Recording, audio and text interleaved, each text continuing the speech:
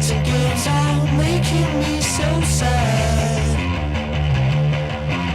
Oh, I better go.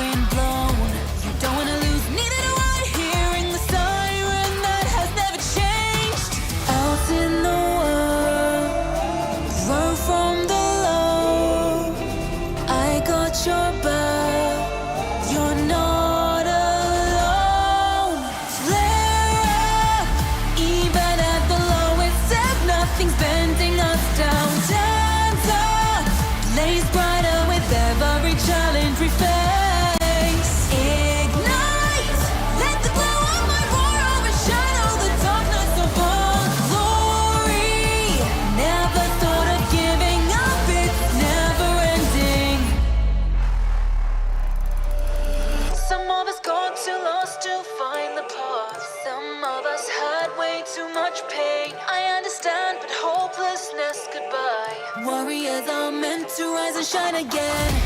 You're stepping down, I'm moving up, put on a show. Clackety click, last minute countdown. You wanna survive, just stay alive, rising up in the zone. Champion is for the top.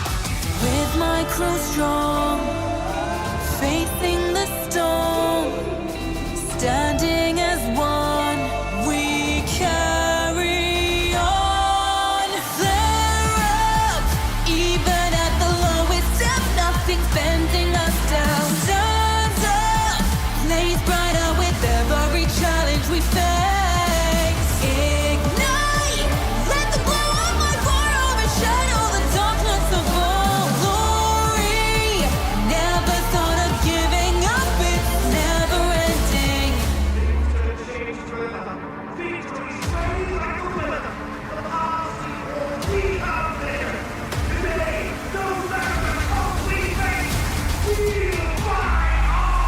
Flare up, even at the lowest step, nothing's bending us down. Stand up, blaze brighter with every challenge we face. Ignite, let the glow of my fire overshadow the darkness of our glory. Never thought of giving up, it's never ending.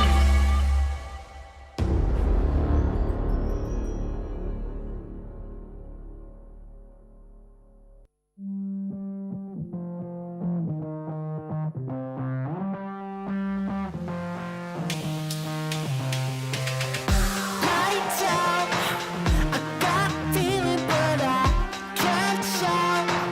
I got reasons but I'm all out. No rest for the weekend.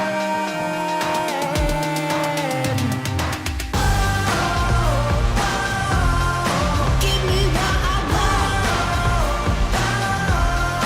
Never get enough. I'm never giving up. Give me what I want. Turn on, get ready for it. Stay strong. I'm here for it. Don't stop. No rest for the weekend. Turn it up again, I lose control. Give me everything, it's what I want. Best I've ever been, I see the glow. Feel it deep within my soul.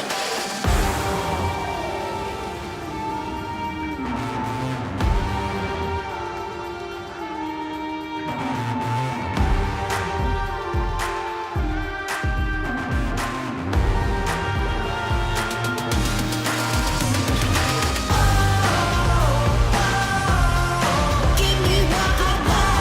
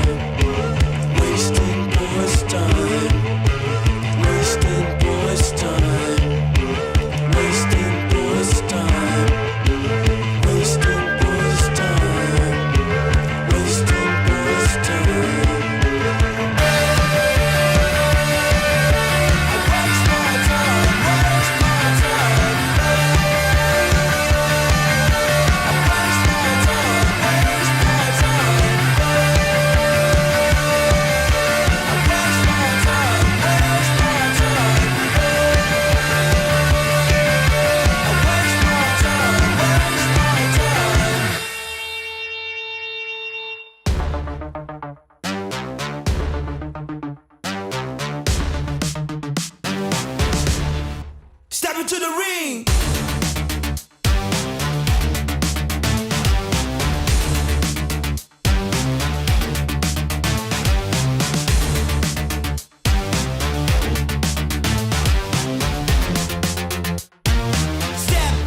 Step into the ring.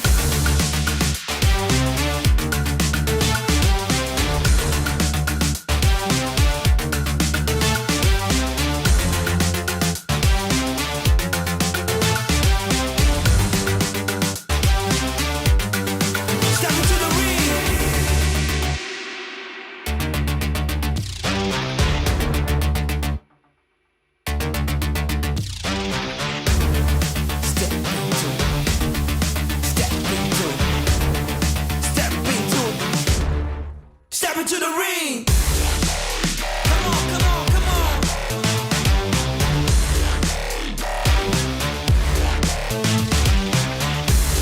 Let's go.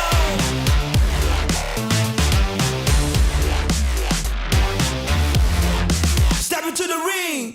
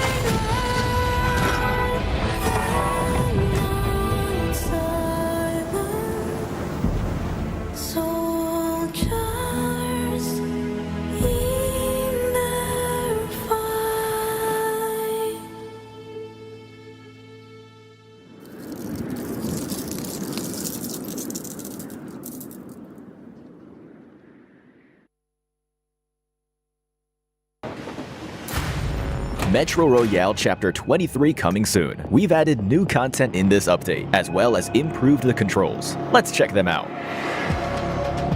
In terms of gameplay, there is a new enemy in Misty Port and Arctic Base, the Saber-Toothed Tiger. It appears in different parts of the map. If you come across it, try defeating it to get lots of supplies. At the same time, we've also added winter crates. They spawn randomly in Misty Port and Arctic Base. Open them to get lots of supplies. Remember, keep an eye out for them. Help! As for game experience improvements, we've added a teammate equipment return feature. In the unfortunate event that your teammate doesn't make it back with you, they will leave their equipment behind. But not to worry, for you are around. Pick up their equipment, which is marked by the teammate icon, and evacuate successfully with it to automatically return it to your teammate, reducing their losses. In this update, we have also made improvements to the lockbox. When you place items into the lockbox, you can decide on how many items to store. This should help you manage high-value items in your backpack. Additionally, you can now also mark supply crates. When you aim at a supply crate, you can mark it on the map using the universal mark button. Your friends will be able to see the mark, helping them locate the supply crate. Furthermore, we've also added a GameWiki access point to the lobby, which makes accessing guides much easier. Use GameWiki to look for Metro Royale tutorials, fun video clips, and more. Oh, and Metro Royale Chapter 23 collectibles and honor rewards have been updated. Don't forget to get your collectibles and increase your honor level to collect great rewards. That's all for the Metro Royale Chapter 23 updates. The season will begin on November 13th. Survivors, get ready for combat. May you evacuate safely with bountiful loot. Fortune favors the brave.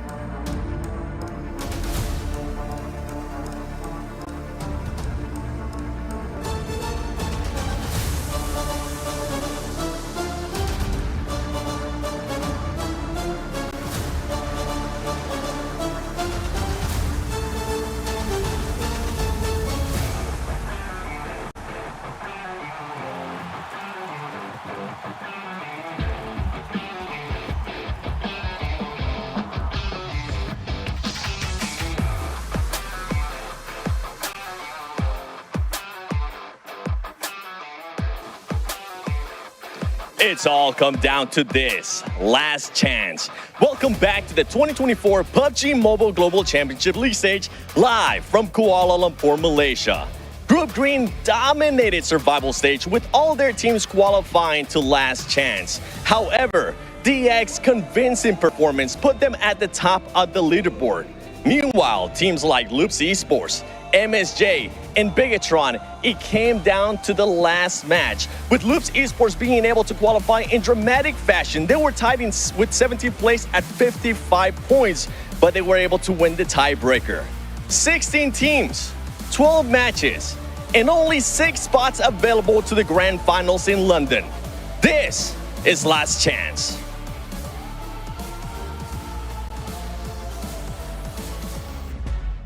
Last chance where only 6 teams can move into the Grand Finals to join all the other teams qualified into London. Welcome back, everyone, to the desk. I'm Jason Kaplan, joined by Hot Jukes and Max Man.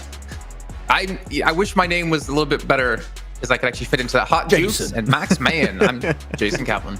How are you doing today, Max? I'm doing good because I have such a cool name, Jason. I'm doing fantastic. But no, for real, this is the last chance, the last opportunity for some of these teams to qualify into the Grand Finals. And from what we've had already happen in the survival stage, it's going to be a good weekend here, Jason, to see who's going to make it to the next stage. Well, Jukes, I have to ask you, with how our leaderboard's already set up in last chance, is there any potential movement on that leaderboard, or is it already set in stone? It was set in stone, that's for sure. But you know what? We're going to definitely see some movement today. And today is it's serious business, guys. I mean, at the end of tomorrow, over 50 people are going to go home. Their hopes and dreams, all that work they've done for this entire year is going to be over. So, man, you know, I always give teams like I call it the Hot Jukes excuse card. Yeah, you know, think about it. 40 teams of 4, 6 times 4, 24, 64 in a lobby. They're making it. That's 44 too many numbers. 10 teams 40 times people? 4 people plus their coaches and 10 stuff. teams. Yeah. But yeah. What's this intro? Okay, whatever. Right. So basically, 40. like, look, at the end of the day, you know, we're looking at these squads that are going to try to make it in, and the thing is that they got to start off strong here. There's no excuses. Sanhok is going to be just as important as all the other maps. Oh man, yeah. I mean, considering it's just 2 days, like, you could be the best team in the world, have a bad day, and there goes your chance of getting into the Grand Finals. Like, that's kind of how hectic it is. That's kind of how cutthroat it is. So if you are a team that really struggles with consistency, well, you might be going home as we get into this one, Max. I mean, obviously, we saw a lot of teams have massive step-ups. In particular, you were talking a lot about Encilio, RCB, Void Donkey as well. This is going to be like the perfect time for that step-up to hopefully carry on over. Yeah, I actually have a lot of hope for RCB and Void Donkey ID, Jason, because they've been able to follow up their improvement after the initial league stage, right, the group stage, into survival stage. Encilio, I'm scared it might just be a flash in the pan, right? We've seen over the last 3 days, and I want to see a bit more, hopefully, this weekend, but they showed true potential here, Jason, and really, if they play the same kind of caliber they showed in the survival stage, I think there's a very, very good chance Encilio could be in the top 6 this Sunday. I mean, it's just going to be hard. I'm going to say this. I think Last Chance is the true group of death here for all these teams. I mean, there's really no easy team to fight against. There's no feeder teams really in this lobby. So if you want to be the best 6, you really have to work for it. And you really have to pretty much make almost no mistakes here. But you can see how the points work. It's the same way it's been for the last few years. I mean, Chicken Dinner, 10 points. The eliminations, though, I think that's what I'm mostly going to be focused on here, gentlemen. Because with only 12, actually, I don't know. I kind of feel like with only 12 matches to play, I feel like eliminations have more weight. But at the same time, you get like 2 wins. That's already like a really good step into being top 6 here, Jukes. Sure, I think you said it earlier, right? I mean, there's no mistakes, not a single one. I mean, one bad game literally could be you going home, because with only 12 matches, we're going to see 6 teams just play to absolute perfection here. You know, those are the teams that are going to be putting up, you know, 6 points minimum when they don't get zoned, and then 20 points whenever they do. So, man, the pressure is definitely on for so many of these teams, Max. Yeah, and every point is going to count. We said it multiple times, but look at IWNRX and their group, right? They missed out by qualifying by, what, 1-2 points? And here, just yesterday, FaZe missed out to qualify for the last chance by literally a tiebreaker. They were tied with the Loops to 55 points. So you got to bring your A game from the very start of today. In the Sanhok, you need to pop off. You got to get some decent points. Even your bad games, Jason, we say it many times, your bad games still need to bring points on board, because otherwise you're going to fall out of relevancy really quickly in these 2 days. And I think, Max, I mean, I know you say it a lot, but I think that's what we're really going to be hitting home today is those bad games you do have when it's only 12 matches. They better not be true bad games. Your bad game has to be around, 6 points, as you're saying, to still have a chance to qualify here. So, and even John, our stat man, expects the bubble to be about 80 points plus or minus 3. So it could be 83, could be 77, or it could be anywhere between those two. With an 8-point average per match to be safe. So even your bad games of 6 points, Max, might not be enough to get yourself top 6. Yeah, I mean, that's just like, we want to try and get 4, 5, 6 eliminations if you can, even in your bad games. And after this, of course, you want to still bring placement points on board. But it's going to be a wild ride, man. I cannot wait to get into the games and dissect what these teams are doing, because some need to bring changes to the table. Some teams, with what they've showed Hot Jukes in the last 3 days, guess what? If they play the same way, it is not going to cut it. It is not good enough for top 6. It is not good enough for London. So maybe some teams are going to have to start to be way more aggressive, because passiveness is not going to be good enough. Big changes, baby. Let's see it. Well, one way these teams can do so is by maximizing the use of their Infinix GT20 Pro by putting a sick wallpaper on it. Maybe my face, maybe Jukes' face, maybe, well, no, not Max's face. We don't want to see that on a wallpaper. Good old blank. We'll take blank, though, with this 120 FPS and 144 Hertz AMOLED screen. Make sure you guys pick one up to play like the pros, because they've been using this pretty much all year long in specific regions. We've had at PMWC, now at PMGC. So I'm excited to see what the teams can really do with it. On top of that, make sure you guys are following at PUBG Mobile Esports over on YouTube, your Instagram, your Facebook, your TikTok. I had to look for reactions there, because I know you guys don't like Chicken Diddy, you don't like Pachonkers. I guess you don't like Tiki Talkie either. But also, we still have tickets available for the Grand Finals over in the UK in London between the 6th and 8th of December. Go experience the culture of London, not to mention getting to see your favorite teams go head-to-head, so you can call themselves the best team in the world. There's going to be activities, there's going to be free giveaways, and a chance even to meet some of your favorite talent. Who's your favorite talent, Max? Am I in trouble if I don't? It's Jason Kaplan. It's Jason Kaplan. Good answer.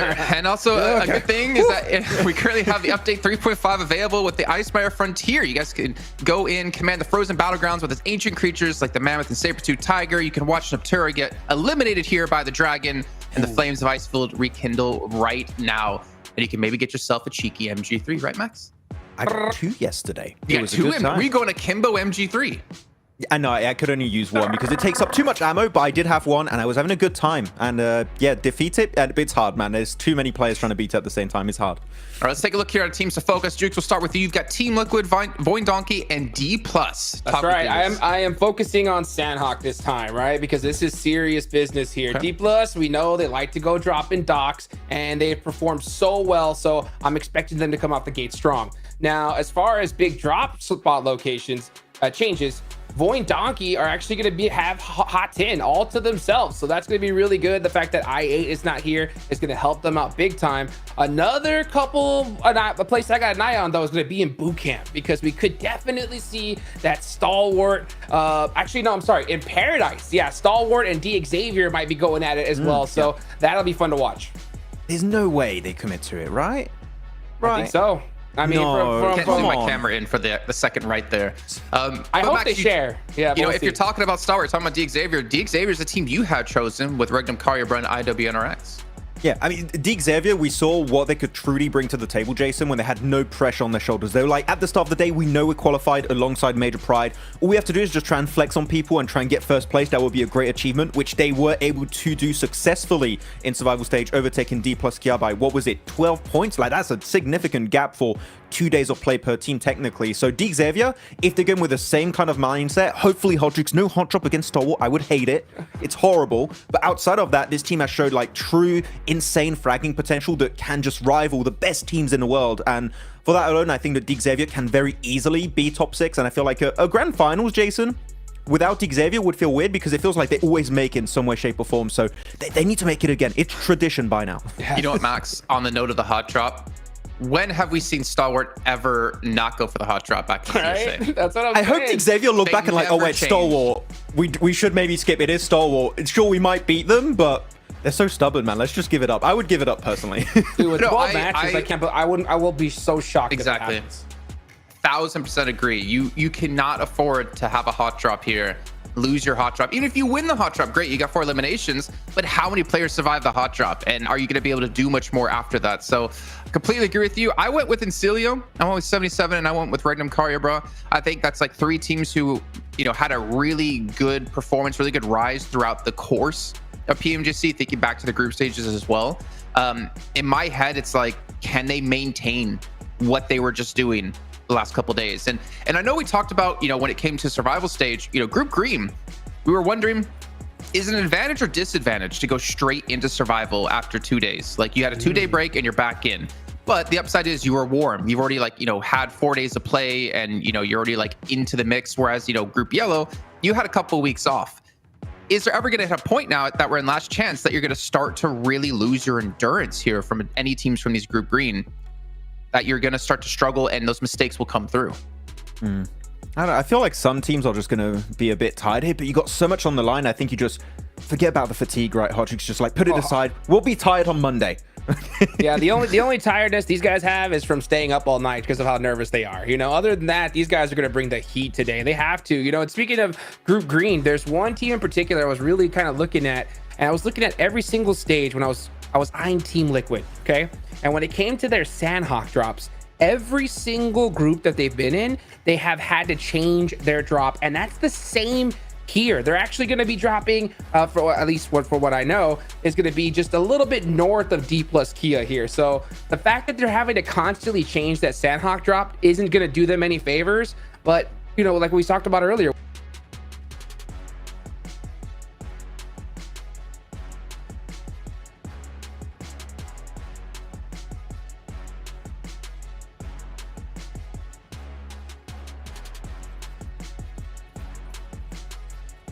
that I'm trying to will it into existence, I sense, at least for 4MV, some roster changes happening if they don't make it to the Grand Finals.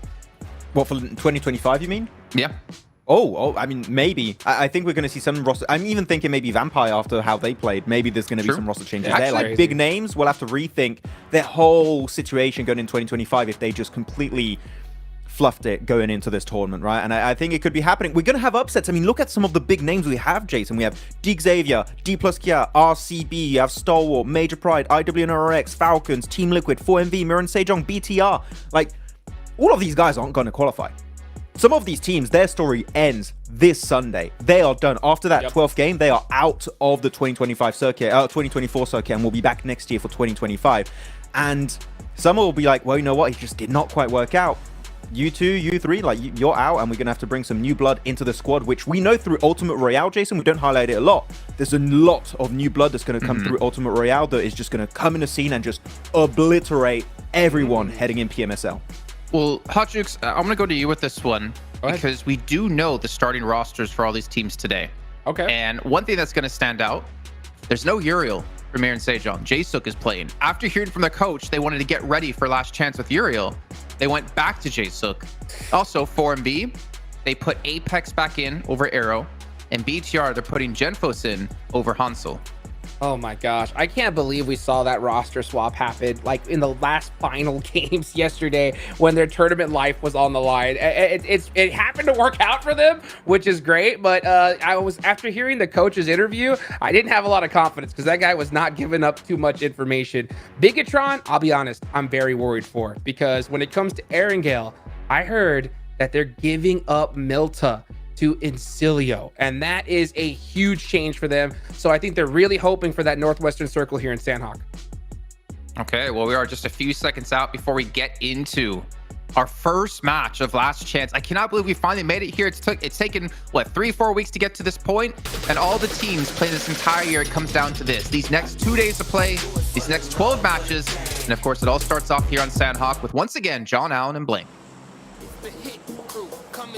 The month-long march continues for these teams to make their way to the global finals in London later on in December. Make sure you grab your tickets because it is going to be a hot one. Let's get into Sanhok to kick things off. It has been a long time coming over to last chance. It's the last 2 days of the PMGC group stage before we head to those grand finals, which are right around the corner, just about a fortnight away.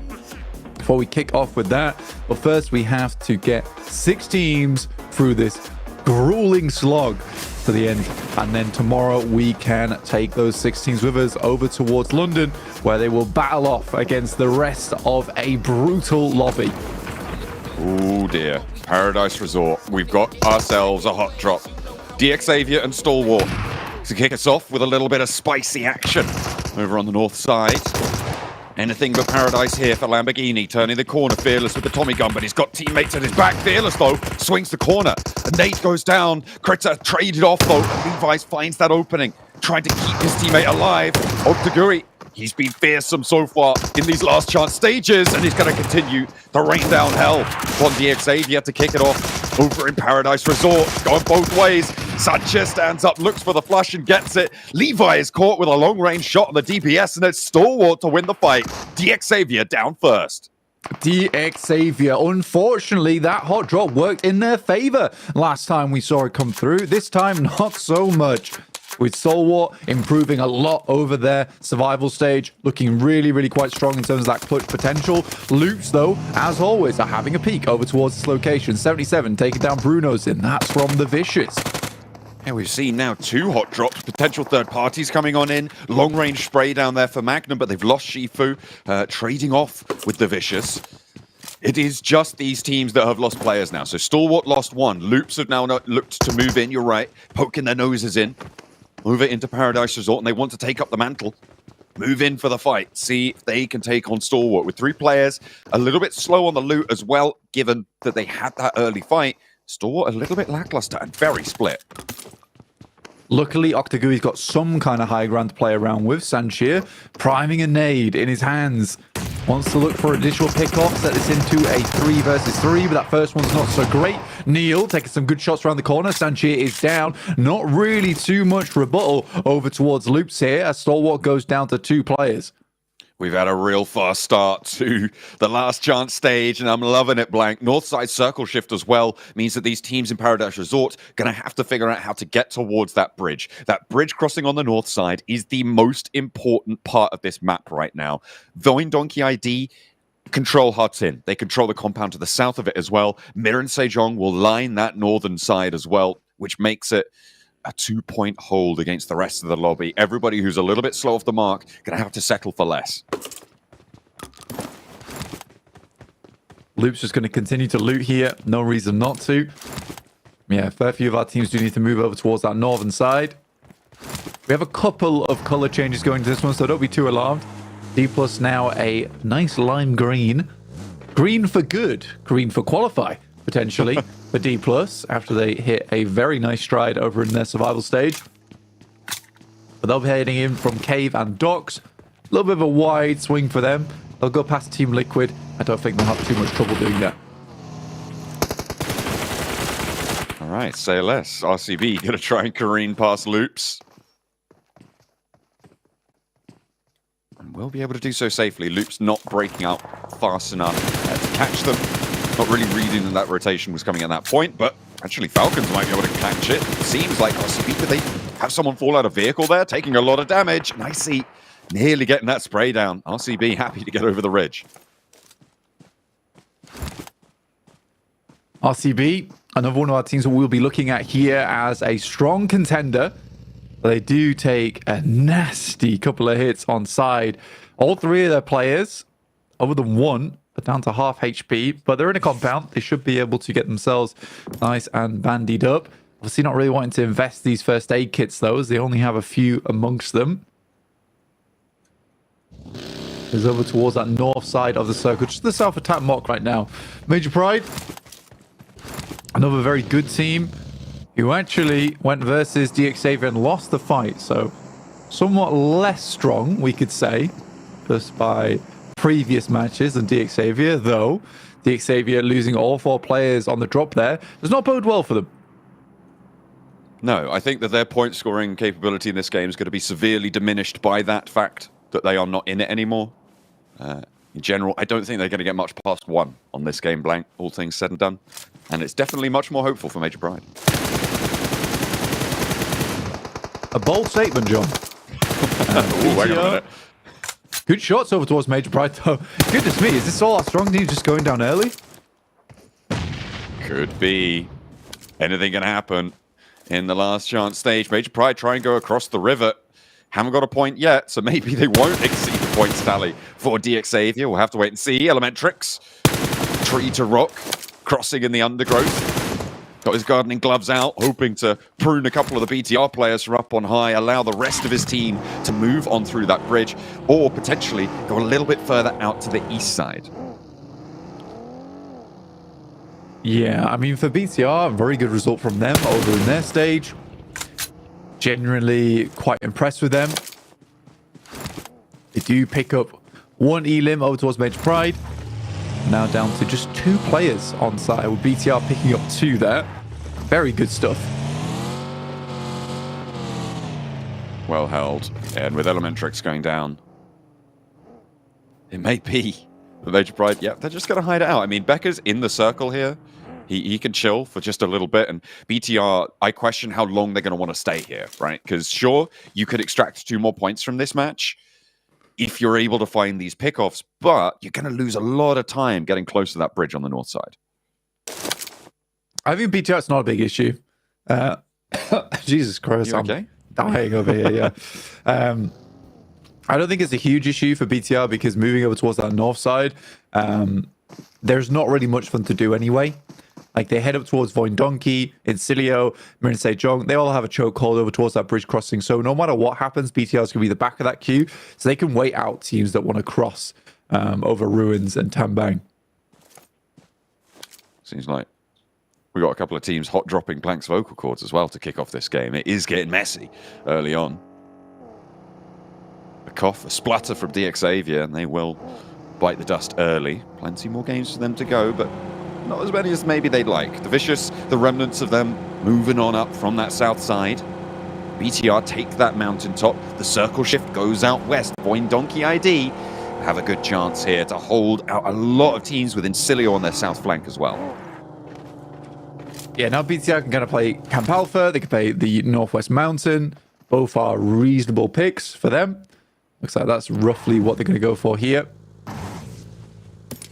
Up towards the top side of things. And a lot of good scouting done off the back of that. 77, though, on our screens. And a tough time for them down towards Sami. Taking up some of the legacy plays from Nigma Galaxy here. That old school approach to the game. But at the moment, they're fairly low. I mean, don't want to get too long in the tooth on this rotate. It's going to be treacherous. Falcons over the boot camp cliffs now, potentially going for that water rotate. This is a really difficult position for them to try and move through now. They haven't gone across the river early, which means the Cilia are entrenched. The mountaintop very likely to have oversight on the river swim cross. The trifecta compound as well has crossfire angles on towards it, meaning the Falcons' approach is really, really tough now. Northeast side, RCB, they're on the coastline. It's not out of the question that they could go for a boat 8. There's no one in Hartin. Yeah, for RCB, it's probably going to be a case of either getting in a boat or just swimming across towards the north side of Hartin. I think both options are reasonable. Usually crossing by swim is a little bit safer in terms of just keeping yourself out of the action and not making too much noise. And with Hartin, because you're completely open, ASA are not inside this lobby. So very, very easy crossing to make for them. Voin Donkey left early down towards that south side.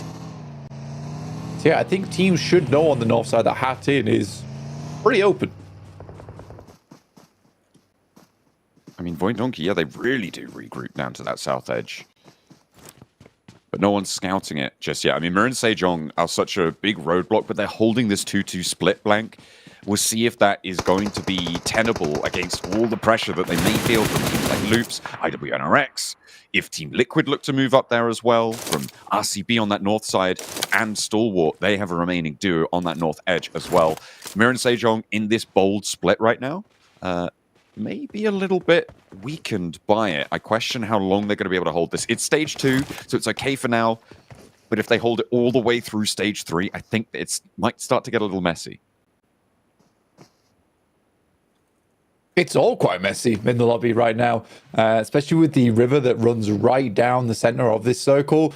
It's difficult for teams to make strong decisions going forward. I think a lot of squads would like to be on the Western Island. But like you say, it's just so many teams that are cut out doing that. Becca, 6 nades, so should be an easy hold versus Limbo Boom here. Nade over the top. Doesn't quite connect. But Limbo Boom really can't make too much ground here. The forward breakout, and remember 77, they've been using these meds. They've been going through the blue for a long time, and Limbo Boom has to commit to it, has to unleash the nade there. There's D plus Kia get cut down on the crossing. Limbo Boom finally gets that first aid off just in the nick of time, as Becca cooking up another one, cooking up the storm for 77. As they try and sail through it, gets that extra first aid off, and now Becca's at risk, but what's this? It's from the sidelines. It's AZ chiming on in, keeping his teammate nice and safe. Tucking that one back in.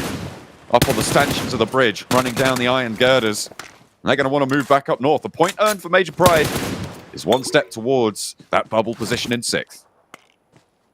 4MV took a nasty hit there from D+, but were able to find a couple of players on their side as well, so good stuff for 4MV. Very cruel circle where Falcons, honestly, who thought they had really no hope of leaving boot camp, don't have to anymore as this shifts over towards the eastern side, which really hurts the chances of a lot of teams that headed over towards the Northwest Island.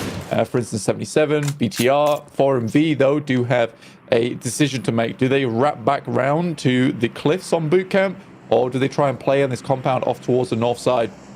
I think the safest play would be to move to the north here before another team picks up that location. IWNRX just sent to the island in the middle of the river, Blank. They are now... you can see them just off in the distance there. They've taken up residency. They have lost a player on their crossing, but they have made it. Teams are aware of this position. Mir and Sejong regrouped down to the south, so I'm happy about that. On the north side, RCB have Stalwart to worry about. And Critter makes their presence known. RCB, the inside track is theirs towards the circle. And the stage 3 ends in about a minute. These reses won't be possible. If Stalwart can clip one of them away, they will be able to add it to their tally. They've got 4 elims already, and as the desk talked about, as I've talked about repeatedly as well, it's not always about having these big standout games. It's about raising your floor, raising the low end of your game scoring, which has so much value. If Stalwart can get away from this game with 6 elims, that is a massive result for them on such a brutal hot drop. Yeah, I think that in the past, getting 4 to 5 eliminations is very, very good. And there is the 5th for Stalwart as Kimmers goes down for RCB. I think there's been a consistent factor that we've all kept reminding the viewers at home. Just getting consistent points is what's going to send you towards the top side of the lobby. Big games are great, and they will save your chances and give you hope, as we saw yesterday. Mir and Sejong got that big game to keep themselves in. Team Liquid over towards Falcons, though. This is a very good assault from Team Liquid's side of things. But it has been enabled by the fact that Loops is also harassing Falcons' position. Loops in the trenches now of boot camp. Nades raining down upon them. Finally, we do go for that hard northwest shift. And Encilio, Voidonki ID, very happy about this one. RCB probably going to have a decent opportunity to move to at least the buildings around it. But this bootcamp fight still needs to conclude for Falcons to get away. And hang on a minute, Loops have managed to find an opening. They have lost one down low, but they've put Nino up on high. Getting one player down for the Falcons is going to allow them to start to rotate around. They can get ahead of the Falcons on this crossing. Yeah, for the Falcons, it just went bad to worse. I mean, the off angles coming through from Team Liquid. Luke's been able to find something off the back of it. It's down to Icy and East. I don't think this pair is bad at all. It's just a 2v4 here. Luckily, a lot of the sightlines are a little bit funky here in boot camp, so you might be able to get a couple of pickoffs to 1v1, essentially. 4MV, though, very good work down this south side. Insane stuff from them as they find a few players from Team Liquid and secure a position, more importantly, down towards the southeast side of this circle. It's been a good game so far from 4MV. They have extracted value from that south edge. And it's that same story. Getting those eliminations, sure, not great in terms of position to win, but in terms of grinding out the points. squeezing the juice from the lobby. That's exactly what you need to be doing here. Mir and Sejong find the spray down, and Hoxie gets both of them. Very nice pickup there for South Korea. Yeah, for Mir and Sejong up to 3 elims. On the northeast side, it's a little bit more difficult for them to make it in, though. So realistically, them, it's going to be more about eliminations and that heavy in there. Loops finding one, but Apex with a great off angle will pick up one of the players from Loops. Delays them, allows 4MV to get back up to full strength. Team Liquid, they still have Cardozen in the wings here. Doc with the oversight. Move towards the crossing. Loops. I mean, that may be a resible player there. They can crawl fast enough, but the blue zone's pushing. No, it's in zone 4. Definitely not going to be able to get that one done. And there's the high ground spotted. That's D plus Kia who've been able to make that one work for them. How on earth did he manage to land that? Okay, Ocel's all the way on the southwest side, approaching on the land. 4MV still holding this rotate out, but there are players nearby. Like you were highlighting before, Cardozen behind Doc. May be able to step up. Falcons finally across, but diminished severely in their capabilities. Osal doing work, and again, just keeping D plus Kia afloat now with 4 eliminations. Yeah, for D+, they really had no right at getting 4 elims in this match, but Osal once again chiming in. Falcons, 4MV, Team Liquid all tightly knit together here, with Loops going down, not able to get too much further into this match. Ern Sejong make a swim, find a couple of players from IWNRX, and now can move forward. And with this circle, Incilio make the incredibly intelligent decision to get the circle shift. I always find whenever I do that, works out very, very well. May do the same here for Incilio. But more often, I feel like more often than not, in the final circles, when we have a team in a central compound like this, it turns from gift to curse as you do get trapped onto the inside, as long as it shifts away from that compound, right? If it puts you on the edge when you're in that compound, in stage 7, stage 8, that's where it gets nasty. But if it goes slap bang in the middle of the compound, you're free and clear. Second place guarantee, though, you'll take that. Yeah, for Incilio in this kind of position, it's a lot of open area around those compounds. So I think for Incilio, realistically, it should just be a chicken dinner. I don't think there's really much contest saying that. Unless Void Donkey can make a crazy rotate and crash from the north side. But that's also easily defended against by Incilio.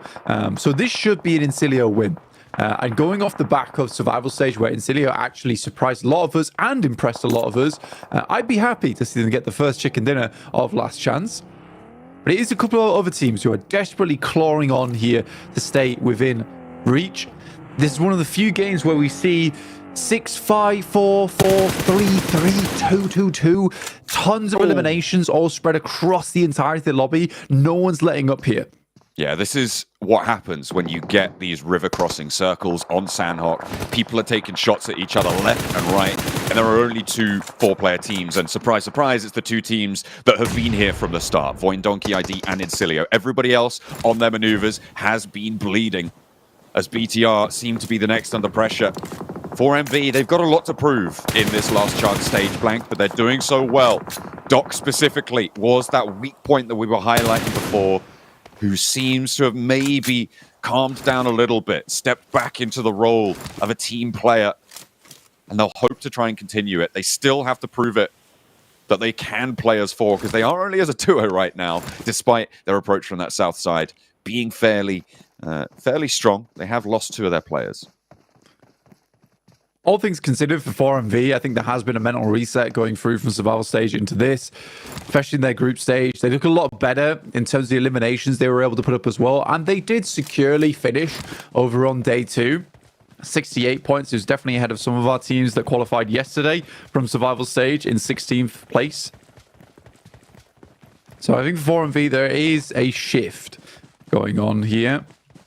And the rotates they made on the western side were really good, and saw the ones I expected as well. I mean, they could have opted to head over towards the eastern side. They knew it wouldn't work. They had opportunity. They quickly scouted over towards the north side. They picked up that position. Still, the circle moved away, but didn't really matter. They're still playing fantastically well just to keep themselves alive. Falcons push up. They will find Apex, though, and Doc almost gets a clap back. But good shots from East and Icy, but it will be Cardozen, who has been waiting in the grass for such a long time, will get himself a guaranteed 4th place off the back of that backstab.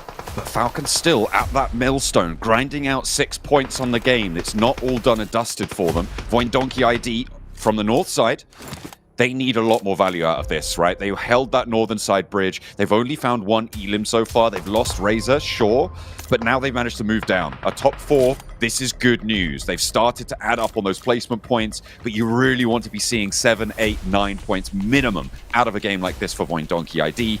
I believe they can do it. I think the Vicious have a really tough time, and Cardozen as a solo should be going down next.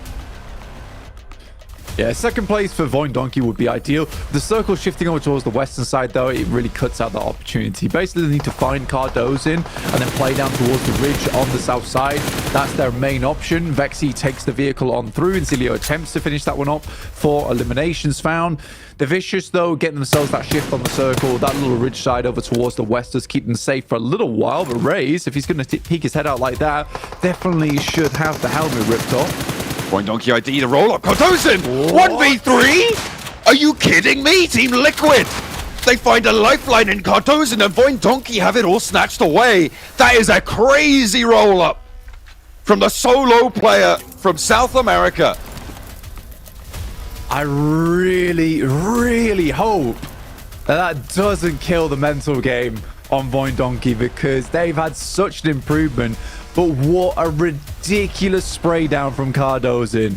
That is a double surprise attack coming through from this guy in 2 short few minutes away from one another. Damn, that's crazy stuff. Vicious now with Diminor as well as Reyes, likely to go down as they try and wrap around. Will Cardozen find even more off the back of this game? Gets one, now looks for Diminor as well, but there is shots coming through and Cardozen has to back down.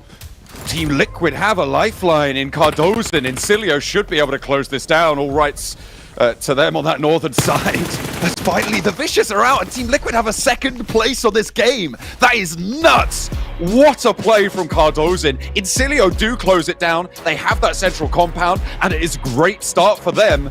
But my God, what happened to Voindonkey there?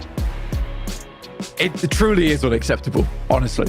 That's why I really hope that doesn't hurt Voindonkey's chances, because that sort of play is one where you look back and they're like, we really messed up. And you never want to mess up on map 1. But one man who did mess up, Cardozen. My lord, if we're talking about salvaging a day, he just salvaged last chance for them here, getting way more points than any solo player ever should have here, gentlemen. Hot Jukes and Max join me once again on the desk here. I'm Jason Kaplan. But damn, I mean, we're obviously in CeeLo getting the win here, but my eyes and my heart is all about Cardozen here, Hot Jukes. Dude, it's not just damn, it's hot damn, dude. Cardozen, let's go, baby. 1v3 action. This is the last chance start I wanted to see, man. You can tell everybody is not messing around right here. I mean, if you just don't check that one bush, if you ain't careful, your whole squad's getting wiped, and Voindonkey learned it the hard way.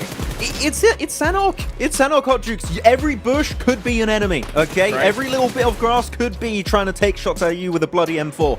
And in this case, it was an M4 and a DBS, which is not quite great to get into. But here we go.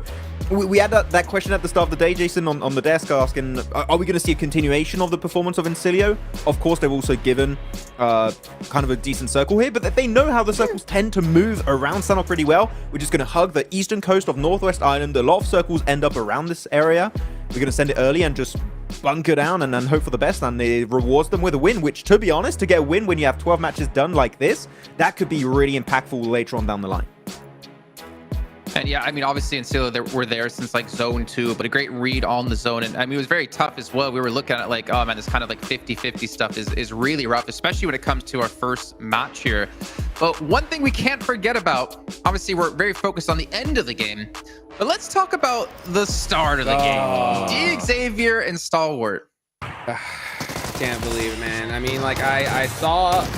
I got a good idea that this was gonna happen, and yep, it definitely did. And I'm super shocked because Paradise is so big. You can split loot it without an issue, you know. And with 12 matches, your whole year's worth of work, risking it on just a silly hot drop, it blows my mind, especially for these big names, Mac. Yeah, I'm shocked, to be honest, that happened.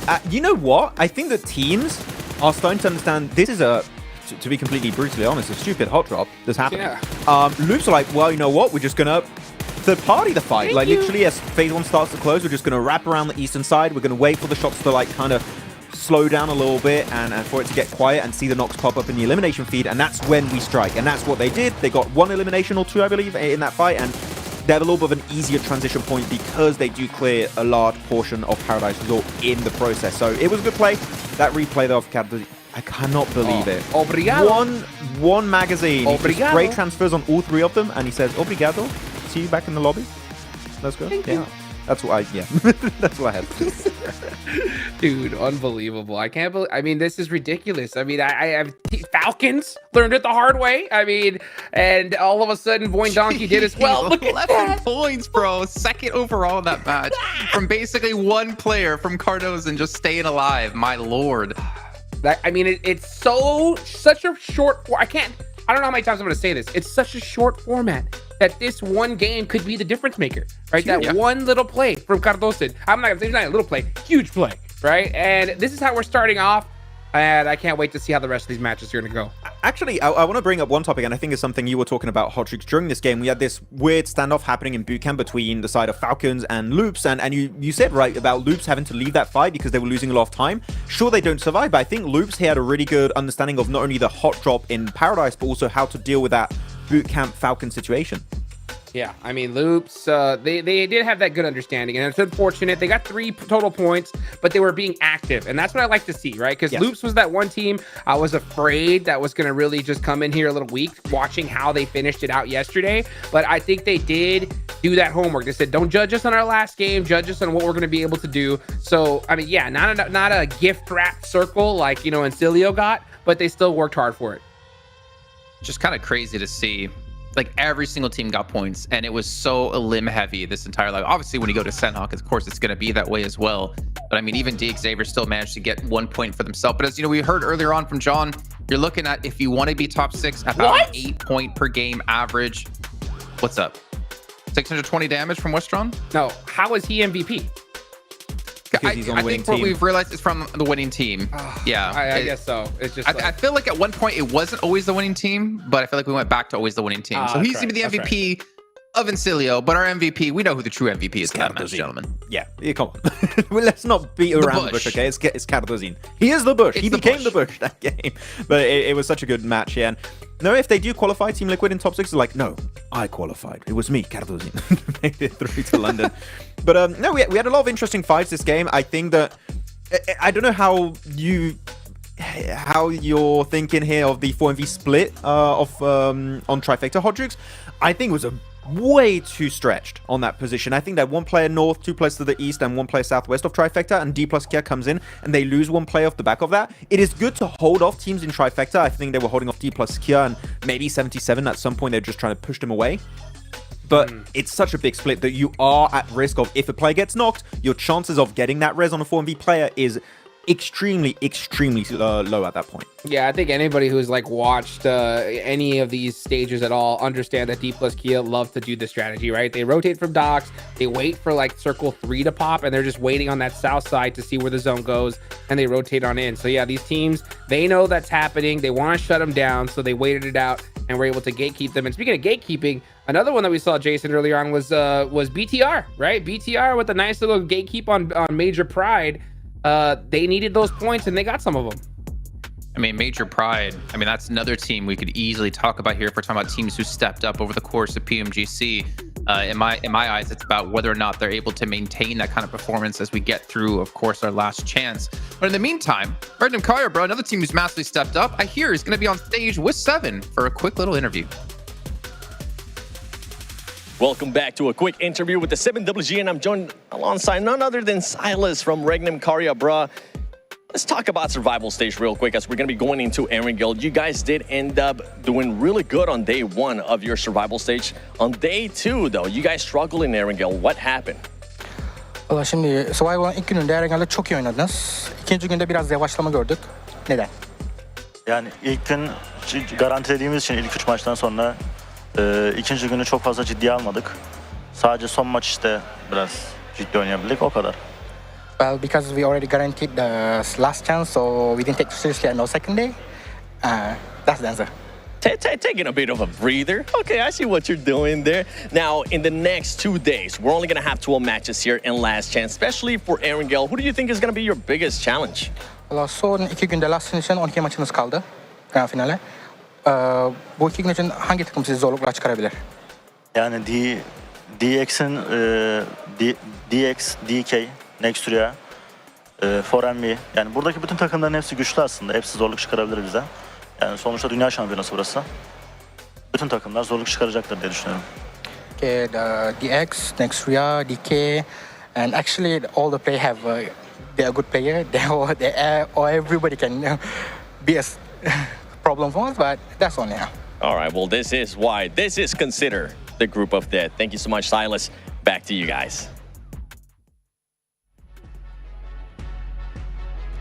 Honestly, I feel like if you gave him more time, he probably would have just ended up saying every team is going to be the team that they have to watch out for here. I mean, Xavier, he pointed them out. I think this was recorded probably before the first match was done, but like after watching that, I don't know if Xavier's ever really going to be a threat if they don't adapt. I mean, honestly, to be fair, we're kind of focused on them because they lost the hot drop. If Stalwart lost the hot drop, we'd probably be, screaming at Stalwart. But to be honest, both those teams shouldn't be hot dropping, period, especially when that's 1 out of your 12 matches now done. Yeah. No, I would be fine with Stalwart because it's Stalwart, Jason. I mean, we've done CSA. Oh my God. Jason, do we expect Brutal. Stalwart to leave a hot drop? Man, no. I remember watching IHC drop against 52 on the Northwest Island back in the first season of the year. Oh, yeah. And IHC lost a majority of those drops, and they kept dropping. But yeah, I wouldn't be too surprised. They're not giving it up. It's on Xavier to change it. Just like we saw FaZe do it, right, in the survival stage versus Stalwart in Picado. Same thing. That, of course, they didn't qualify, unfortunately, but like, I think the Stalwart will never have the intention of moving it. But it's fine. We're going on to Erangel now. No, a little bit of a reset, and Xavier, typically on Erangel, Hot Jukes, they are just an absolute beast of a team, and this is where a lot of the teams, it's their bread and butter. This is going to be where they're going to get a majority of their points, so this is where they need to bring their A game if they want to have a chance for the top 6. Yeah, they definitely need to bounce back, that's for sure. I mean, a good couple chicken dinners will definitely weight off all of the worries that you have, but it's going to be difficult because, I mean, you heard it there from Silas, right? You would have listed all the teams if you could, all the players, their subs at this point. You never know what's going to happen. So, I mean, when it comes to Xavier, they got to bounce back strong in this match right here, right now. So is there any teams in particular that we're going to be focused on as we head into Erangel here? Obviously, again, the groups have slightly changed from the last couple of days, since now it's just a standard 16 teams. Is there any certain teams in particular looking at, whether it comes to points, as you mentioned before, Max, or is it when it comes to rotations or potential clashes anywhere? I think there's one that Hodrix brought up when we were watching this past game on Sanhok going into Erangel here. We might have BTR versus Voin going in Promos because, of course, as we know, Vampire's not here anymore, so that spot is open. But I'm surprised that was not kind of resolved here going into the last chance, Hodrix, because that is a drop that can really hint their chances, especially on Erangel, right, to make in top 6. That's a horrible map to have it go down on. Yeah, for sure. I mean, for me, I'm really worried about Bigatron because, they're giving up Milta, and that was their bread and butter drop spot on Erangel. Yeah. So like now they're going to have to deal with some brothers of Voin Donkey here, as you can see them, because Primorsk is big enough to share, right? So I'm not too worried about it. They do have their secondary drop locations. Bigatron's going to take Severny, and Voin Donkey's going to take Kameshki in the north side. So the only time I see that hot drop happening is if we see like a real southern playing path where they kind of have no choice. And but at the end of the day, it's going to just make things tougher for them rotation wise. So I really want to see if they're able to kind of get that fixed and settled in match number 1. Well, we do only have a few seconds left as we head into this match. Now, we haven't really done predictions over the course of this entire event, but I do want to ask for some predictions as we head into our first Erangel. Who do you think's taking this first chicken dinner, Jukes? I'm going to go with Xavier. They land Pachinki, dead center. They need it. All right. What about you, Maxman? I'm going to go IWNRX. They've been way too silent, even during the survival stage, Jason. They need to do something, and it's going to happen this match. All right, well, IWNRX probably not winning now since Max. Actually, to be fair, your curse hasn't really been relevant in this event. Let's actually head into our first Erangel. And you guys, of course, in the chat, let us know who you think's going to take the first chicken dinner on Erangel, as John Allen and Blank will take us in. I can't believe that Jason called Maxman irrelevant just there. You're relevant to me, Max. Don't worry. I got your back, buddy. We're going to be hopping on into our first Erangel. of the last chance stage. It's going from Novo up towards the gap between Severny and Stalbo. Indeed. I thought he said that his curse was irrelevant because he's not been cursing anyone. He's been a good boy. Am I right?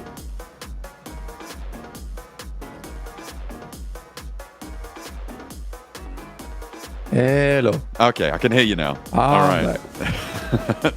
Yeah, I was going to say that I thought he said that Max's curse was irrelevant. Not that he was irrelevant. No. He's a For good sure. boy now. No, Jason 100% said Max was irrelevant, and that's very mean of him.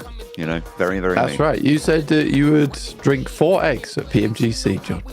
We applaud you for I that. don't think that happened, actually. I think you're making things up. I think you're doing fibs. That's right. I thought we were doing fibs. Oh, okay, fair enough. IWNRX. I thought that was the bit. No, that was the bit, actually. No, you're right. No, I cancelled the bit and then forgot that I cancelled the bit. On the west side, IWNRX may have a little bit of trouble, so has Maxman's curse come back to roost, or is it the Hot Juke's curse? Because DXavier are the team to go with them. DXavier struggling off that last match a little bit versus Stalwart.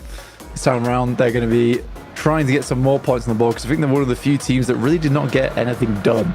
IWNRX, Max is calling them out, saying they're a little bit quiet, and I agree, they were definitely quiet. There's certainly more to be done for IWNRX, and they looked like they were doing a lot better towards the last portion of the survival stage.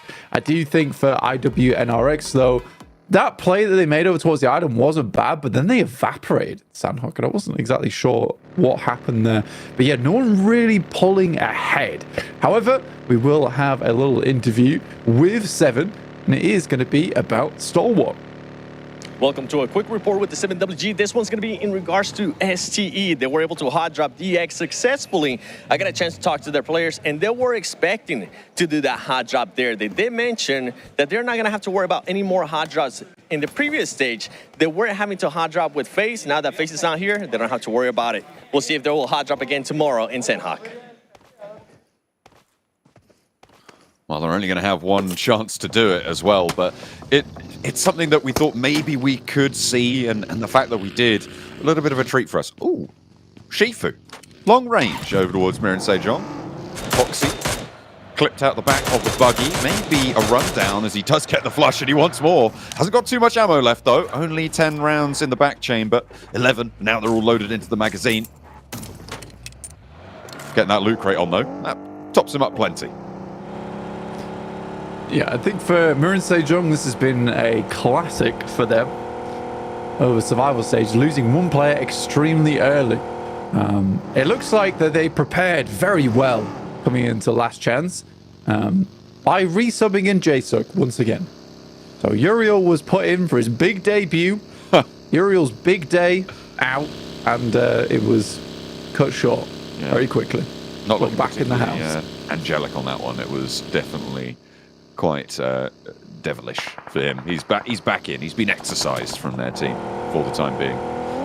And I mean, it is probably one of the most questionable coaching and management decisions we've seen, I think, during this tournament.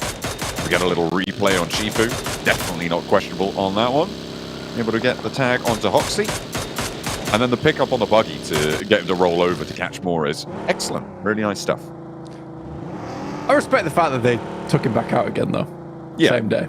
That's probably one of the least questionable management decisions. They were like, this is not working. We're sorry, Uriel. You're out. And that's kind of hard to do, especially when you give a player a chance. And then you have to be like, look, man, it's not going well. So back on the bench for you. You know, if they're going to go to PMGC, they need to have a ready sub to be able to bring if things go pear-shaped. But it was, in general, a terrible plan. Didn't work out too well for them. Top 6 teams we've got currently. A lineup that I think maybe has 1 or 2 teams that people would have predicted before this survival stage. 4MV and Falcons, probably 2 teams that were in the conversation. Within Cilio's final days, you might have added them in as well.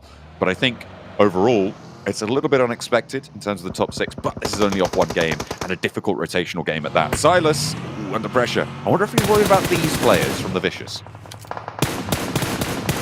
That was a nice shot from Diminor. Will pop him out and Silas goes down. This is not great news for RCB. We know in the past that basically Silas has been the driving factor for that team. So now they're without a wheel in the vehicle. They're just careening off into the distance. So we'll see what they can do without their driver.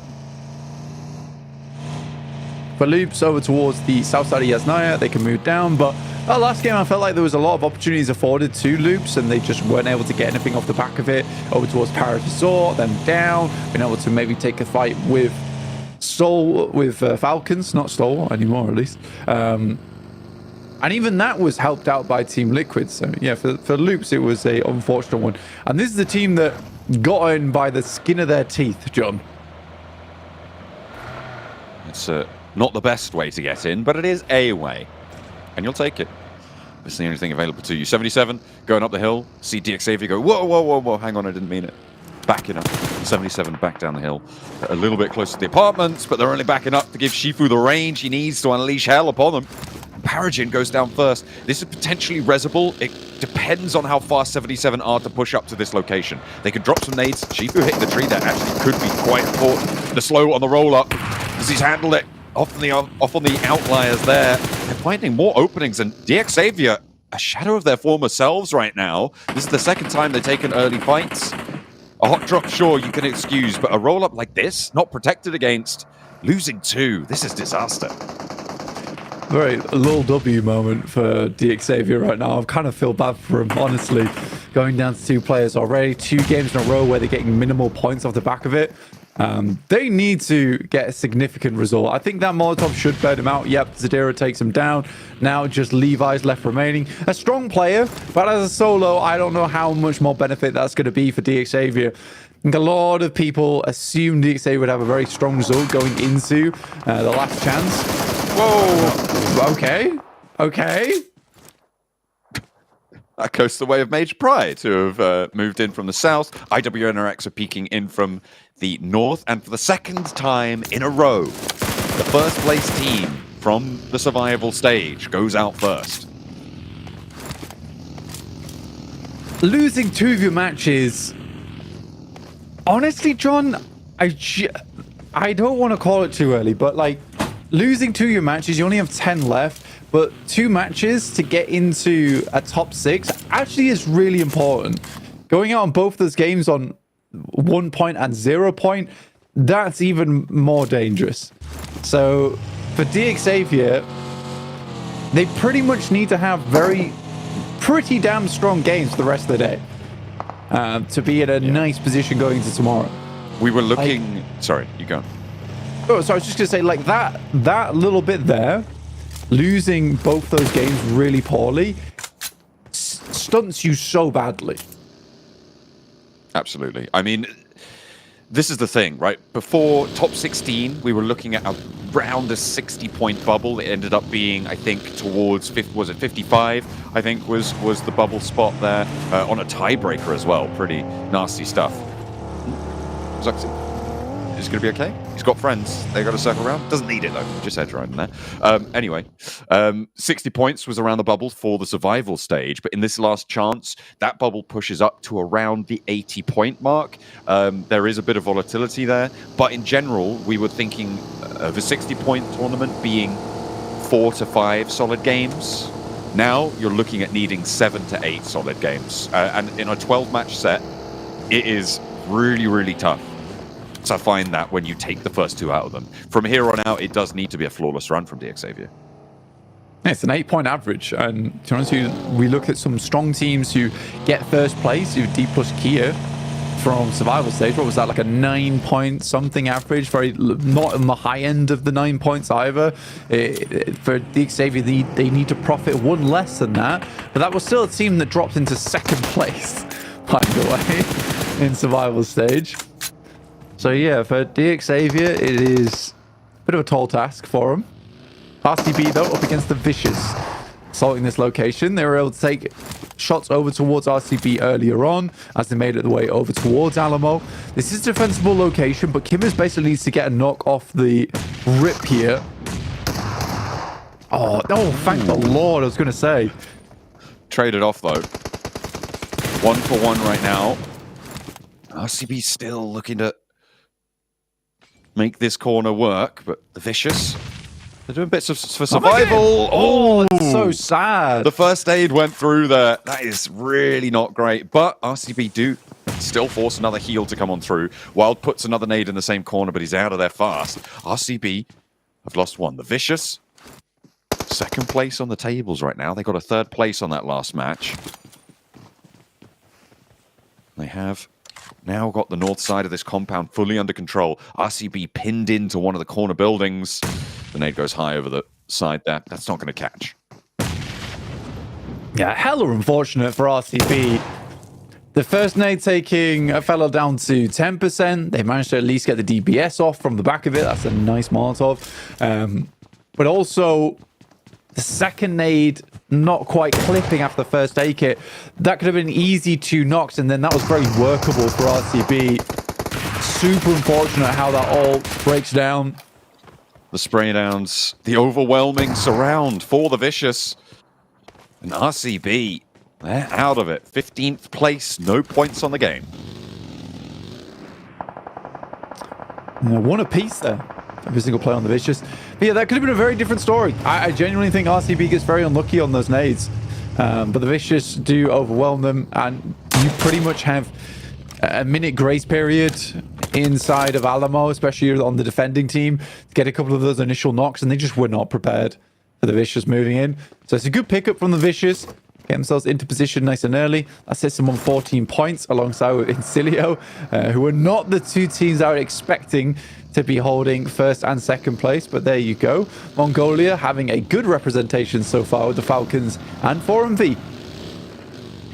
4MV's approach to that south side is probably the most impressive part of what I saw on Sanhok. Well, okay, not the most impressive part. That was obviously the 1v3 from Team Liquid doing so much work. But in general, I think 4MV's approach to that game was smart. They played that south side. They held out around that trifecta, and they realized we're not going to win this one. We're just going to get the points for this game. And that's what I'm talking about. In terms of those averages, that is going to do wonders for them. They might have just tried to send in, lose 2 or 3 players, got 1 elimination and 2 placement points. It would have been a 3-point match. No. Right? And you got 5 more points out of that. Oh, I don't really want to talk about it, but that was really nasty. Doc looking to repair this. Baron down on the off-flyer. Incilio coming off of a chicken dinner. They got to be feeling themselves a little bit, even if it was helped by the circle. Doc nearly down, and the nade is the one to do it. Westron with a second knock over towards 4MV. They need to pick up the pieces fast. I was just praising them, and maybe I shouldn't have done. That nade might take down Doc from his own team. Reapers looking to keep themselves alive. They still haven't even got Baron back up on his feet here, and some good shots from Redlick down towards the tree line. That's Westron finding Reefus, leaving 4MV with just the 1 player. I think that they should have dipped. I do think they should have dipped there. I don't think it was worth it taking this fight, especially when you already know a team is up towards Lumberyard already. They have that high ground approach against you. I think Doc forces a fight that really didn't need to be forced. Frustrating stuff there for 4MV. Maybe they can get one off the back here, but it's highly doubtful. No. 4MV down in 14th. Yeah, I genuinely think that this is a big problem that 4MV has. A lot of times is one player will go down and they're like, oh, we have to fight now. It's like, no. You realize this game can be played as 3. You don't always have to have 4 players. Yes, if you want to have ginormous games, but if you just want to get 5 to 6 eliminations, be fine. And again, you have to look at your own point scoring as well on these matches. They got 8 on that last match. Realistically, you did fairly well. Now you just need to salvage, be that 3 to 4 eliminations on this game. Maybe a 6th or 5th place would be fantastic. And that would have been fairly simple to do from the position that they were in as 3 players. It's so annoying. I mean, this is the thing, right? We talk so much about game-winning plays, about plays that put you in a great position to win the match, to get to those final circles. And in general, I mean, we've been highlighting it a lot more here at this PMGC, but we don't really focus on the points earning games, which is really what you want. Chicken dinners, sure, they're a tiebreaker, but if you're already out earning on points, you don't need that tiebreaker. And I think that more teams need to be putting that approach into their playbook. And sure, you do need the capability to take those chicken dinners opportunities when they're presented to you. That will really pump those numbers. But it is all about getting consistent points, and points is the only way that you qualify towards these top 6 positions. D+ Kia wanting to rack up a couple against the Vicious, but they've been on the warpath so far, not looking to slow down now. A nade over the top, though, may give them cause for concern. Stalwart going off over towards BTR at the moment. Bruno's in down. D+, who had a very nice run of it over in their survival stage, should find Bruno's. You know, he's still alive, by the way. He got that first aid. He got the first aid off. He was super low, but managed to heal just in time for the nade not to quite explode him. Not going to seemingly matter, though, because the roll down just continues, and a really nice approach there. Staying alive. The Vicious do go down, and D+ Kia keep themselves in it. The Falcons on the southwest side now with 77 to handle, but Shifu, again, that long-range assassin, making it work for him. I mean, he's knocked, so not great. Falcons will push on forwards. They take down more of 77. And it will just be one last player alive. There's Zadira off in the distance. And Shifu not doing too much for the team. Ooh. Does get knocked, but does find the flush onto action. So a point added. The 77 Zadira. I mean, this is what 4MV should have done. Run away. This is exactly what they should have been able to pull out the bag. The 77, he'll try and survive, get a couple of placements, maybe pick off a cheeky point or two. Stalwart, D+ Kia crashing on the northeast side with Loops on the north edge of it, and Incilio on the south. They are penned into this scrap. Point Donkey again. Vexy is such a criminal with the Mini 14. Sanhok on that thing, the Maxi 14 with the way he uses it. It's crazy stuff. Chips, last player up against Loops here, is not able to do it. And D+ will go out with 5 points total.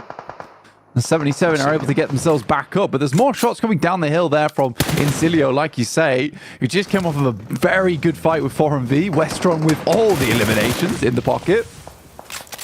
He was doing so much work against them. The nades rolling downhill and attacking their target. Incilio on a 3-1 split right now. You can see they've got that south outpost, and with this circle shift going hard southwest, that's going to help. The wide 2-2 split for Major Pride, it looks like they want to regroup. Depends which side, though. I wonder if they're going to go to that west side or to that east. I'd imagine you go back out to the east. The majority of the circle sits on the east side of the road, even as it stands now. And it'll give you more opportunity. Not having to cross that road, always a good thing. Does he want to hold it like on a split here? I mean, AZ was left behind, but doing fantastically well versus Falcons. Might request backup there from Becca. I mean, for Major Pride, actually holding this four-way down towards the south side is not a terrible idea, considering the circle shifts hard down towards the south. They have a good understanding that they control the entirety of this area, so having a lineup, getting a ton of information, and then just roaming to where they need to be. Smart choice. It's a smart decision. I do really like it, and I think it's a good thing that Evo Station and Elementrix are on the other side of the road, like you were saying, John, so they have info if a team comes through on the east. Loops were having a tough time of it. They managed to get out with 2, make that 1. The countdown is on from Incilio. Raining down hell upon them. 7 points found on the game, and this is an excellent way to convert off of a chicken dinner. Finding 17 points on a match, that's the outlier, but now they've put up a brilliant average result. 8 points found, and that, again, is just going to keep them going, keep them chugging along. And right now, they are the most impressive team in the lobby. In terms of those point scorings, the first game, they got the circle. This time, not so much, but they're playing it smart again. And it's something we praised Incilio for repeatedly, is their macro approach to these circles. They may not stand up in terms of that minutia mechanical skill in those firefights, but I mean, Westron proved it. They do have the chops to take those fights, even if they can get outclassed sometimes. It's still maybe 40% of the time that they're winning, but they're giving themselves so many more opportunities than other teams. Yeah, I mean, that mechanical skill actually has elevated a lot over the past few days. I was surprised to see it.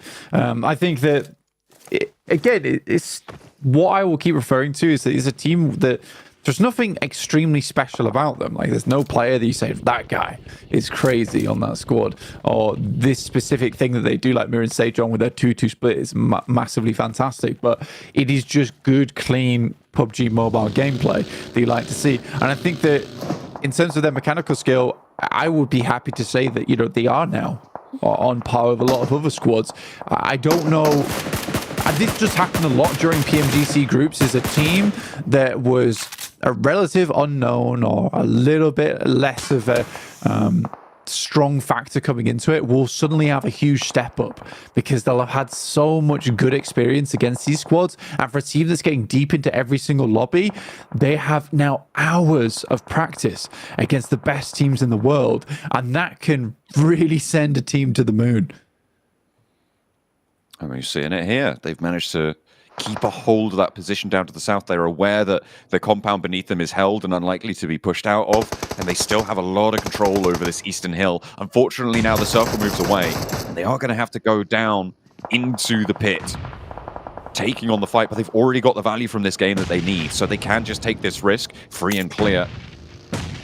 A big move from Voindonkey ID. Look at that shift. They were playing all the way out to the east side near IWNRX, and they have just moved up to the roadside. This is dangerous. They might take too much damage for this. Team Liquid on the north, they have to move too, but if they have that side swipe, they'll take the shots. It's good understanding the circle. There is a small divot to play in that spot. You do need a lot of smokes to make it work, but maybe the rotate slightly early. Maybe they thought that this was the only time they could make it happen. But dropping around shelter is always a very curious position to play with all these bunkers that sit around it. But they are cut out, actually. And you can see here, it is really a small divot. But there's Vexy again on the Maxi 14, making it happen. Goodness me. The hills are alive with the sound of 556 right now as Vexy keeps laying down the law and Major Bride can't stand up. You know what we need? Me. What do we need? We need a Vexy Mini 14 skin after the PMGC. Absolutely. This guy has made the weapon his own. So cool. Really big fan so far of Vexy from Voindonkey. Again, it's not easy to do, and with such a shotgun meta in play, the fact there's a player here on Erangel, as well as sometimes on Sanhok, that uses the DMR so frequently, it's really interesting. And so successfully too. I think that's the important point to make. And he goes again over towards Major Pride. The flush goes over towards Zeta, sure, but Vexy just landing these knocks so frequently. It's the smokes either side of him that are allowing him to step up here. They have that little ridge line in front of them, but if they step up, they're exposed to the side flanks. They're keeping those smokes topped up. They are going to burn quite a lot of resources, but they are getting a lot of reward for it. 4 elims found from this roadside position, and we were hoping that that last result against Team Liquid's against the roll-up to Team Liquid, to the solo player, wasn't going to bear too hard on their mental. Maybe they're able to keep that fortitude going. And credit to the team, credit to Coach Defi as well, to be able to keep them together on a difficult situation like that. Yeah, well, we know that Defi studies this game so much, and he is a very smart fellow. And this is the type of smart play that you imagine is in coordination with Defi. Like, this is one of the few scenarios where you see this kind of play, and it's very impressive. You don't see a lot of PUBG Mobile teams make this kind of call, make this kind of move, because yes, they are burning through resources to do this, but then what are resources for in the first place? This is very cool from Voindonkey. You don't see a lot of plays like this in PUBG Mobile, and they are making it work specifically because they do have players with a lot of long-range potential. You don't just get good on the Mini 14 overnight. This is the player that has been specifically chosen for his long-range prowess. I love Voindonkey ID as a team, and I genuinely think that the counts should be going through to PMGC Grand Finals. There's certainly a possibility. They, by rights, should have had more points from that last match, but that's nasty. To be. That's a nasty, no, but it doesn't find the knock. Instead, it's Zedwolf. Okay, he's got a Mini 14 too. We get it, Zedwolf. Come on. It's not all Vexy. Okay, you're still pretty good as well. The nade over to Redlick, trying to find that opening for IWNRX. But again, this is just an impunity match for Incilio. They've already put up those 8 points that they're going to look for on the game, and it's a great result. So they can go for a little bit wilder of a play because they're safe in the knowledge that they've managed to reach that floor, and now they can only push for the ceiling. Redlick still not going down. The guy's a warrior. That one maybe. Still, the last one, surely. What? I know exactly why this is happening. They think he's behind the rock. The Molotov too. Yeah, they think he's behind the rock, and because they keep getting tags off, they're assuming that the nade is just going a little bit too far. It's a very bold move, sitting up in the front here. He can always move up towards the tree, but, you know, well play from Redlick, just understanding the sightlines that currently IWNRX have. They can't see over this way, so he can comfortably sit in the front line. Now he's moving up towards the tree. If they start nading the backside of the tree, I will laugh so hard. IWNRX, they may have run dry on nades. I know Frozen doesn't have any, but they're mounting up.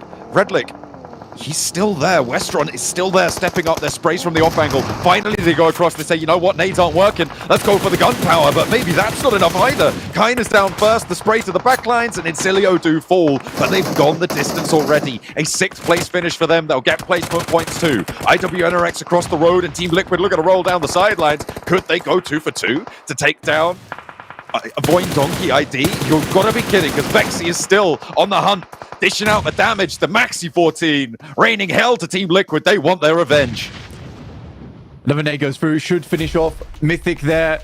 There's been such a fun game from Voin Donkey ID.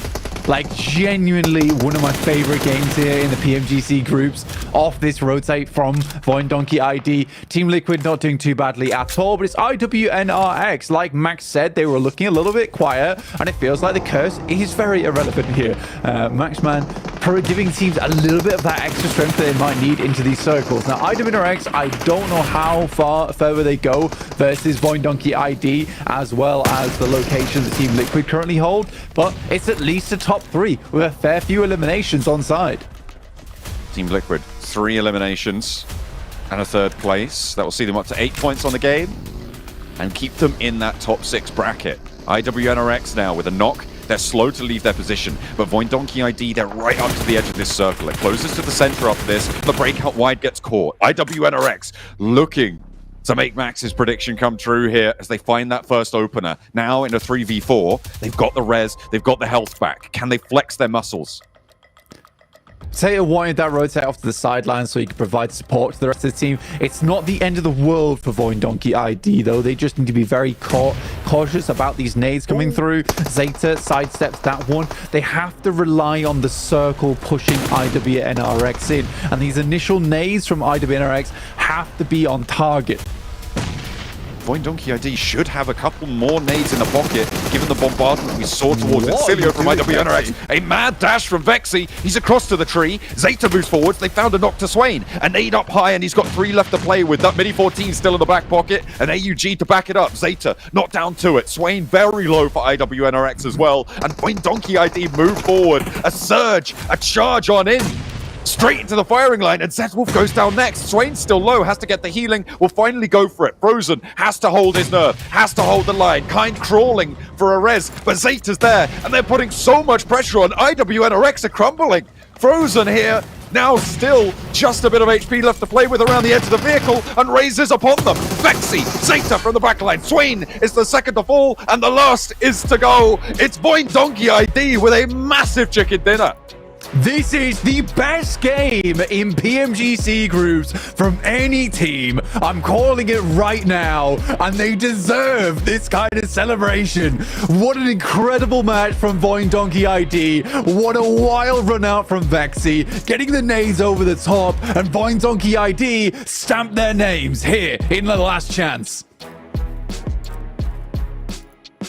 Even after being down a player as well, IWNRX picking off Potato as he tries to rotate with the buggy to provide an off angle. Somehow they close it out, and Voin Donkey get themselves a massive chicken dinner. Not to mention on top of that, that also means now John Allen has to double the amount of eggs he's going to drink at PMGC Grand Finals to 8 from 4.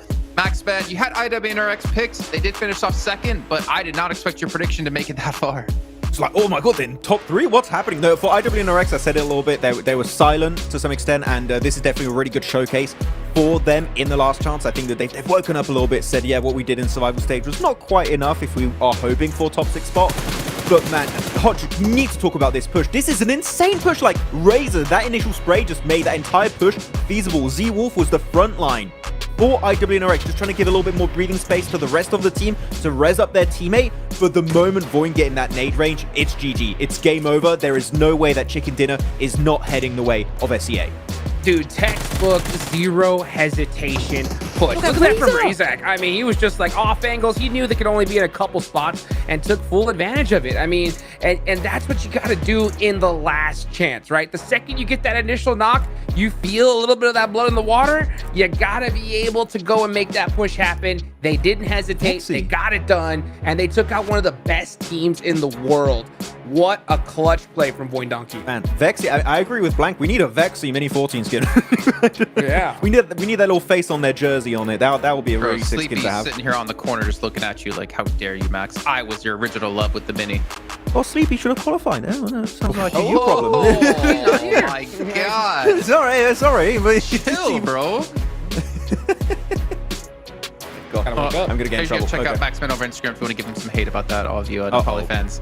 But no, honestly, a great game. And Max and Hotrix, would you call it here the most improved team in PMGC? Oh, by far, dude, by a long shot. You know, Dementor has to be absolutely out of his mind right now. I mean, his wrists are killing him because of all the cartwheels he's doing after that game. I mean, this guy is pumped up, and rightfully so. I mean, because look, this is a team that we didn't really like, oh, this is going to be the squad, right? We're going to see them just shred IWNRX in the second game of Last Chance, and that's what they did.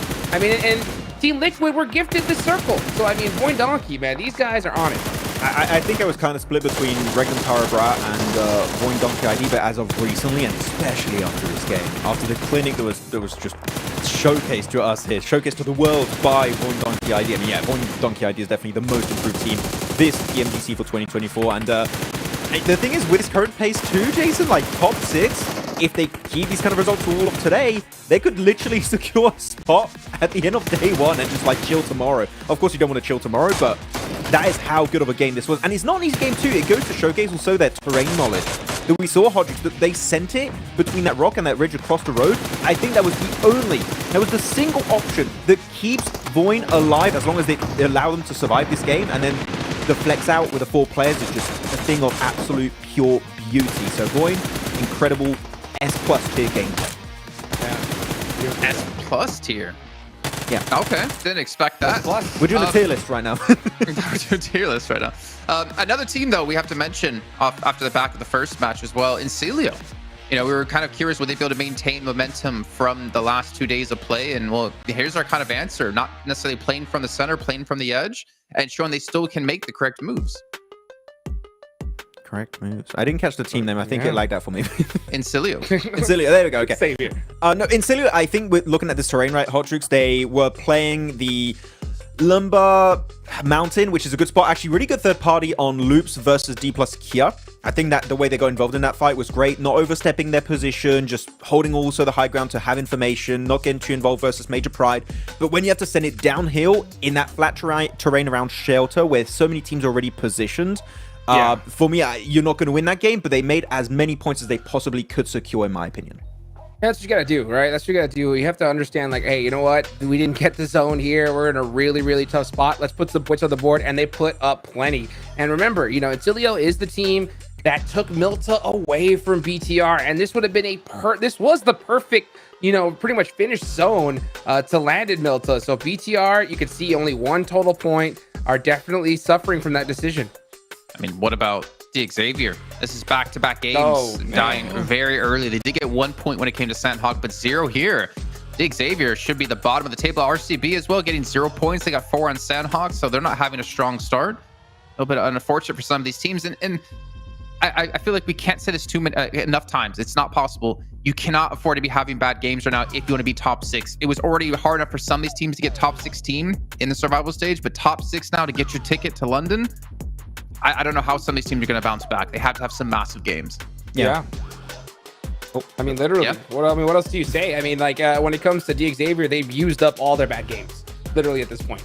So going forward, they need a good chicken dinner. I mean, because look at this, the cutoffs are already starting to get a little bit sketchy there. I mean, Void Donkey 27 points and Cilio 27, and you know some of these other squads are going to get some pop-off matches too. So, man, when it comes to DXavier, gotta wake up in this next match. Yeah, you know what? I'm scared also for another team here, Jason, and looking at CSA, of course, Falcons top 6, great.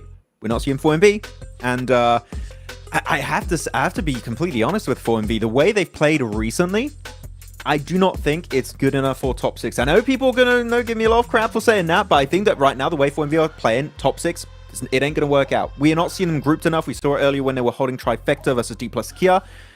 And here they just got completely caught off guard on the western side of Lumber Mountain, and they just couldn't do anything. And currently they're standing in 12th position, 8 points.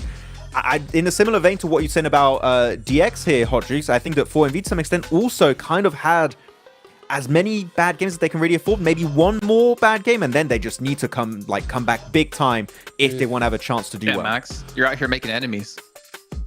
Sorry, I'm here to analyze, and if it ain't good, I can't say it's good, just because a lot of people like them. Right now, 4MV is not playing up to what we initially expected, Jason. I mean, do you agree on that, or are you happy with their performance? I love 4MV. I love no, Jason, no, no. Come on. So Random Carrier, bro, Hot Jukes. 15th place, only 4 points. A team that really had to rise up through group stage, through survival stage, but to falter potentially here at the finish line, that would be unfortunate for them. Yeah, I guess like the saving grace for all those teams at the bottom are the fact that, sorry, one more time. The fact that they could pop off like crazy at any time, right? So, I mean, it's definitely not over yet, but they need a pop-off match, right? They can't just depend on, those consistent, 6-7 points. They need a 20-point game there. And you know what? I mean, things are so tense right now. You got to make sure those comms are perfectly clear. That's why we got to move the mic. Your mouth is minty fresh. That's right. I thought you were going to start a sponsor segment. I was like, wait, what? No, I'm just because I mean we seen I think it was Void just like spray their face with water. No nails. He took them off. He was doing a little heart with his fingers. He's removed the nails here. He's getting serious. I always like to see like players like warm up rituals, like Void spraying their faces. Take a look at IWNRX. So make sure their sleeveys are in the right positions so they're comfy. Back in CSA, we had baby powder being used. No, Vaseline. Oh, yes. Yeah, that was the interesting one. Wild. That one blows my mind to see. We used to use deodorant back in the day. Deodorant? Seriously. Yeah. During Star Challenge, I see so many dudes with deodorant. Just a little. I hope everyone's using deodorant. Oh yeah, I've been to more enough events in my career to know that not all gamers use deodorant.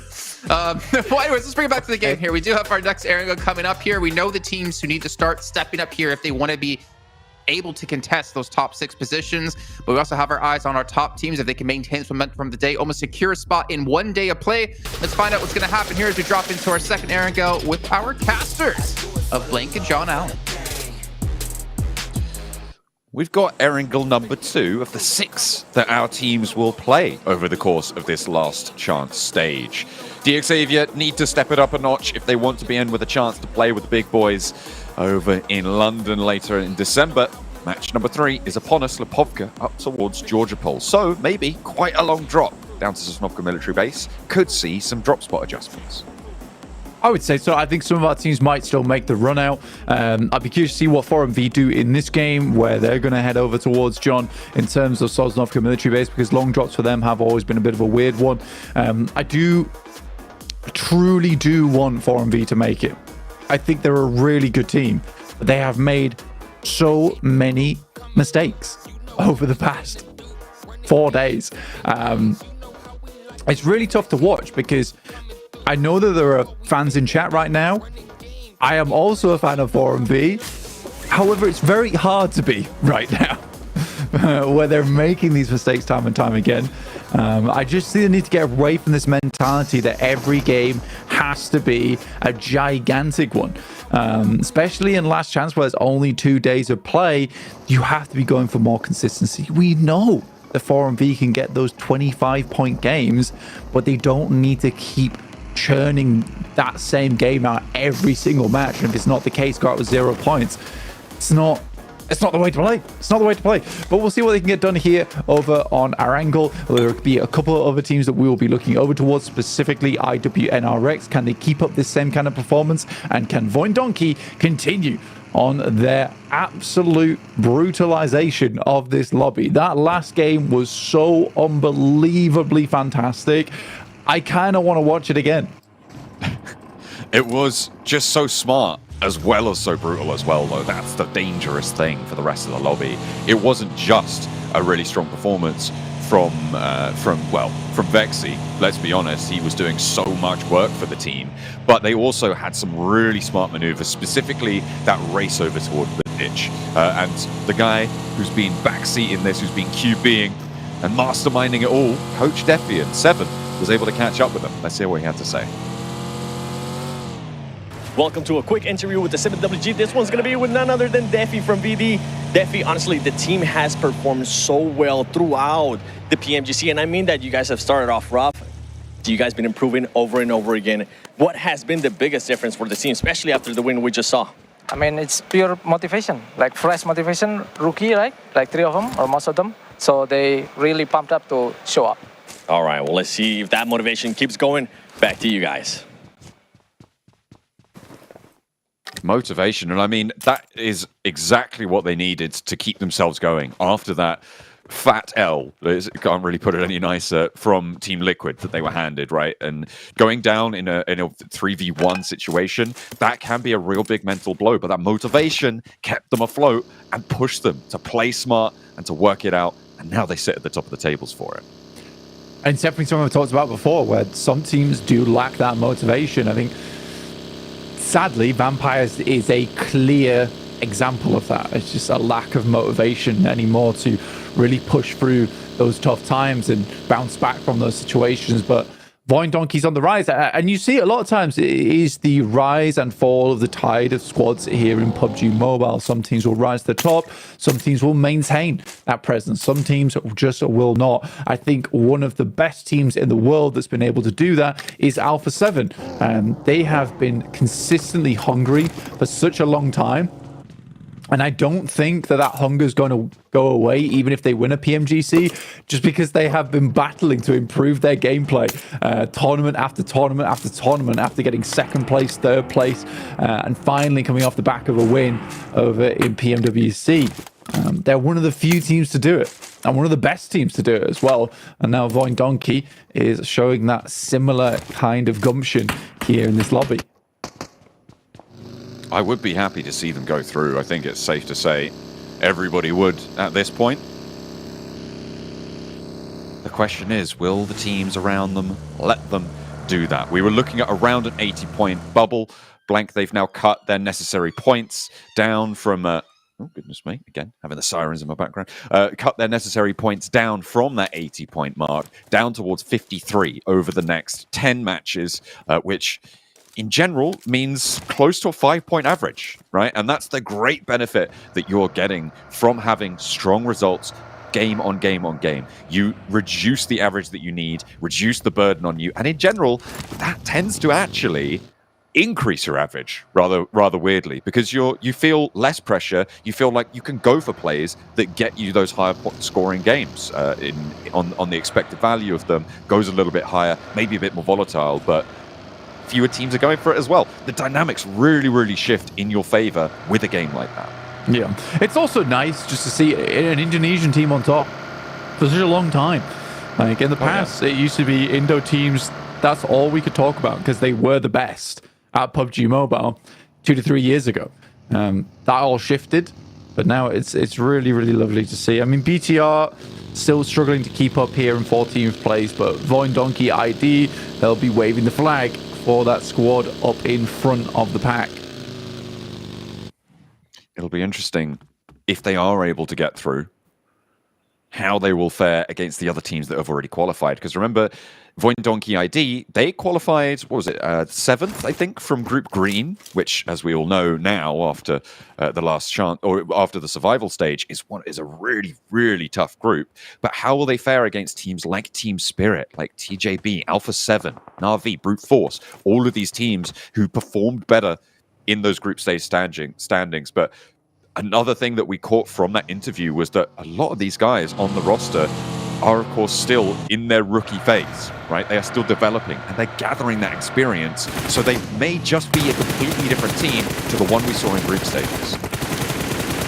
Team Liquid shots over towards Major Pride, who not had the most horrible of matches. Elementrix does find Cardoza, so removes that disgusting thorn in the side of a lot of teams going forward. And that leaves Team Liquid just as 3. Chief moves up over towards the ridge. Elementary should have good shots over towards him. He's backed off the location, but Becker on the sidelines. Great shot over towards Ayala, dropping Team Liquid down to just 2 players going forward. Mythic and Chief hoping to hold down the compound. Ooh, Mythic at the window, but Evo Station able to launch himself through the shotgun shells, landing on target. The roll-up for the high ground there. A scout out will be turned away here for the Falcons. Loops as well on the west side.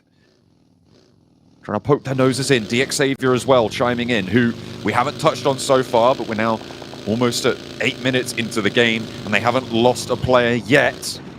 Could still all change, though, on the eastern side. Don't get engaged in that one. They're just getting that scouting done. We'll see what they can do. They're fairly central on the west side of Pachinki. A lot of teams into this one already. Not too much movement happening on their side of things.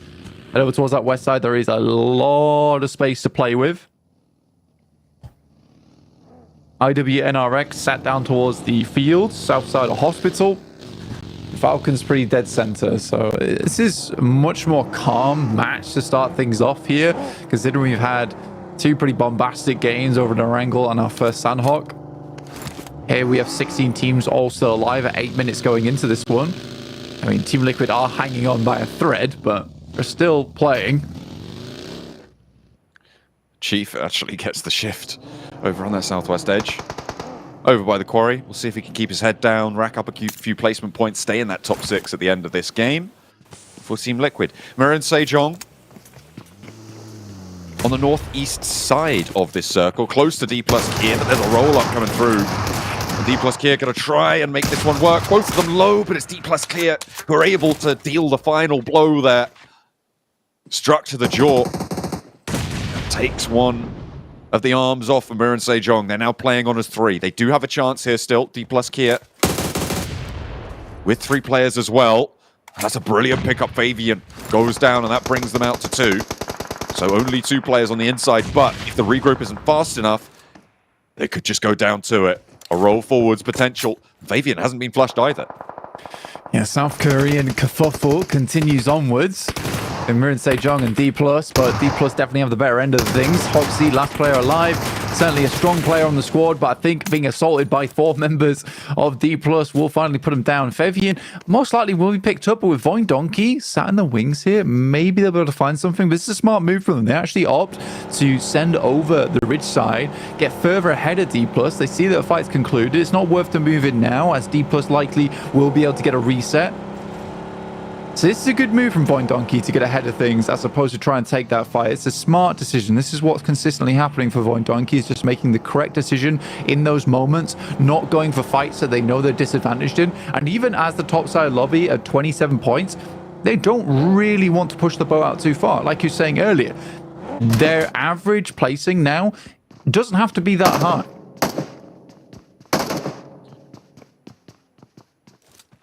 I'm just going to allow them to clear their areas early where other teams may not be willing to go for it, right? It's going to allow them to get a little bit more aggressive in their holds, take a little bit more area, and that will start to add into strength towards the mid and late games. And I'm excited to see if they do adapt to it or if they just keep their heads down, because there's also value in just going for the same strategy, especially when the rest of the lobby isn't allowed to do so. Incilio do still have that freedom as well. And I think we talked a lot about Voindonkey, but Incilio, another vastly improved team over the course of the PMGC League stages, into the survival stages, into now the last chance stage. And we will see if they can keep pace lockstep with Voindonkey. Looking over towards the center of the map, Loops, 77, both very close to one another, but do have a strong position to play off the back of. Both teams likely will be able to take shots as other squads as they make their way in. Voindonkey, again. This is the team coming through from Kameshki, by the way. They're making their way over towards Gakpia. They move up over towards this lone player from RCB. It is Loxy here, and Nate goes out, but it's a little bit lukewarm. And in comes the rest of the squad. RCB helping out. The reinforcements arrive, but Vexy finds one over towards Silas. What is happening here?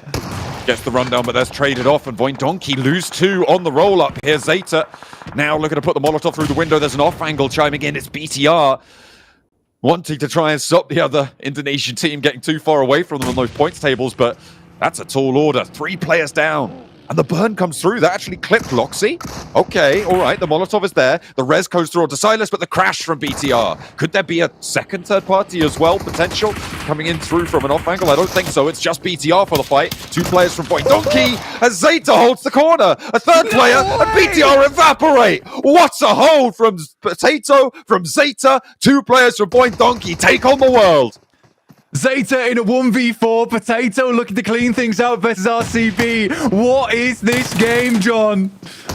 Going absolutely Potato nuts. Wild very low. The micro Uzi making things happen. Now just down to Zeta.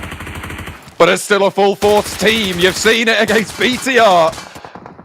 Does he have the chops to take down the rest of RCB? D plus Kier now in the wings of this fight, and it's so impressive time and time again. We were talking about strategic brilliance, but this is sheer brute force from Zeta. Voindonkey have got it all. From Zeta to a true alpha inside of this squad. Ridiculous shenanigans, and he gets a full reset on a ton of nades coming through from BTR, a ton of util. He could be sending nades for days over towards RCB going forward, and D Plus now trying to assault this location. I mean, Voindonkey, they go down to just 1 player, but all things considered, like, this was a backfill onto Voindonkey. They should have gone down a lot earlier. Unbelievable stuff. And that 5-point average is exactly what they needed to keep up their point scoring. Any more that Zeta can find in this game is just a boon for their point scoring. Goodness me. They're looking for the gravy on their chicken dinner here. Zeta, I mean, now I think he could still do it. Like, I'm not going to count him out. Not just yet. D plus Kier don't quite have the off angle to control the backside of this building, which means that he does have that wall to try and play around. The double hop through the buggy. This guy is quick on the fingers. As Zeta still pinning those shots through the window and around the edge continues to fly around, making him nervous, making him a hot step, but I think maybe his time is done. The corner here as he hops in through the vehicles again. He's back in the building. The guy's giving them the runaround, but steps out wide, nearly fumbles the door frame, but drops the smoke. The nade in. He forces the fight. Oh, it's more to go. Oh, finally, the chaos ends. But Voindonkey ID, give us another entertaining engagement. Dude, that was nuts. That was actually nuts. Oh my god. I mean, if he'd cooked the nade slightly longer, it could have been a completely different scenario. It's hard to know when they go for the full-on push, though. But, wow. Okay. I don't know if much can top this game.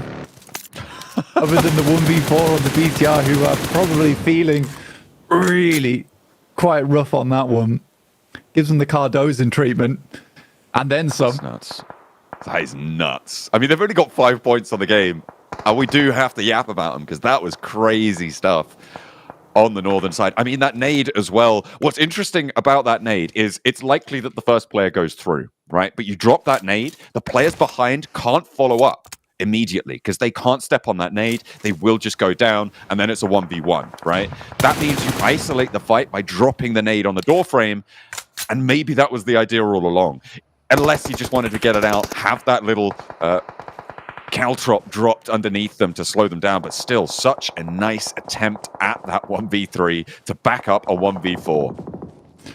Yeah, I mean, that is the typical play, right? Where you drop the nade on the door frame and they can't really push off the back of it. I think you see a lot of teams doing that. It's a fairly basic play, but the cool thing about it is it indicates that he was ready for the 1v3. Like, he was going for it. And the fact that he gets the first knockout was truly marvelous. And RCB there, they just have to commit to the fight. And it is good from Loxy, the fact that he's able to fully go for that one. He knows his time is limited there. He has to get that knock going through almost immediately or he goes down to the nade. So for RCB, again, there's a little bit of credit to given to their side. Still, it's sort of the 1v3, guys. Come on. There's only so much you can do.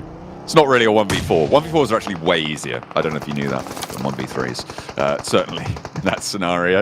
In Cilio, they've lost a player. The Xavier putting pressure on them from the north side, taking an Elim. And it's the same story for Voin Donkey and Incilio. Of course, just putting up those averages. I wouldn't be too surprised to see Incilio just give a little bit of ground, but they don't really have anywhere to go. So it may just be the nades over towards the Xavier. Keep them at bay. Try and go for that 3v4. IW at NRX, this is a fairly typical location to be playing. Might be doing a bit of damage. No, it's a little bit close. Good nade from Zedwolf again. Over towards Reyes in the back line. Frozen gets re-knocked and Kyne's just going to send out with Zedwolf. I think they realize there's just one player left remaining now. Frozen extremely low. And IWNX might need to leave. Zedwolf steps so... Oh, how does he miss that? That's so unfortunate. The spray paints a rainbow around the head of Renozin. Damn, he was on target too. That is really unfortunate there. Eliminated both of them, actually, over on that western side. The circle shifts out east. It's over to the Falcons on the split area there, up to the roadside. A 2-2 hold on the north. Might be difficult to stop D+ getting in, but that south side may just hold itself for the time being. I think the wild card here is the Xavier, but fortunately, Major Pride have spotted him. For D Xavier, one more bad game, right? They go out here with just the two elims they've been able to grab it. Again, it's a pretty horrendous result here from D Xavier. They are locked out on this eastern side. They have positions to play off towards, so see what they can get done off the back of that. 4MV understand that they need just some consistent point scoring, so they're going to stay out of the way for the time being down towards the south side. There is a lot of room for RCB and D+ to play on this northern edge alongside with Falcons. A lot of these teams likely to take one another out, and 77 have been pinned in this fight with Loops for such a long time. Loops approaching from the southwest do have to move first. 4MV right on the outskirts of this one. Doc taken down first. I mean, this is such a difficult position for 4MV to leave. It's not to do with Doc playing split. He was right on top of them. It's just the fact that Major Pride have such brilliant angles over towards it, and there's really not too much opportunity to move out to that west side. You can't go through. You hit the Xavier. It's just a dire position for 4MV in this spot. Not too much blame to be apportioned to them. Maybe you could look back at their rotations earlier on, but certainly not in this firefight. Yeah, it's a hard exit. I mean, to be honest with you, you look at the circle from about to stage 3, where 4MV was actually fairly central. It's just unfortunate the double north shifts for their side of things. 77 actually doing good damage over towards Loops at the moment. They have one player down, a little bit more damage done. 4MV now making for a crash out towards the side. Good smoke to lay down to help enable this crossing. And they go back. Interesting. Loops continuing to suffer those. 77 giving them a good fight. There's 2 players, 3 players, just Nino left on the outside trying to find Limbo Boom, but all 4 players of 77 are still in action here, and they find the spray through the door frame. 5 points now as they hop up overtake Major Pride, or regain rather, that 6th place away from them. Yeah, great stuff from 77. 4MV? 4MV though, okay, were able to make their way around. This is a perfect opportunity for them. They know they're just coming off the back of a fight, but realistically, they need a knock here. And if they're not finding any knocks, then a 3 versus 4 becomes a little bit more difficult. Great nade from Apex though, over towards Shifu, looking to confirm that one through. Nice nade forwards. Does damage, not much more though. Limber Boom Over and across towards Shifu. Zadira holding it from the doorframe. Baron gets across and the dash towards Shifu to try and confirm this. They need to try and hold this off angle, but in comes Major Pride, the third party position. 4MV now forced into this fight. They don't really have a choice about it, and the off angle is spotted. Apex finds Zadira as he flees up the staircase, and the approach over towards Limbo Boom is there. 77 desperately trying to cling on to this one. Try and regain this compound, but it's not to be. 4MV find the breakout. Thank the Lord for that. I mean, for 4MV, it's been a while since we've seen them. You have to get a good rotate out into a fight. Good third party from them. Evo Station on a lovely angle over towards RCB, who rocked down towards Major Pride after getting an initial knockoff. And there is a bit more damage flying on through. Now down to 2 players, but a nade over towards Loxy could prove disastrous. Becca descends upon them, but Rufus is there. Holds the line above RCB's head. And Becca out in the open. Major Pride suffering heavily now. Evo Station, the last to fall. It's DXavier who are sweeping in from this east edge. They know they need the points here. Levi's needs to heal. Careful of Incilio across the hill, but Apex rolls up for more. Yeah, good play from DXavier. They picked their moment very well. And they know they need that position. They've had eyes on over towards that location for quite a while versus Major Pride. 4MV with 5 eliminations. It's a good match from them so far. I actually have enjoyed the rotates. They lost Doc and they played on as 3, albeit they didn't have much choice to get him back up again. He was immediately knocked in the process. But again, this just shows to them that they can play without Doc and they can play as 3 quite easily. Taking down 77 was no small feat. Cilio across the way, playing with 2. They've got a top 6. As DXavier moving around, they want to try and get rid of him. 2 players to deal with. Levi's taken low. Falcons should have angles onto it. Lamborghini down on the rock up, but that is the only casualty they suffer for now. That may change. There's still 1 player from Incilio. 5 elims found for DXavier. They get the res. They should be able to hold on to it. Loxy, the last player to fall for RCB in the meantime, and we're down to 4 teams remaining, Blank. Apex got nothing left in the back pocket here. Really did need to get a refresh over towards Loxy, but he didn't drop all that much or anything. DXavier, very important game for them. They'd love a top 3. Let's see how possible it is. 4MV's got to wrap back round towards that western side. DXavier, pretty safe. D plus, though, on a 2-2 split. I kind of like it, though. They've got those 2 players on the far south flank. I mean, at the moment, Falcon's so central. Very, very safe, given that 2-2 split. Because D plus Kia are not 4 players alive in the compound to their northeast, they're not worried about that crash. And Falcons can pay much more attention to the hills to their south, going uphill, looking for the shots over towards DXavier, who do take a knock, and the flush sent their way as well. DXavier still a little bit penned in up on the high ground. 4MV getting this far into the game, I did not expect, but without Doc, it's going to be a little bit tough to navigate these south hills as well. I'm wondering if 4MV assumes that's DXavier. Nade over towards that top side will do a little bit of damage, and Apex will be backed off from that one. Hard to push over towards DXavier as they have cover. Ooh. Going through versus Falcons. Very direct nade over towards Apex. Rufus is on that off angle, but is not able to find anything, and this is likely 4MV done for. Baron last to stand. Now the roll-arounds from DXavier as they're caught on the backlines there. The vehicle almost smashes into Baron, but he's going to hold the bonnet, hold the boot as well. Try to kick DXavier out of this circle. Not going to work out. Takes them very, very low. They lose Lamborghini, and Levi's is bleeding out. D plus Kia doing the work on the off angle. Oh man, that could have actually easily been a Baron 1v2 there. It's sad that on his spray transfer, neither of them went down on a knock. I think if even one of them took an extra stray bullet, that would have been a knock on one side and he might have lived long enough to get the second, but it's not meant to be, and DXavier will get themselves back into the game here with 3rd place, finally.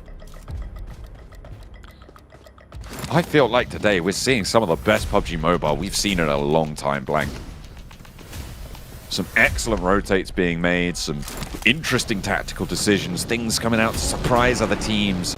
Are we seeing coaches, analysts, IGLs dipping into their strat book finally, where they've been reluctant to before? Or is it just that they are honed by the keen knife's edge of the last chance stage?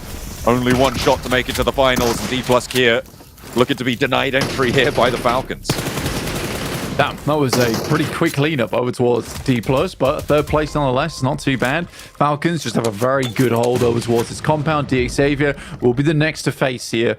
D+ likely now just waiting out for a second place, but with where Nolbu currently is, it's outside of the zone. We'll have to get towards the backside of this shack. With the nades going off, they know that's not coming from the hills, and they know they haven't fully flushed D+ Kier. Spots action on the top floor. They know where he is now. I mean, this is nade range, and this is 2 players peeking him. And they will find the shot. Nolbu falls. 4 eliminations. Low elimination counts for Falcons as well. Only up to 5. And D+ Kier do have the high ground now. No teams on their east side, but losing that 1 player could be really, really tough stuff for them. Not having 4 sightlines from the top makes this so much harder, but they spotted top. Yeah, you essentially trade out position for eliminations just for a chicken dinner, but losing top like that is really quite horrendous. Now for Xavier, they might have just saved themselves coming to match 3 with 9 eliminations, guaranteed second place as well. Very good stuff. The circle does keep them in on this high ground. I think it might back out some of their off angles over towards that north side, specifically Paragin, as well as Nadetti, who I don't think they know his location just yet. Paragin is just about in that circle, but yeah, Nadetti gonna have to move, and this is the most dangerous maneuver they can make. If he gets up to the roadside, that would be kind of crazy, but I don't think that that's possible at all with the low ground angles that they hold against them on the Falcons. I don't think they've got too many vehicles to play with either. It's a question of biding your time, trying to find a flush. Getting the flush on the top was so important. He's actually got 4 of the elims on the team. Yeah, top going down there is pretty disastrous.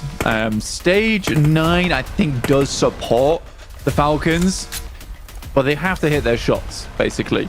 And Xavier really are quite accurate when it comes to these fights. So if they're even able to get 1 knockover towards action, or even east, it might start to go a little bit pear-shaped.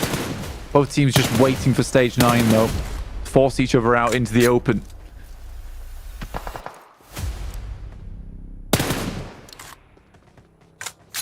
The standoff. Everyone regrouped now into the zone. Xavier, I mean, you said it, right? They need this.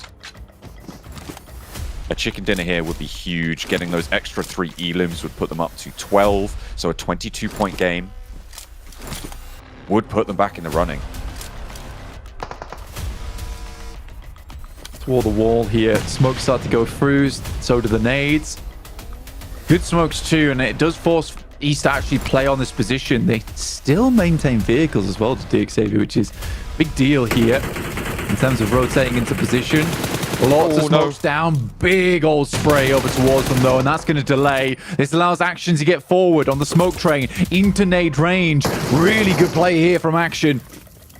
Goes blast into Paragin's side there. Takes him out of the running and Action, and Icy on the Voin Donkey rollout here. Nade low, but not out of it just yet. Levi's under pressure. Goes to a sliver. Goes down to the second. Icy with the 1-2 punch on Action's first nade. Breach and clear. The Falcons ride high to the top of the hill. I love the fact they play it out like that. They don't allow Xavier to stall and stalemate the game out to the point where Falcons are in a bad position. Really good set of smokes, still allowing the sightlines from East on the side uphill, but also just enabling that run out from Action, which was very, very important. Very great game from the Falcons in the center of the circle. Really excellent stuff there, but we had so much to talk about during that game. We had the donkey kick on the north side from Zeta to take BTR out, and those roll-ups, those hillside navigations, excellent stuff. Let's see what the desk has to say about it. Well, it was a win indeed here for Falcons, though I think there's a little bit of criticism on our side about what transpired as we got into the final moments there. And I think I'll just throw it straight into this here. On top of the building, died. Oh. Should not have done that. Made no sense. Yeah, I mean, he shouldn't have peeked at all. They should have just waited for that blue zone, did exactly what they did at the end. But I mean, they were confident here. They had so much room to work with. Those smokes were perfect. And this nade from Action, yeah, that just pretty much just put the money in the bank right there. I really feel like they're going on a big positive because I also got baited by the smokes of Falcons. Like, wait, the smoke rate is like one line is very nadeable and they're waiting way too long. But I think you said, Jason, like they were trying to bait out DX. I think the response of DX they were trying to bait out was using their utility. And a few nades did come out of DX and no one were in the smokes. And I think that DX, because of those smokes, thought, oh, okay, they're sending it now at the start of the smokes. No, they delayed it by about 15-20 seconds.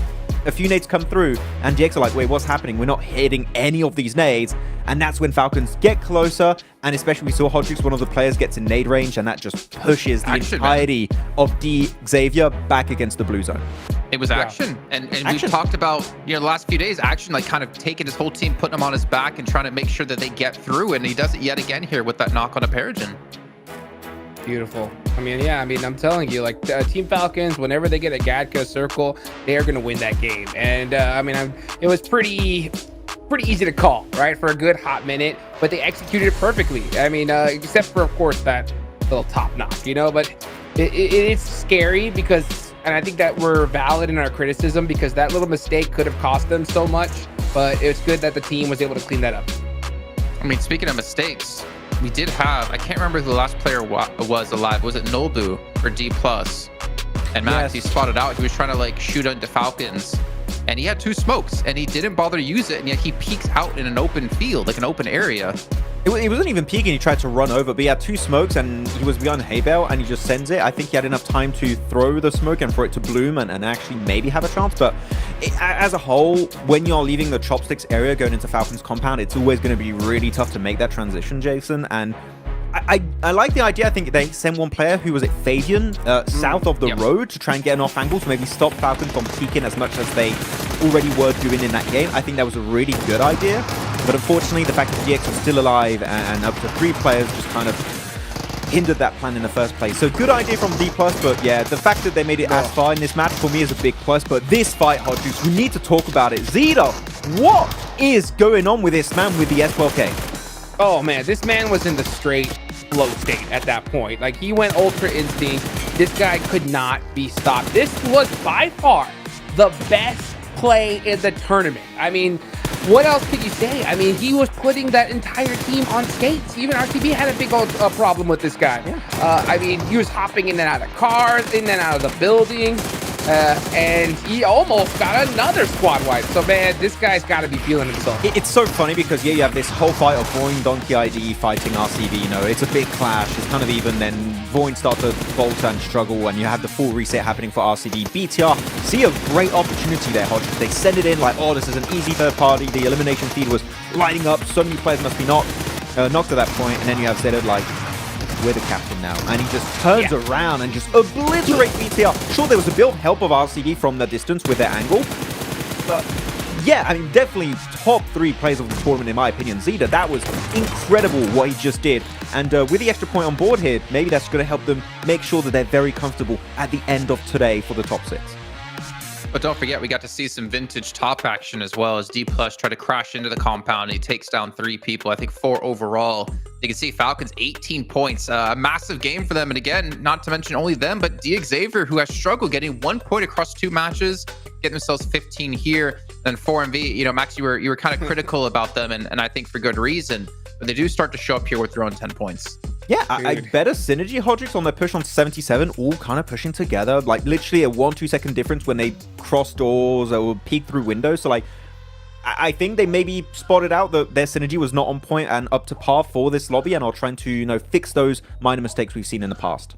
Yeah, they just got to go back to basics, play together as a squad. They have the firepower, right? So I think that they realized with that circle, like, okay, Falcons are going to win this game. Let's just play the edge and just try to get as many elimination points as we can. And when they have that clear vision, you can just see it works, right? It works for them. They got plenty of eliminations, at least for this match here.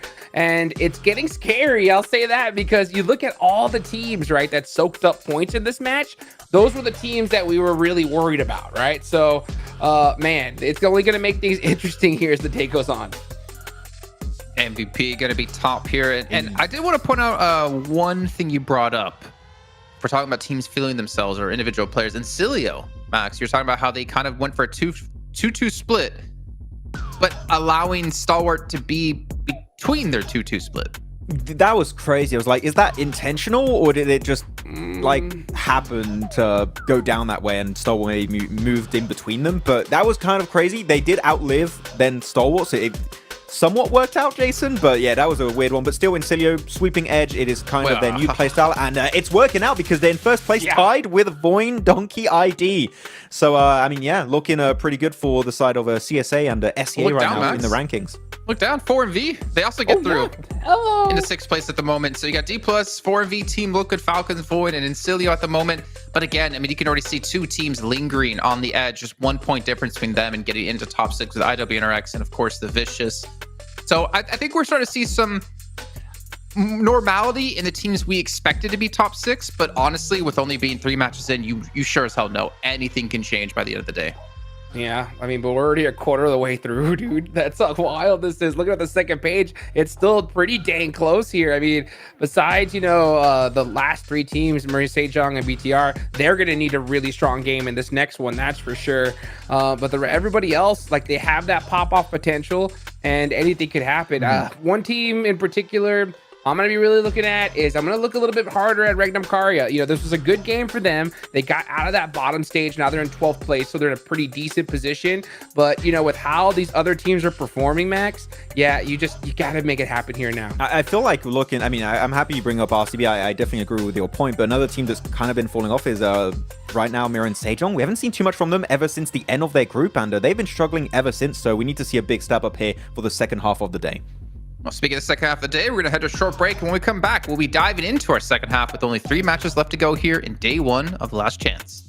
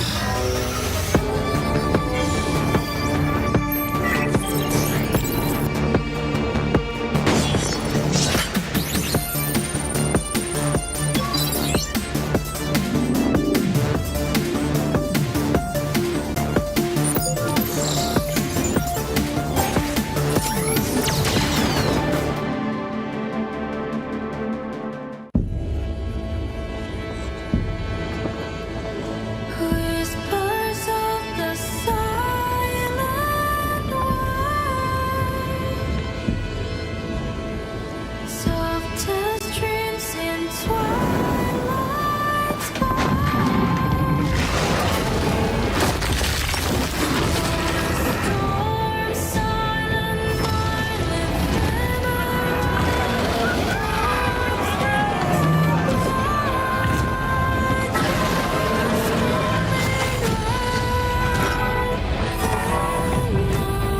silent soldiers in their fight.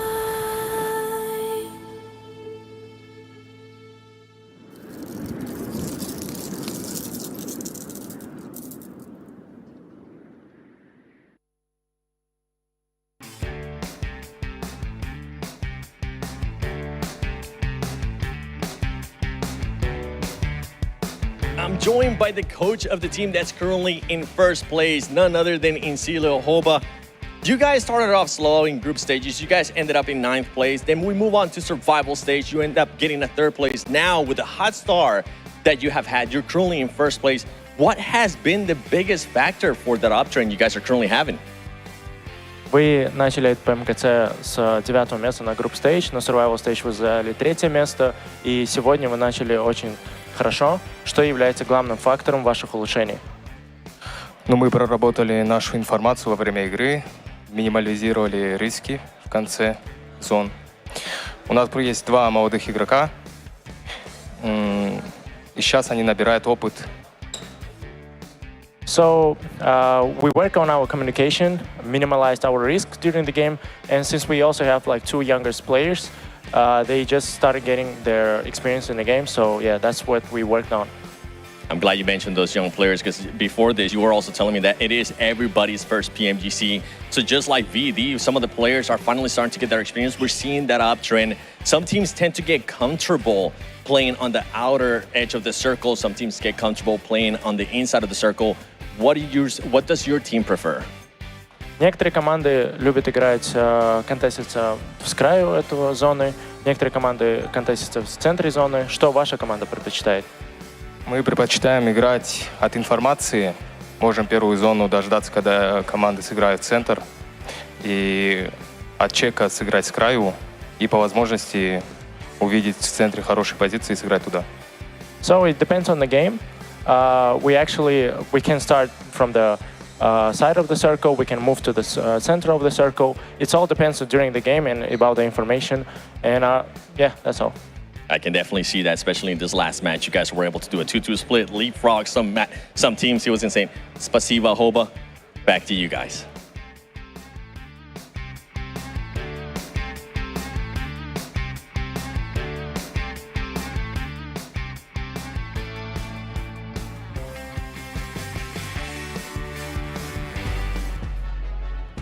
Great to hear from Encilio to talk about how they've been able to perform here. And for a team that has not had a player go to PMGC previously, they're definitely playing like a team who's almost taken a title at PMGC. Let's go. Yeah. Fashy was close so many times, man, and he's like, oh, we're finally here. And of course, they got 2 new rookie players, but it's very visible, Jason, that they feel so much more comfortable in this lobby with those 2 new players. And yeah, you get better with experience, and they got that experience through the survival stage, through the league stage, and now they're just playing their A game the way they wanted to play. I'm pretty sure from the get-go, but now they just feel way better. And to be honest, they even have these weird splits. We talked about it earlier, right, Jason, with their 2-2 against Star Wars. And even then, they just don't falter. Like, it's fine. We can come back from this. And they do so in, like, a flashy way. So I'm sold on Encilio. And they've proven that they can maintain that big step up they did in survival going in the last chance. You said they brought their A game. Well, for me, it seems like the Infinix GT20 Pro has taken them to S+ game, because we can see they've been able to perform so well and almost get into the grand finals at the moment. The 120 FPS and 144 Hertz AMOLED screen. You guys can pick one up and play it like the Pro. Who do you got on there, Max? Who's on the wallpaper now? I don't know if you want me to use this one, Jason, but it's an old picture of you can't even see what it is. Of Jason. Oh, there we go. It's an old picture of Jason. I had to go back on the dark web to find this one. Yeah, send me a message on Instagram if you want it. I'll send it to you, and you can use it as your own wallpaper, guys. Yes. Let's go. I mean, I know exactly what that's from, actually. I don't 2012. In 2012, in a studio, me walking into it for the first time at the company that hired me to move to Germany. That's what that picture is. I missed I just googled Jason Kaplan cringe picture, and that was the first one that came up. So. Well, I tried Googling Maxman with hair, and I just didn't get any hits. So as we do move into now our final Erangel of the day, I feel so bad for saying that. Oh my God. Hey, it's fine. Hey, you know what? You hit me back with my own medicine, Jason. I can't argue about that. That was too mean. I'm sorry. That was too harsh. That was too harsh. But we have had a pretty exciting day so far. No repeat wins just yet. Again, I mean, we're seeing how close the leaderboards are, that just one win will get you into top 6 or get you extremely close to top 6. I mean, we saw DXavier bounce back from 16th place to, I believe, around 9th. So it's really anyone's game at the moment, and I feel like we're seeing really every strat, everything pulled out of that playbook that we've talked about before. Yeah, I have to say one thing that seems way better the further we get in this PMGC, Hodrix, and I'd love to know if you think the same. Third parties are way cleaner, except for that BTR third party. That one was just a massive fail. But like, teams will not give up an opportunity to claim a strong position, and Dylan's in the same time, if they see a fight happening in the distance, like they'll send it and they'll go absolutely ballistic in those fights. Yeah, they got to know that, you know what, we got to hedge our bets, right? So if we can get an easy third party and get some nice eliminations, and we saw Loops do that immediately in Sanhok, right? And it worked out for them. So, I mean, third parties are going to be the name of the game for sure. So if you get that opportunity, you got to take it, and teams definitely are. Wasn't Westron the damage leader at the end of survival stage as well? He was. Yeah. Okay. It was him, and there was also one of his teammates that was in the 4th position. Who was it? Was it Redlick or Fashe? I don't. It's one of those two that were up there too. One thing I want to mention though is, Jason, I remember you asked me a question. You were like, "Hey, dude, like, what do you think is going to be like the biggest surprise team?" And I mentioned a squad like the Vicious. Do you think it was going to be in Sulio though? I didn't have high expectations for them. I think after watching them during CSA, I think Max would kind of agree with me on that. I did see some glimpses of what they could do, but just the fact that they were so inexperienced on an international level like this, I didn't have high expectations. I think for me, they're definitely one of the biggest turnarounds and the biggest surprises. But for Vicious, like they didn't. I mean, they technically didn't even like qualify, right? It's because Tucson and Brazil couldn't play that they came in, and they were able to show up and still do extremely well in Group Yellow. You know, hover on that 4th place position for quite a long time. Yes, eventually they did fall down the leaderboards. I would say Vish is still the biggest surprise, but Incilio performing like this is definitely like right behind that. I don't know about you, Max. It's very close. I'd have to agree on that with that kind of sentiment. It is definitely interesting because it's a team that also maybe had a little bit less time to prepare because they were like, wait, we're going to PMGC, what's happening there? And they've really significantly improved. And I think that the standout player for me is definitely Dimenor. Like, this guy has such a good clutch factor here, so it's incredible. Though before we head in the game, on the top 4 gunslingers, Icy is currently in 2nd place above your Tops, your Actions, your East, which we don't see that happen very often because, as we know, he's not like the fragger of the team. He typically isn't. He's like more of a support off-angle player, but that's kind of interesting to see him top the charts for his team. I just saw Silas, dude. Did you see his face? He was just like staring off into the distance, dude. Things are starting to get really in, man. Yeah, he's got to lock in here because, I mean, now's the time. Now's the time. Last Erangel of the day. Got to get it done. Well, 10 seconds left to go before we do hop into this. That means we're almost at the halfway point of the entire last chance. It's only 6 teams that can move through. We're going to find out who will be able to jump into the top 6 here after this game as we head into it with John out and Blink. We've had our midday break and we will keep it rolling here from Milta Peninsula over towards the quarry through the middle of the map. So a nice easy plane path to go in for match number 4. We'll see how our teams navigate this one. The top spot under hot contest right now. It's been on a tiebreaker for the last 2 matches, Blank, and just about Incilio getting into that top spot. I think this is the first time we've ever seen it go to the 4th tiebreaker statistic, right? You go chicken dinners, then placements, then points in last match, but all of those were the same for those 2 teams, and now it goes to the placement points in their last match, with Incilio getting 2, Voindoki getting none, despite having a much bigger impact on that circle. Yeah, funnily enough, I mean, this is the crazy thing where it can really get a little bit hot there. Obviously, we're not too concerned about a 1st and 2nd place tiebreaker, although it is very cool to see, as I don't think we've seen it in a long while, but we are concerned about that 6th place bubble. This is the last Erangel of the day, as the boys were saying, talking about RCB and how Silas looking off into the void, staring at his own fate. And I mean, at the moment for RCB, typically they do very well on our angles. You're through half of your angles already. Right, this is your last one before we hit that 50% mark. This is where they do usually significantly well. So far, it's not looked great. They drop in Rozok though, a northeast shift on the circle does bode well for them. I'd be pretty happy to see them do well here over on Stalber's side of things, and I think RCB would be a very good team to add to our roster of the top 6, because I still think that potential hasn't quite been reached yet. At the moment though, 1st place goes to Incilio and Voindoki, as we were talking about earlier. Falcons sliding into 3rd place after a lovely chicken dinner they're able to pick up. And Team Liquid, D+, and 4MV hanging on. 4MV probably the most interesting one out of all of that, though it is a tenuous 6th place with practically everyone underneath them being 2 points behind them. It is a really tightly fought pack, and because we are only 3 matches in, it will start to define itself. Rafinha, come on, you can get it. You can get it off the ground. No, he's just going to go for the vehicle instead. Bobbing along on the bottom of the beautiful briny sea. Ben Knobs a Brew 6, that one. Brilliant film. Very, very old now. Luke's going to be heading on in with the vehicles, though, on the south side of Georgia Pole, potentially trying to get across the bridge early. It would be pretty high value to get that position over in Cube Compound on the northeast side, stop teams like Mir and Sejong from blocking you on that road crossing, because that is your move if you're Loops, right? You don't go on that south coast, you go up over that north side, try and take a position to the east of Severny. Yeah, they can stop up over towards the compound, which would be absolutely fine. But we do have an interview with one of our favorite players here. It will be Zeta from Voin Donkey off the back of their 1v4. We are just waiting for Seven to get himself onto the stage and onto his box so he can at least be a similar height to everybody else here.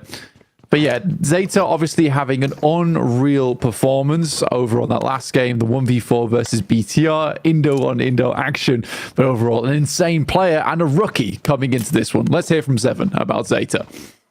Welcome back to a quick interview with the 7WG. This one, oh man, I'm happy about this one. We got Zeta from VD.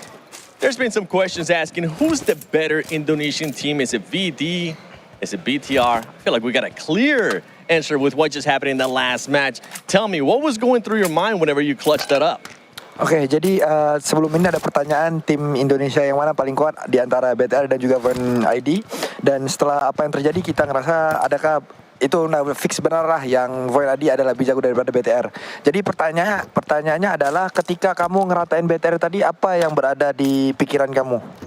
Yang di pikiran aku sih ya karena ada third party juga, jadi aku usahain buat ratain yang di belakang, soalnya teman-teman aku di belakang lagi perang juga sama RCB.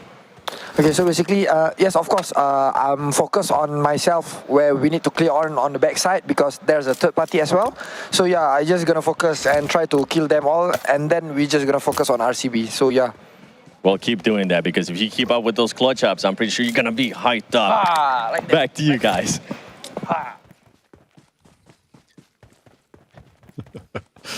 Excellent. You've heard of the Falcon Punch, but now we're seeing the Zeta Donkey Kick to be taking players out of the lobby left and right. Will we see a repeat here? Because they have the far side of the circle to get to. Voin Donkey ID right now over in Primorsk and a long road ahead of them, a long approach. But will they go for that edge sweep style that Incilio seem to be prepared to do, depending on the situation in the game, which I find to be. I'm gonna give him a little bit of flack here. It's such a non-answer when a team says that. It's like, oh, do you know, we just do what's best for the game. It's like, okay, but which do you prefer? Like, you've got to like one more than the other, surely. It's hard. It is hard. I think when you play PUBG Mobile, I think, to be honest with you, as much as this is also a non-answer, you have to play like that. Like, it depends on the circle, massively. That is true. I guess you do have a preference, right? Would you rather play central or would you play edge? I think most teams would say central. You know, if you could be in the center of the circle, easy peasy. Some crazy teams might enjoy playing the edge and really playing it right on that border of insanity of, damn, we're going to sweep people, but we may go down in the process and completely scupper our chances at getting into the top 6. But we let those teams do what they want. Yeah, I think most teams would like to play central, but right now, for instance, this circle here, if you're in Incilio, you're likely going to be playing edge here. RCB have the angles onto 77. A little bit of EMEA infighting here. 77 swing in for the pickup. Uber's arrived and takes him on down the hill. 5-star rating. Thank you very much. Get me out of here. Yeah, right now, actually first time in quite a while, that we haven't had an EMEA-dominated top side of the lobby. At the moment, it is Indonesia with Voin Donkey, Mongolia for Falcons, but no EMEA up towards that top side. 77 in Major Pride, though, not far behind. And I do think that they could move up. IWNRX were shortly cut out from that top 6, though. 17 points, though, to the 18 from 4MV. Very doable. But for IWNRX, their position right now, it's not secure. I do think they can get another big game going, and they have to make it happen, because for IWNRX, there has been a fair few times, John, where we've been waiting for them to do something big. And it just never came around. Always just waiting at that window, watching. Never delivered. Not yet, anyway. North side circle condensing in 7.5 minutes through. Haven't seen first blood drawn. 4MV on the bridge crossing. Always got to be a worry for them, but nobody in their way for now. Voindonkey also late on that rotate from Primorsk on that southwest side. I mean, generally on a circle like this, you know you're going to have to rotate in late, so why not go real late? You're in stage 1, the zone is definitely manageable. Just grab a bit of healing on board, keep yourself topped up with those bandages, get yourself into the circle when those openings present themselves. 4MV, long rotate for them. Yeah, it's going to be a bit tough. But like you say, bandaging up, keep themselves nice and healthy. Heading on in up towards that northeast side. It's a curious one because a lot of teams are going to want to play on the north side of Stalbus. You are cutting around about, let's say, 25% of the circle out, but now all of a sudden we're going to head up there anyway, as RTV do find themselves a decent position. I'd be curious to see which teams are able to take up that compound that sits very much on the north side, on the coastal line. I think we have seen Miran Sejong pick that position before, and I imagine they'll go for it again. Miran Sejong currently in 14th place with 8 points. This right now might be a good game for them to extract some points from this match and get themselves more over towards that middle side of the pack, because they're one of the few teams that is lagging behind alongside with Loops and BTR.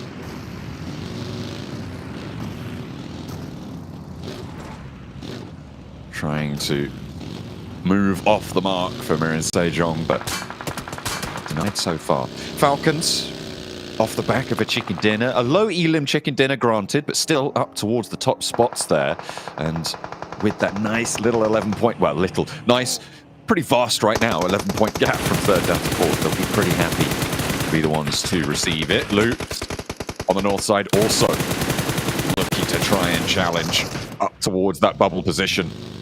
Every team definitely still within striking distance, but they're running their supply of games dry now.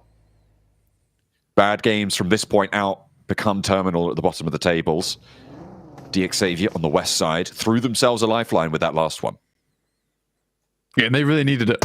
I mean, with DX Xavier, they jumped quite far up the lobby, but only into 9th place. Like, it wasn't a game that suddenly they could breathe a sigh of relief. It was a game that we might be able to get to the top 6 now.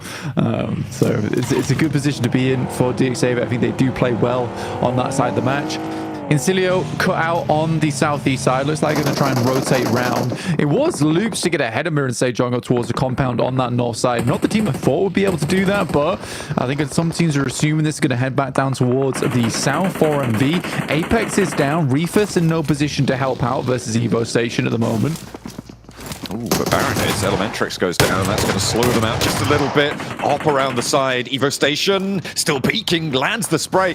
The shotgun shell through the window there. And now back to the AUG. Not bothering to confirm the flush, but docks up for the fight. Steps in through the door at Evo Station. Doesn't know which way's up. Will get taken down by the dock. And it's up to Baron and Doc to keep their teammates safe. D plus Kia, though, wanting to try and move through this one. Keep this fight under control. Keep it bleeding so that they can extract the points from it. 18-1 so far is their scoreline. They're in the top 6. They want to keep 4MV beneath them. 4MV is getting a little bit dicey right now. They do get one of the reses through. Apex is bleeding out slowly but surely, and I don't know how likely it's going to be that they're able to pick him back up again. They're dropping smokes to maybe get across to him here, but again, we say this a lot. Can play on as 3 and attempting to get that player back up again, maybe not the best of ideas for you. Eastern shift on the circle. This means D plus has to get a move on. They know they get the initial flush out here, so for them it's much more of a priority to move over towards that north side, but they're happy to just leave Nolbu behind alongside with one other player to hold out 4MV. A smart choice, and they can anchor back over towards Fabian and Chips. D plus Kia. We saw a couple of splits from them in that last game. It worked out quite well. They got a lot of points for it. So, looking to repeat that. A nice little separation on the southwest side to keep their options open. Not getting too bold. They could have very easily gone for a crash on this situation, Blank. And they could have very easily gone in and made that decision, but they didn't. They held back. They're playing those safe averages right now. It's Team Liquid losing players. It's Voindonkey ID putting their first point on the game and securing that top spot away from Incilio. 2 points behind now. Yeah, great news for Voindonkey ID. And again, this is a really long rotate a lot of times for Voindonkey ID. The fact they're in this position over towards the western side of Stalber is great. They have a location to play down towards the south side if they want it. But overall, Voindonkey ID looking to take control of that staging on the mountain, the staircase upwards. Stalwart playing in Stalber itself over towards those ruins. They're very much out of the action for quite a while, I'd imagine. Major Pride, though, down to one player in just AZ. Xavier making a wide wrap. They were up on the northwest edge blank near Severny, behind IWNRX, but they're wrapping down to the south side. They may spot a player from D+ here. This is a bit of an unexpected roll-up. If they can find this knock, it would be huge to open up this south side of the map, approach from that Yaz Lake, potentially. The Falcons are across the way, and D+ here may just have to send straight for it, forced into the fight by this rotate, this wide swing by Xavier. They're returning fire, however, in the meantime. From that high ground, Nolbu hops into the vehicle again. And Nate will just take that back step. A breather for Xavier. D+ Kia won't give in that easily. I mean, D+, a very smart choice. I like the way they're angling themselves as well, because they're sending Oshal as well as Nolbu to the front lines, essentially. And then they leave Fabian and Chips, their two best off-anglers, as backstops. So it's a very conscious decision, the way they're playing this. So they're always angling Oshal and Nolbu to the most dangerous regions of the map when it comes to those 2-2s.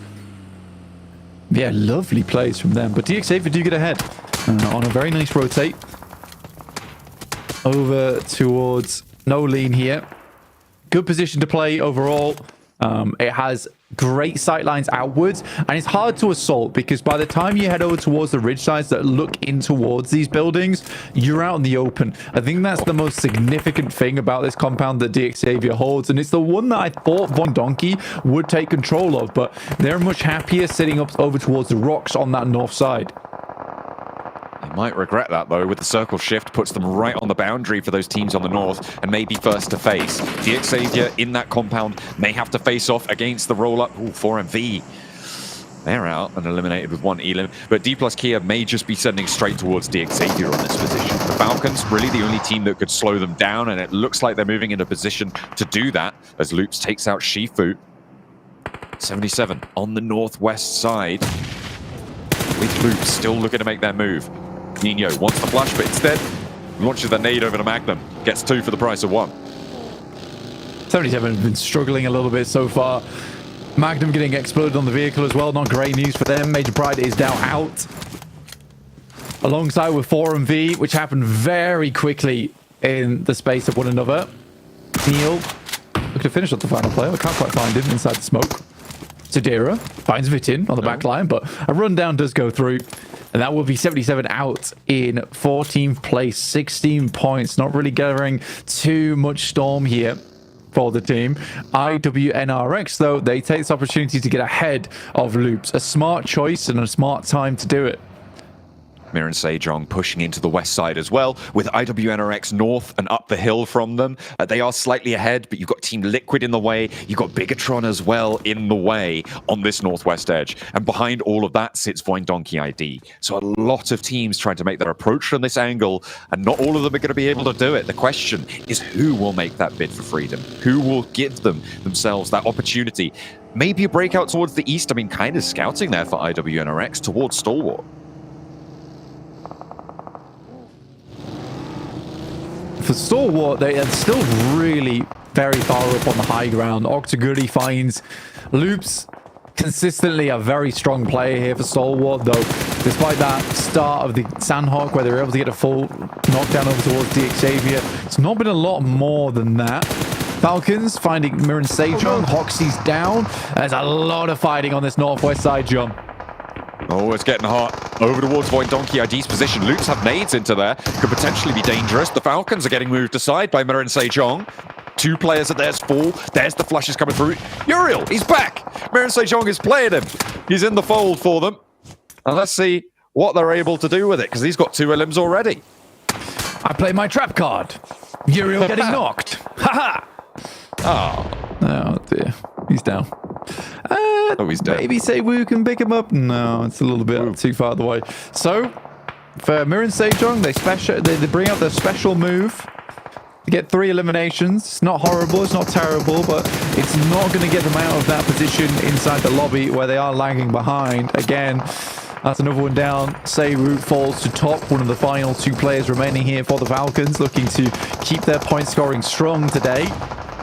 Yeah, hellish north side battle inside this circle. And RCB, another team, desperately needs to step up here. They have the center of the circle. They're facing off against the remainder of Loops. There is a waterfall right now. RCB have nades on towards Loops from the high ground. Loops have nades onto Voin Donkey ID from the high ground. It is nasty stuff. And the damage is rolling downhill here. You can see there's a Molotov over towards Potato on Voin Donkey ID. And RCB just going to continue to put pressure on from that even further higher ground. Oh, this is nasty. Everybody going low, going down here. And the northwest side continues to be a battleground. Yeah, the difference at the moment for Voin Donkey ID is that they're so out of the way, is that in certain ways they aren't all that exposed to these nades. Yes, that Molotov does go through, but what they're banking on at the moment is all of this. You can see over towards the northwest side. There is a bunch of eliminations to be picked up in the coming future. Not unless Team Liquid can shunt them aside, though, as Mythic makes his run out over towards the top. Voin Donkey is not looking out this way just yet. Could be dangerous and could be another Team Liquid spoiler, but no. Bigatron have Satar out in the wing and able to get another point, get a little bit further. 4 elims found. They're up to 9 points and has got a first aid. Blasted back, though. An immediate response. The play zone, actually, want to get that knock. 4 elims, not going to be enough to put them off that bottom side of the tables with Loops and Mir and Sejong both still alive and having elims too. For RCB, a likely win this game. For RCB, we talked about them earlier, needing to get themselves a big match to get themselves back in towards that running. Team Liquid taking down the rest of Falcons as Chief makes a big jump off the top side, and Voin Donkey's been waiting for this moment for quite a while. Will pick up that elimination. Potato is down, balled in the pot on the high ground, but he will get back up into the action, ready to mash the opposition. Kim is shots over towards Nolbu. This is over towards that south side. D+ have just been basically playing around this lake for a long while up against Incilio. And this fight is always funny to me because in this position, there's basically not a lot of opportunity to take proper shots at one another. It's a case of we throw nades at one another until one of them hits. There's just no maneuverability. You can't flank out wide. And with the blue zone being on the far side of the lake, you can't take those off angles against it either. It is a pure linear up and over fight. And those nades hitting is the only thing that changes that. And that's exactly what Incilio have been able to find. Yeah. Finding that first elimination on the game. There's also this case where D+ lost a player for early, and Incilio makes the very good call to send 3TN over towards this position, which has cover from a lot of the high ground. But better yet, it means that D+ are locked into the location now. Because if they ever move out, 3TN always has sightlines over towards these positions. It's a smart move, and it's one that you see fairly commonly over here. It's a case of how you play it out. If you play it out well, yes, it's really successful. If you play it badly, you can start losing players all over the place. But I don't think Incilio have let this up, and they have really successfully held this position. Loops now versus Voin Donkey ID. It's one player alive in Rafinha, looking to take shots, but there immediately should be some clapback. Gets back behind the tree. Really well done. That will keep at least one of the players from Voin Donkey ID still up in action. We should be able to quickly clean out this last player from Rafinha. That should have been a flush for Rafinha. That's so unfortunate not to be able to find that for Loops, especially in the position they're in, desperately needing points. Voin Donkey ID, this is still a risky res, but a hard north shift on the circle blank gives them a little bit of time to play with. RCB now have Stalwart to worry about on that north side, and behind that, Voin Donkey ID will put pressure on. DX Xavier, in the meantime, they're starting to move out. They put 2 players forwards into the foothills underneath RCB. For Silas and the gang, it is very much an important game here. They had such a significant position inside the circle. Now they need to capitalize off the back of it. They've already got 5 eliminations, so well done to them. They have not been quiet inside this circle, holding on to this position. Stalwart, though, they were further up Stalwart than they were and have been able to slide in on behind them on that north side. RCB taking shots once again, but it's Voin Donkey actually sending them away here. Vexy with some wonderful shots on the Scar. He's got the SKS this time. A different DMR, but will still be able to take those tap shots over. The Scar on the backhand as well. And they are just about crunched into this circle. Stalwart don't have free reign to roll them down right now because of the RCB position. DXavier moving up, covering themselves off with these cliff hills.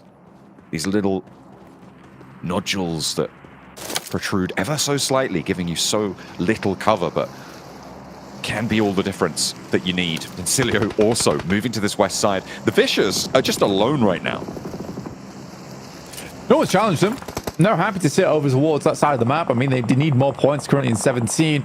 Cilio moving up towards RCB without really any contest whatsoever. Fash really just takes a little bit of damage and then will move away off the back of it. And Stalwart look to backstab over towards RCB. I think they're going to have to consolidate over towards the buildings. Good shots from Potato over towards DXavier, though, with the hand-in-hand action from Incilio. Big wraparound. Voin Donkey ID, they know they're not going to be able to get over the top, so they go around the sides here. Levi's is down in the meantime, 2 players alive, and Voin Donkey ID putting pressure on them with all 4 of them. The nades raining downhill. The smoke train keeps Lamborghini safe for a little bit. Razor does take a little lick of damage in response, but the nades keep on going. Stalwart suppressing this fight a little bit, but Vexy staying on that long-range back angle here. Split from the rest of the team. Lamborghini cut down, a nade over the top. The low ground, the only sanctuary for DXavier, but that will run dry soon. Point stolen by Incilio. I don't think Voin Donkey ID really care that much, though. All they're looking for here right now is placement points. They already got 6 eliminations. Into a top 6 is fantastic. Any team they can injure and wound just means a higher placing in this game. We said they needed around a 5-point average. They got 5 points that last match. They profited a little bit here with 6 points. And with the placement starting to rack up now, Voin Donkey ID is in a wonderful spot. They can go further. DXavier eliminated, the last player out. An unfortunate turn of events for them. It felt like maybe they had a chance here, but being downhill on the angle they held, really, really rough. Incilio's approach outside towards RCB, I mean, that really slow roll-up from Fash in the hovercraft seems to confuse them, because RCB now only have 1 player left to stand. Stalwart are crunching in on this north side, and I think RCB are about to go down. Indeed, they fall. 5 elims at a 5th place for the position they're in is pretty dire, Blank. Yeah, it's rough. I mean, for RCB, what they needed was a flex out either towards the west, the north, or the south. I don't think they could sit there for much longer. Gives you a lot of space and a lot of defense to work with, but eventually you're going to get rocked up on by the north squads as well as the south squads. You can both like play off the back of one another because neither have angles on each other, but do have angles over towards this location. Voin Donkey will take the scary move and move over towards his position. Nade goes out. Unfortunately, doesn't tag over towards the player from Incilio who just got rezzed on Westrom. No helmet for Zeta as well. You guys have been through it. Potato on the low ground, managed to get a refresh onto the level 3 helmet there. This is the Vicious. I mean, they've been alone for so long. You'd hope that they've established control over this one, but they're a little bit cut out on the edge. Not really too much ground to use to approach because of Stalwart's high ground angle. You can see the open hill that sits there. If the Vicious push up, they need that north side, that north pairing to move at the same time to put pressure on Stalwart and allow them through. Hee top 3 for me. That's what's going through Vicious's mind right now.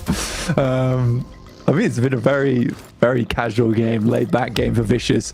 0 eliminations, but yeah, most likely a top 3 coming their way. We'll see what happens, though, because they do have to push through Incilio, who have a nice lineup. Honestly, probably the best position in the lobby at the moment to control. Voin Donkey ID, though, now starting to expend nades. You see them all having them in hand. They send them across the top side. One player did go down, and Voin Donkey ID actually taking control of this game, John. Getting in the driver's seat, 7 elims, and Stalwart They do have that high ground angle that pushes Incilio back. They can't really move forwards off of it, though.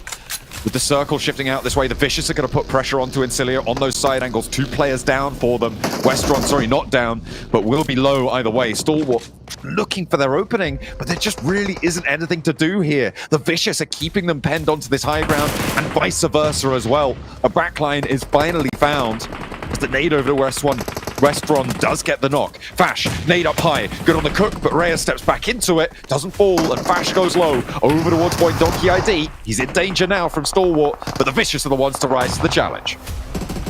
3TN looking to get further into this game, it seems. Point Donkey very low. Zeta goes down in the front line. That's the 3TN with a nice off angle. Potato extremely low as well, and it will be Octagori from that top side.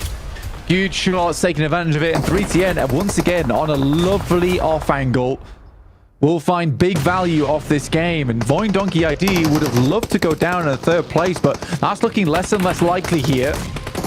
Clutchmaster down. It's up to the rest of Voin Donkey, but Potato's out as well. Vexy, the long-range specialist, now in the CQB.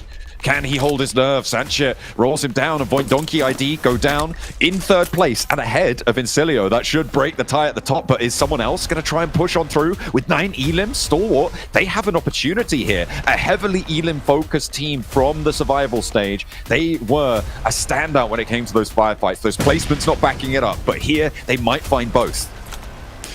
It's very telling of how both these teams have played, of where they're going to drop over towards the top 6, right? I think Stalwart has really pulled a lot of value out of this game. They took their time, they were patient with it. Now it is a test of them up against the Vicious, who have not taken a lot of fights, but equally don't have a lot of util to work with. Everyone full stimming. Octagui has to have a big impact here on that sideline. I'm not sure how I feel about this sideline push coming through from Stalwart, because it denies the sideline from Octaguri. Fearless goes down, and Octaguri cannot help, so Sancho and Fearless not really playing into their teammate here. Reyes has to go for the linear peak, though. Fortunately, it's going to work out, so it's all up to Octaguri as he descends down the hill. Doesn't take any damage from that spray. You kidding me? All right. Reyes allowed another opportunity, though, with the black to the blue. It is Octaguri to keep on going. Spotted under the vehicle, though. Threads the needle on the fight, and the Vicious take the chicken dinner. A very nice game for the Vicious, and that will see them a little bit happier in the tables. And you can tell just how much the last chance means to these teams. The celebrations are bombastic here. But yes, Stalwart makes a critical mistake at the last portion of the match, with Octaguri being so good on those off angles and hitting some fantastic shots, only for Sanchir and Fearless to essentially go rogue in that endgame. What were they thinking? It's scratching. They're scratching. That's what they're thinking. They got itchy foreheads here, Blake, because Sasha chimed in. Don't scratch. I'm going to scratch. The Vicious able to close out the game, though, playing from the eastern hand side. I mean, Max, we saw them pretty much avoid most of these fights here, making sure to get into the late game. And hey, you can't really knock it when it works. Yeah, it worked out just as they wanted here. They were like, okay, we'll just send it on, what was it, phase 2, I think, Jason, in the warehouse south of Stolber. Waited out, then they avoided the plethora of fights that were happening. Hotchik's northern side, you had 6-7 teams. You had teams fighting on the southern side like D plus Kia and Cilio. The west also had some fights happening around that compound with Deep Xavier. Central teams like RCB and Stalwart, and Vicious were just chilling on the east and just waiting for the circle to move in, and they were like, we get easy chicken dinner with what, like 5 eliminations to wrap it up. It's a way to do it, and that is a good amount of points when you only have 12 matches to play here in last chance. Hey, the Latinos clutching it up right here. We'd love to see that. I'll tell you one thing, though. You know, one thing that they need to kind of calm down is after a chicken dinner like this, those DAPs were just a little too hard. You know what I'm saying? Last thing you need is an injury at this stage. Gotta tap it up, right?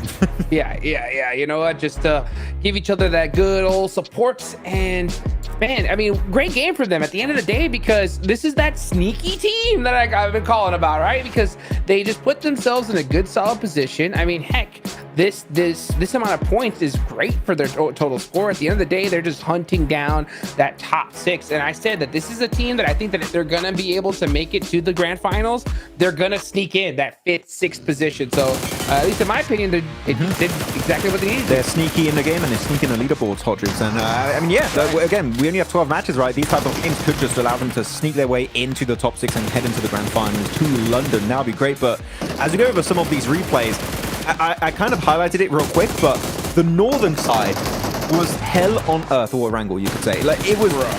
There were so many teams, so many angles. You thought you were safe, like, boom, no, that bush is actually alive and it's got like 3 players inside of it and you're pretty much donezo. And despite all of that happening, the big highlight of this game is that Voin Donkey ID was still able to weather the storm. They were in not an amazing spot. They were downhill, Harry Potter Tower, and they could have gone involved to third party, all those teams, but no, they're like, no, we're going to let them do the dirty work and pick up the pieces at the end. And literally, for them to get to the point they did, that was the best decision they could have ever made this Erangel game. I mean, just to backtrack even a little bit, just the fact that how they got there was so insane, because right when we saw the drop and the first circle, I was like, because I believe Kameshki was their secondary drop location, right? Yes. But instead, they ended up going and choosing Primorse. And after that circle, they had to make the long rotation all the way up north, and they were the furthest team away. They took the longest to get there, but then all of a sudden they just rotated pretty much to almost the center of the circle and just made it work from there. So you guys are talking about like Voin. I wanted to talk about Incilio. I mean, they dropped over towards Milta. They went through Yasnaya, and they were like the slowest team to rotate coming from the south. But the way that they play around 3TN, it's almost like reminiscent of like Team Spirit in my eyes. Like that kind of craziness where they put like Nomi in these weird positions. Like they were fighting D+ like on that little cliff side. And 3TN was completely away from his team on a high ground to give them cover, to actually force them to play like super on the ridge. So they couldn't actually come up and look for angles. I just kind of love the way they're playing around 3TN, because it's not the first time we've seen this. It's not the last time we've seen it. As we take a look here at a match rankings, I mean, 16 points for Vicious is going to be huge. Major Pride, though, I did talk about them a little bit more watching the game. They are starting to slip away. They were one of the surprise teams for me, taking a look at them from CSA till now. But unfortunately, they might have just faltered right at the finish line. They are faltering big time right now. It's after the league stage performance, I think that now teams have improved. So we highlighted how many teams improved, right, going into now the survival / last chance. And Major Pride, I think they reached their peak in the league stage, and now they're just faltering because so many teams have stepped up. Again, the third parties are happening pretty much left, right, and center, and they are just struggling to deal with such an aggressive lobby. And I think that this might be actually, unfortunately, the finish line for Major Pride, because we have not seen them do anything here except getting third-partied, it seems. Pretty sure, Hot Jukes, during the league stage, you saw them starting to pop off, and you're like, don't peek. And they're like, we're going to peek. And then from there on, they couldn't kind of manage it. Yeah, and wasn't Major Pride the team, Jason, that we talked about? Like, hey, you know what? Stop that. Like save some of those chicken dinners for the last chance. Yeah, man. And you don't want to peak too early in a tournament, especially if you're not going to qualify, through the group stage, and you have to play through the survival, then last chance. And we're in last chance, and we're here currently looking at our top 6, and see, they're going to be sitting in first place with Voin Donkey behind them in second, as we will see the Vicious and Sour both breach top 6. Vicious. But again, the point gap isn't that big, so any decent game right now could easily push you in a top 6. It's kind of about who's like the top at the moment and who could potentially jump back in. Yeah, I mean, as of right now, we had some good games from pretty much all these teams in the top 6. Though I do want to bring up the topic here, and I think, Jason, we mentioned it quite a bit this game, and looking at Regnum Cobra. Its central positions typically are a great thing to hold on to, but with a circle like this on the side of Stalwart, it became a curse because you had so many angles looking their way. You had Stalwart uphill, you had the Ridge played by D Xavier and Voin, and then you had Incilio versus Vicious. They were just holding the Ridge, so like they were just locking RCB in that position, and then they just got completely obliterated by the off angle. So unfortunate, good rotate, but the center was a bit of a curse for them, and because of that, they will be pushed out of the top 6. Yeah, and I wonder if that's like a big change up, like from the strategy from Incilio, because these guys are just living life on the edge right now, and it's working out so well from them. We were kind of talking about that, Max, right? Like these guys are just choosing those play styles, they're hunting down the sidelines, and they're winning those fights, and it's been working out for them really well. And I do agree, like, yeah, center position, it's great and all, especially on that kind of like hill mountainside, but there's sometimes when you pick a position that's just too juicy, and every single squad wants it, and you just get picked apart bit by bit. Now that's what happened to Random Karia. Well, you know, we did touch on Major Pride before about peaking too early in the tournament. Mir and Sejong, I think for me, has been kind of unfortunately a letdown. I had such high hopes for them after seeing them in the group stage. Like, what a ridiculous performance out of this team from South Korea here, Max. And yet, as you get into last chance, it seems like they've run out of steam. Yeah, and the thing is, I think it's mostly because so many teams are, again, we talked about the fact that we're seeing so many third parties happening, but in this game, Jason, realistically, looking back on already the games off survival stage and now today in last chance, when have we seen like 3-4 central positions open for the taking? Realistically, not really often. Not often. And that was very heavily focused on by Mir and Sejong in their group stage. Like, oh, teams are a little bit slow to rotate here. We go center, we have these 4-man splits, then 2-2 splits, and we regroup in the better compound. They would do it as much as they possibly could. Teams are so much faster. Like, I mean, the lobby gameplay style and like strats have significantly improved between the start and the end now of this group stage. That playstyle of getting center and trying to get these big flexes is not working out anymore. And I gotta say, teams that have been able to adapt, like Incilio, for example, are just completely flourishing in the last chance. And unfortunately, Mir and Sejong, I think, are kind of locked in their old ways of playstyle in, of course, South Korea and the start of the group stage. As of right now, is just not as good as it used to be, Hot Juice. Yeah, you know what's even worse is that we're about to head into Miramar, and I'm getting a little bit worried for Mir and Sejong. Miramar, baby. I love that. That's what I'm talking about. And I'll tell you one thing is that there is a big possibility that we're going to see a little bit of a hot drop situation in Chumacerra with none other than 4MB. Okay, so that is spraying on yourself. I'm so sorry to interrupt you, but he sprays in his mouth, then on his chest, then he sees a teammate spraying on his face. What is in this magic bottle that is helping Boy Donkey play so well? I'm telling you, dude, I think Defiant has got like hooked them up with some of that like Bugs Bunny secret stuff. You know what I'm saying? From Space Jam. That's exactly what I was thinking, right? Man. It's wild because I mean these guys are just like looking like in a totally different monsters right now. Monstars. Yeah, man, they're being the Monstars, the Dunk Stars, man. With the way they're currently playing, 25 seconds left to go in this match. Dunk Stars, baby, like let's donkeys. go. Going Dunk Stars. Oh, dude, the desk gets weirder and weirder every day. They're unstoppable. They're unstoppable. I guarantee you definitely would approve of this. Yes, you would. Yeah, you know, he messaged me. He's like, yeah, Jason, you can use it. Right now, he literally messaged me. He's like, okay, cool. Nice to hear, man. But we're actually gonna be heading into that first Miramar of the day. Honestly, I don't want to throw it to these two because I'm pretty sure John's just gonna rip into me for what I said, but I'm contractually obligated to do so. John Allen and Blink, take it away. Looking forward to seeing what the Doinks have got to say today for the rest of the matches here on Miramar as we head on in. The number of monikers this team has got is growing. What have we got? The Doink Stars. We've got Count Von Doinky. We've got Von Donkeys in general, which is just their name. Blank. The list goes on. Well, I just heard you call them the Doink Doinks. Doinks. Yeah, that's right. That was a new one that I've not heard before, but yeah, adding to the canon.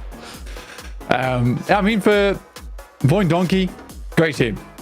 Great name as well. Maybe the best name that there is overall. I was excited to cast them, but it was more because of the name than anything. I didn't also expect them to just rip all the other teams apart at the same time. And it must feel bad getting demolished by donkeys. That is true. I feel like there's jokes in there that I can't quite access yet, but maybe after the stream I'll let you in as a couple of the lines that I'm going to go for. We'll see. Maybe tomorrow. IWNRX going to be hitting out to that east side. In general, a little bit lackluster so far on Erangel, on Sanhok as well. We're looking for a little bit more. Trikie not really represented to the maximum of their ability so far in this stage of the tournament. ITB NRX do have semi-decent performances over on Miramar. They're a team that performs pretty well everywhere. I think they have a singular map where they're pretty bad at it. Just they haven't had those crazy performances come out just yet. There is still time, though. There's still time. But with teams getting those chicken dinners game after game, putting themselves in towards that top 6, it's getting more difficult. Incilio and Voin Donkey both far and ahead of everyone else inside of this lobby. Falcons, Vicious, Stalwart, and D+. Currently are the teams battling to get in. But with RCB on the last game, although not terrible, they do get themselves into 7th place here, John. Yeah, the Vicious, they were able to close things down. We caught up with them in the break. Welcome back to a quick interview with the 7WG. This one I'm joined by the Vicious Reyes. I'm gonna have to say it in Spanish, then I'll translate it. How are you guys feeling today? Feels like you guys have definitely calmed your nerves and stepped it up. Parece que estaban como nerviosos en los primeros 2 juegos y después se calmaron. ¿Cómo se están sintiendo ahorita? La verdad sí, en las primeras 2 partidas estábamos un poquito como ansiosos, acelerados, pero logramos calmar eso y literal nos soltamos y jugar el juego, solo eso. Yeah, in the first 2 games we were a bit nervous, we were a bit anxious, but then it feels like we calmed down. Now we're just playing our game and we're just going to keep on doing it. Felicidades, ojalá sigan así. Back to you guys. I don't know the Sevens. I did know the Sevens spoke Spanish there, but fantastic stuff. Thank you very much. Keeping that mental game cool. I mean, that seems to be the running theme, right? Of just keeping yourself in the game, head down, let's get on with the job, because that is what they're here to do, to put points up on the table. You get great results, sure. You can't let it get to your head. You cannot take a beat because the teams around you will push you out the way at a moment's notice. I like that you were going to make that joke and then you backstepped immediately. You're like, I don't know. Yeah, for everyone's concerned, you know, it's very obvious that 7 is in fact English. Comes from the United Kingdom. He's a Yorkshireman, I've heard. That's where he's based. Yeah, that's right. He's actually Kalaris in a costume. And he's been working on Duolingo. You know, his accent's not quite there yet, but you know, he's pretty fluent. Yeah. Yeah, we can give you a couple of lessons, 7. Make sure that you're, you know, fully up to scratch. But fantastic stuff, obviously. Big props to 7, who's been fantastic, by the way. Props to him over the course of this entire tournament, getting so much juicy info, those little tidbits, doing wonders for the stories that we've been telling here. And I hope that continues. Would be good to see. Let's take a look at Miramar now, though. This is our first of the 4 set of Miramars we will have over Last Chance. It's tough, man. Only 2 days of play is always really, really rough.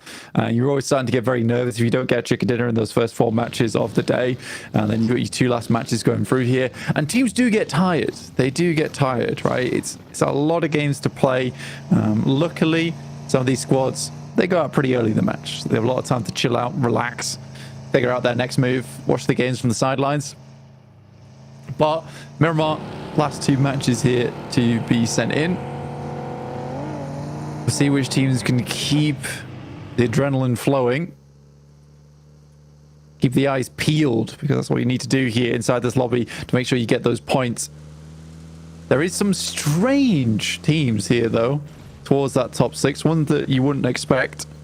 I mean, Stalwart, the Vicious, Incilio maybe a couple of days ago, but not anymore.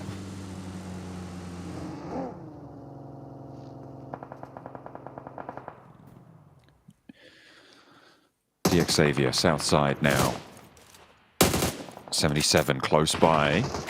Bit of danger, a wide spread for Xavier, and there's an opening being found. Oh no, things continue to go downhill.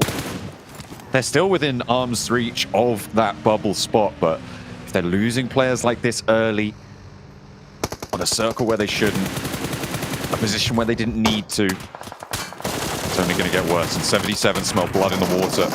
An immediate response coming on through, and Lamborghini, the first to fall. And Parachin as well, 1 player alive. They're being bled dry by 77, who pushed them out of the tables. If Xavier, imagine if they hadn't got that good game versus Falcons on Erangel. It would be game over at this point for this team. Absolutely. And if we're looking at that points barrier being around about 80 in 6th place, for Xavier, tomorrow's going to be hard. It's going to be really hard. We have seen teams put up ridiculous performances in a singular day, but for D+, even they put up 75 points in 1 day, and that was it. All the juice was out of the tank. They were tired. They were drained. You've got to be able to keep yourselves up in those spirits. I mean, that's what we were hearing from the Vicious just there, from the other teams that we've listened to as well. That is what they've got to their names, and it's got to be so much harder to achieve that mental state when you're up against it at the bottom of the tables. The double roll up for IWNRX, they're not going to hesitate. The nade over the top, Elementrix close by, does get the healing done, and Frozen caught unaware, doesn't go down to it, and that is crucial. Steps around, steps up, and IWNRX take Elementrix out of the mix as well. A swift rotate as well from 77 to get to the west side of this fight. They're trying to get ahead. IWNRX, such an important game for them going forward. Major Pride losing a player or two. Major Pride and DXavier looks like they're on the path to mutually assured destruction inside of this lobby. Both teams taking pieces out of each other that they're not going to be getting back. It's getting to the point now where Major Pride as well as DXavier might need to meet up in secret and form a truce.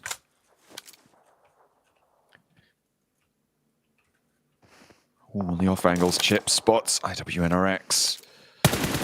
Losing one of their players now, so down to 3. But the fighting rages on the road to Picardo. From Los Leones, it's really tough stuff on the southeast side. The teams on the surround looking to move on in. The circle pops and it goes right on top of them. Oh, this is nasty news for the teams who've gone down there already.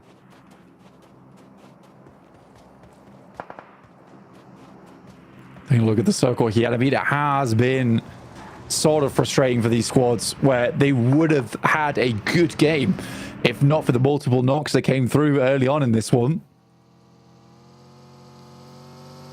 Falcons, though, make a decent rotate down towards the south side, alongside with Stalwart currently in 4th place. That clutch potential you were talking about last game, certainly there for them. And it's 4MV that I am looking towards now. 19 points, making a rotate on that western side, have a decent position inside the circle.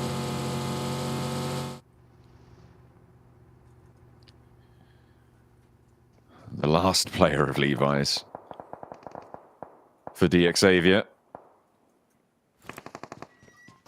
He's just holding it down right now. I mean, Falcons being here, if they don't crash on this position, will be a pretty decent bodyguard, but this 2-2 split on a circle like this, I think that north point might be too exposed for their liking. Expecting a regroup in stage 3. We'll see if they're able to enact that. Team Liquid look for the crossing, but Mythic's already cut out. The team's littered on the south side of Picardo, on the west side of Los Leones. The exit from Chumacera. Everybody who has had access has moved in fast, and for a little bit of the burn in the desert. Team Liquid losing Mythic. Mythic, honestly, is a pretty strong player on the side of Team Liquid. Often is that backstop member, and I do think he is the keystone for that team a lot of times. It's unfortunate losing him here for Team Liquid. IWNRX going down to just 2 players, John. Yes, sure, they get 3 elims, but not a good result for them considering where they were inside the circle. RCB trying to make things work from that northwest side off the back of a game that could have gone their way. The slight missteps towards the end, not enough movement around the side to get themselves into a better position. And I think that is RCB at the moment. I think they're worried, they're scared to take some of these big moves. I mean, you have to be, right? I mean, they're right on that bubble. It's a nerve-wracking place to be. It's better than some, sure, but they haven't really displayed their full prowess that I think we've seen from them in the past. Re-establishing themselves within the dynamic of this lobby. Pretty rough. Rough going for a lot of teams, in fact. But it's those teams with that strategic approach to it. It's Incilio, it's Voindonkey ID, who have really shown that it matters. Having these strong rotates, finding these small openings, these small advantages, they've profited off them magnificently. But teams that generally rely a little bit more on their firepower aren't quite going the distance here. A hard east shift brings us back a little bit towards Los Leones, but it's still those hills to the south of Picardo Blanc that are the major feature, and all of those teams bunched up there. Yeah, for Moon Sejong, Loops, the Vicious, all in to make their way through those foothills towards that northern side. 4MV cut out a little bit here. I think for 4MV, it's likely going to be a bit more of a janitorial role inside the lobby at the moment, clearing out teams off towards the south and the north as BTR as well as Voindonkey, our 2 Indonesian teams, make a break for it on that northwest side down towards 4MV.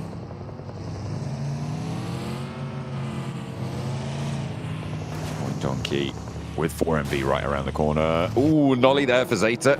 Sticks the landing. Perfect form. Not quite ideal. Bobbles over the ridge lines. Falcon spraying down towards BTR on the approach, but not really connecting, unfortunately. And up into the compound. They haven't managed to stop it. East has to fall back here, and BTR have the crash. East gets caught on the cross. Hansdale's there on the off angle. And that is going to be a lost player. But another team's going to rock straight back on up as well. It's going to be 4MV. They don't have position, though, to go into this position. They don't have the angle to approach. BTR have usurped that, and they'll have to go further. D Plus finding 4MV on their approach of Baron, but I think 4MV have found at least something of a home here. Someone else's home, at least. D Plus trying to get 4MV out of their swamp right now. Easier said than done. Apex, nade for Nolbu, primed and ready. Needs the bounce, puts the pin back in. Heal comes through for D plus Kia. Staying alive as 3 in this position would be great news, but they have to get rid of Apex first. The last player for 4MV. Drops the nade. Nolbu takes a step back. Apex crosses the door. Looking to maneuver this one. D plus Kia. They read into that. They get on the outside there. Apex exposes a little bit to this off angle. Spots chips on the wide wrap. Knows there's players from behind, but yeah, they just push straight on in. Looked a little bit lost there. A little bit clumsy. After what was a decent start to the hold. He sort of lazily turns around and goes like, oh, look at the back door. Bang. Yeah. Has he got the exposed Winnie? the back of his head. Yeah, sad stuff. He might do. I didn't quite see. My vMix is covering it right now. Which means nothing to everyone at home, but it's production software. There you go. The TIL in chat right now, please. 77 up towards that north side. Currently in quite a strong position to play off the back of this one, considering most teams are in a worrisome spot around the edges of the map. D Plus do hold out in their swamp. Yeah. We'll now look to get rid of the rest of the mythical creatures and teams to assault their location. I think Team Liquid already lost Mythic, actually, on the northeast side. They are going to have to approach, though. BTR making their way through. It looks like that, yeah, Lapar got spotted on the back there. There's 77 with 3 players alive, moving from the north. D plus Kia on the south side of this road. Zuxi goes down as well for BTR. Hansel and Satar on the inside, but teams all around them looking to take shots. This is pretty nasty stuff. You can't really go for this full fight and commit to it. Incilio, a wide 2-2 split on the south side, breaching out. Miran Sejong still playing Uriel, by the way, and Loops on that southwest side. A little bit bold, but they have angles onto this fight as well from the high ground on the western side of that 2-2 split. That's suppressing the south edge of this. So a D plus Kia. Poor Magnum. Just gets to the fight. Is met with a nade to the face. Gets inside off the back of that. We'll go for a quick heal up. Limbo Boom currently doing the majority of the work so far for 77. IWNRX still going on with 2 right now, by the way. Not a bad result from them. Incilio did regroup versus Loops. But I think they already took their pound of flesh from that team. They go down 1 player. Now Incilio looks to close in on towards Loops' side of things. Constrict them like a snake over towards the high ground. Ooh. Got the Car 98 in play. Seeing some interesting choices on weaponry. I wonder if that Winnie's going to stay in the pocket for chips for D plus K. I feel like it might not, but would be interesting. It's my favorite. Aesthetically, it's my favorite weapon in the game. I absolutely love it. That long scope down the side. Ooh, can't get enough of it. I like the dualies, me personally. Okay. That's my favorite. Chasing them down. Laser beam. It's good. Zeta here up against RCB, who get themselves into a precarious scenario. Kimmich has to duck out of there, but unable to reach the speeds required. Ooh. The M16, the fake DMR play for Vexy, and Zeta up on the high ground. just plinking away. And RCB losing 2. I mean, it's so difficult to make your approach. There's nowhere really you can go. And the fact that Voindonkey have moved into this position, which was, by the way, the west side of the Incilio 2-2 split that they regrouped out to the east now. Really probably necessary for them, but Voindonkey ID are able to take this position. It's massive high ground over the compounds to the north with Falcons, to the northeast with BTR, with 77, with D plus Kia, all 3 of them basically in the same compound. But they still have great oversight onto it. The unfortunate news is that they're on the edge of the circle. Oh, a nasty nade from Vexy down the hill. Looks to send another in, and that looks like it's on target. Bounces high, and they will need to run over towards him to pick him back up again. Falcons finishes off Silas. Over towards that western edge, wherever they get a first pickup. BTR, D+, and 77 all sharing a location on the map. But for how long is the true question here. Another nade will seal the deal. Stamps the contract. Vexy puts another soul in his back pocket. He's racking them up. Behind the wall, and that's the advantage of high ground. Just sitting there, peering down upon everyone beneath you. There's the crash, the Vicious. Down the hill. A short crash, but a necessary one nonetheless. They have to move through this compound. Kine hops out through the vehicle, taking a couple of shots from across the way. Just get away with it. I think that might have been from either Stalwart or from Levi's, potentially. Could be that central compound, but the Vicious moving through. Looking to try and keep that hot streak rolling. Nades in hand. Pins pulled on 2. Kine with the response. Zed Wolf as well. The nade bounces in and finds both of them in one. Diminor dismantles them, and 2 points added to the Vicious's tally. IWNRX, only 3 on the game. Yoink! Give me that loot. They're in stage Jung, moving up. They're getting the Voindonkey. Currently the counts. They hold the mana. And then the mana is locked down for the time being. There'll be no entrance, no sanctuary, no locale to be found here for any of the squads other than the counts themselves. Voindonkey. Did take a shot along the way, though. DXavier eliminated in the meantime. Down in 12th place, that might sink lower. Team Liquid on the roll-up. There's the Vicious looking to try and keep themselves alive here. Ayala, they'll actually find another approach on it, but how did he not go down to that? Ayala, Team Liquid, the Clutch Masters? Not quite. Not able to do it this time around. Voindonkey, sure. The Vicious, nah, not going to be able to do that. Got his bumper-proof tuxedo on today, apparently. But yeah, he should have realistically gone down to that one, absolutely. But just takes it to the solar plexus, which is going to hurt. But not as much as a couple of bullets to the body. Well, Voindonkey up to 4 eliminations. I think Voindonkey coming tomorrow. They're in our top 6, guaranteed. I really don't think they're moving. The amount of seriously cool movements, seriously awesome nades they've thrown from this location. I don't think there's any way anyone's going to dismount this team tomorrow. Even if they have a bad day, they should still make it in. It has been incredible to watch. Some of my favorite PUBG Mobile has been playing today, and from one singular team. It has been a true display of skill from Voindonkey ID. Certainly. I mean, I had my bubble predicted at around 80 blank, and I'm expecting it to flatten a little bit on this curve, but right now with 25 points on that 6th place bubble, 26 with that elimination, and 25 behind it in 7th place, that expectation may have to get lowered after the performances we've seen today be so well distributed across every single one of our teams, bar a few, granted, towards the bottom end of the tables. Everybody's just grabbing these points wherever they can. Rafinha looks for the bolt action, not quite able to pump the shot over towards 3TN. Has to hit that first aid. This is stage 5, unresable zone, as Vitinho stands forwards, gets rebuffed, backed off by Incilio. All 4 of them stay alive, and Loops can't find their way in. Incilio right now just in such a good spot themselves. I mean, they'll move towards that northern side, but they've already got a lot done down towards the south. Only 9 teams remaining.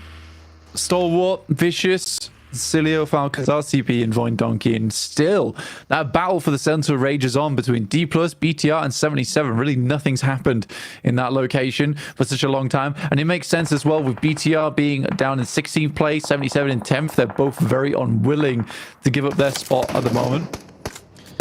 Voindonkey going to have to leave that high ground, though. They will have to give up that spot. There is a little pocket in the ridgeline that sits to their southeast that is just about in the circle, and they may look to try and challenge for that. But Incilio have eyes on that too. Both of them, probably, that's their next transitional point, and it will be a fight, not only for that position, but for the top of the tables. Falcons on for another good game here, actually, on the northwest side. Pick themselves up a loot crate. Wine Donkey know that they should have a reasonable path over towards RCB. Here's a question of taking down one sole player. I don't think Void Donkey are going to have too much trouble doing that. And the Vicious, once again, looking for another top 3 for me moment on the eastern side. This is that pocket that I was talking about, right? That transition down for Void Donkey. Incilio a little bit slower to it, but there's a lot of ridgeline to play around. It is covered off with the plateau that they sit in from the compound to the north of them. Just about, as Razor looks to move on in. Cut a clean path on through. Potato get a hold off Incilio, and they need to move fairly fast. You can see the shots coming through from D plus Kia as well. This is that pocket. Void Donkey looking to hold out. And the small ridge lines, their only bastion. Red Clip goes down, but a trade-off from 3TN. Needing to stand up now. Potato dashes out in the open with a backup on the crossfire from Vexy. The backline is there for Zeta to try and keep them anchored here. Grounded as 2 players from Incilio are down. Both of them on the forefront here. The 2 players left and the 2 players on the outside. Wanting that flush. Will be able to find a shot, maybe. There's 3TN chiming in with another knock. That flush does go through. There is a big possibility that Incilio is able to get a full reset on this one. Good nade from Potato over the top side, but unable to clinch himself there. A knock.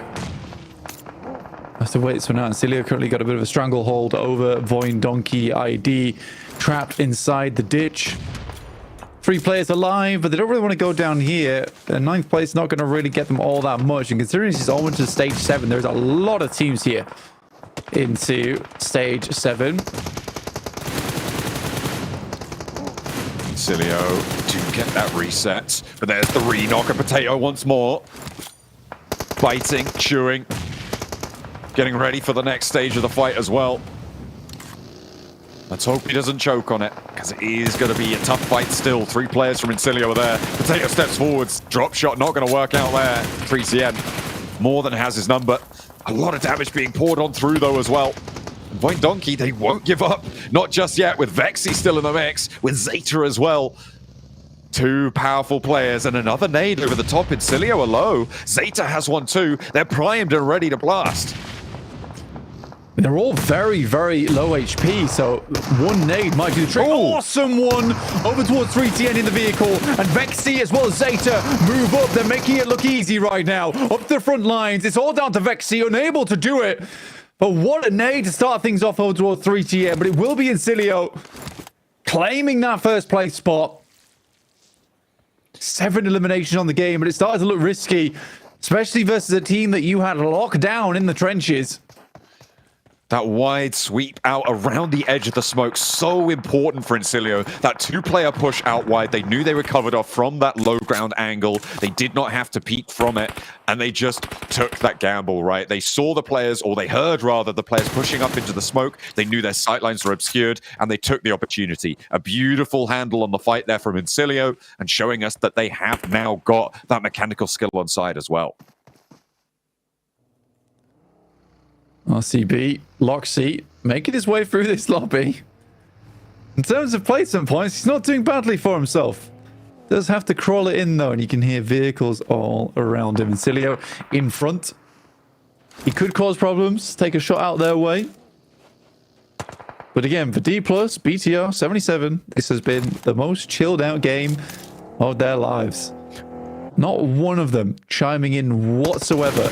All of them understanding that placement points right now are the king and the aim of the game.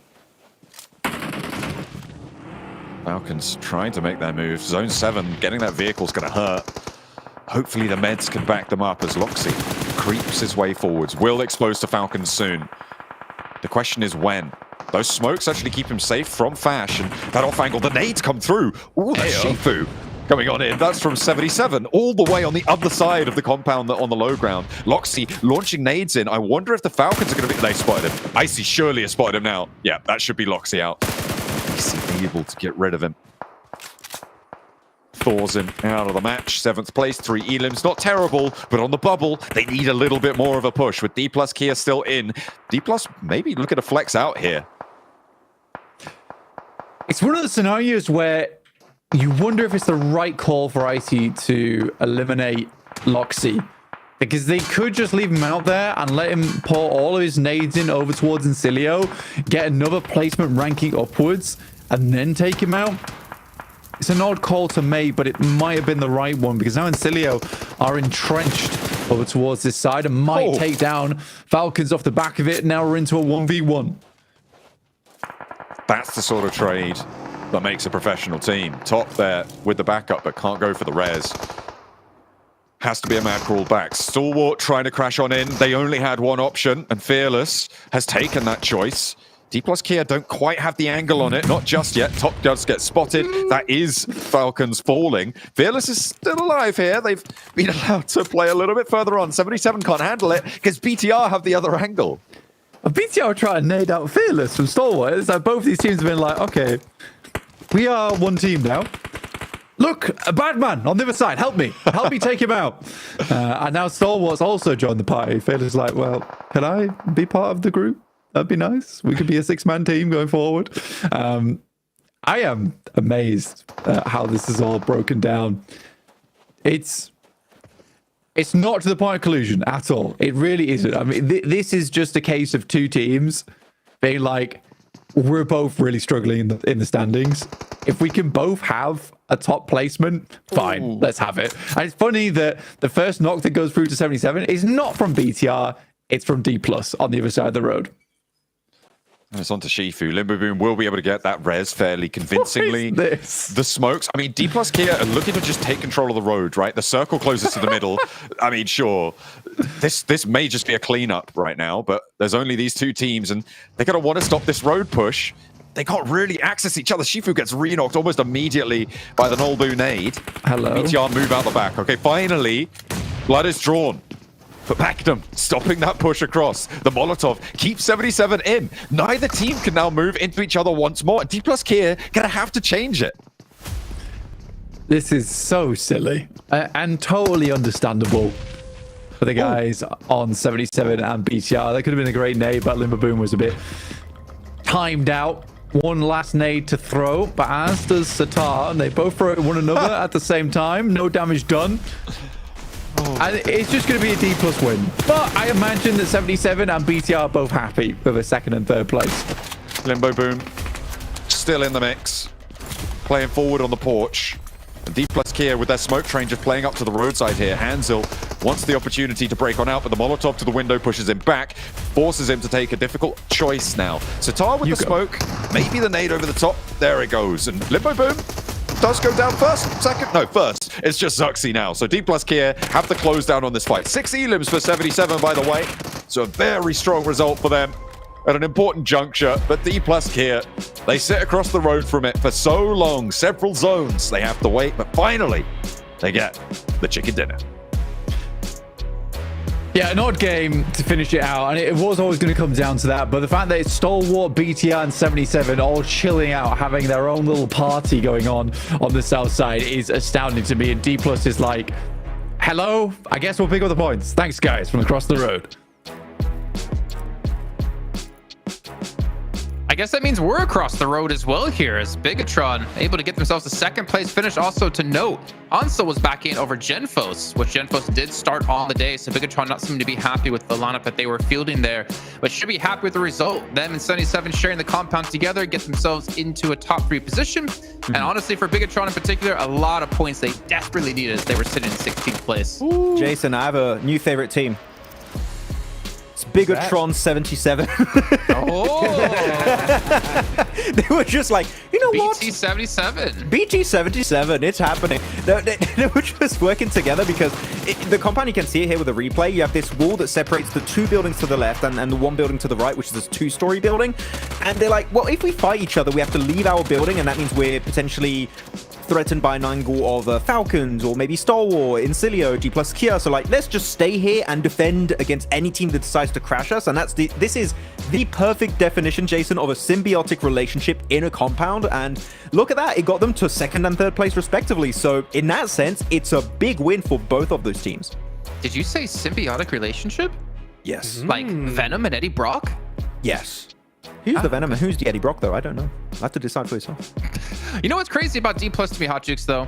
We were talking all about OSAL when it came to groups, and yet we're seeing other players step up on the team, like Noble in particular in survival stage. Now Last Chance has been doing fantastic, and such an important aspect of a team to have multiple players who can pop off and carry you through.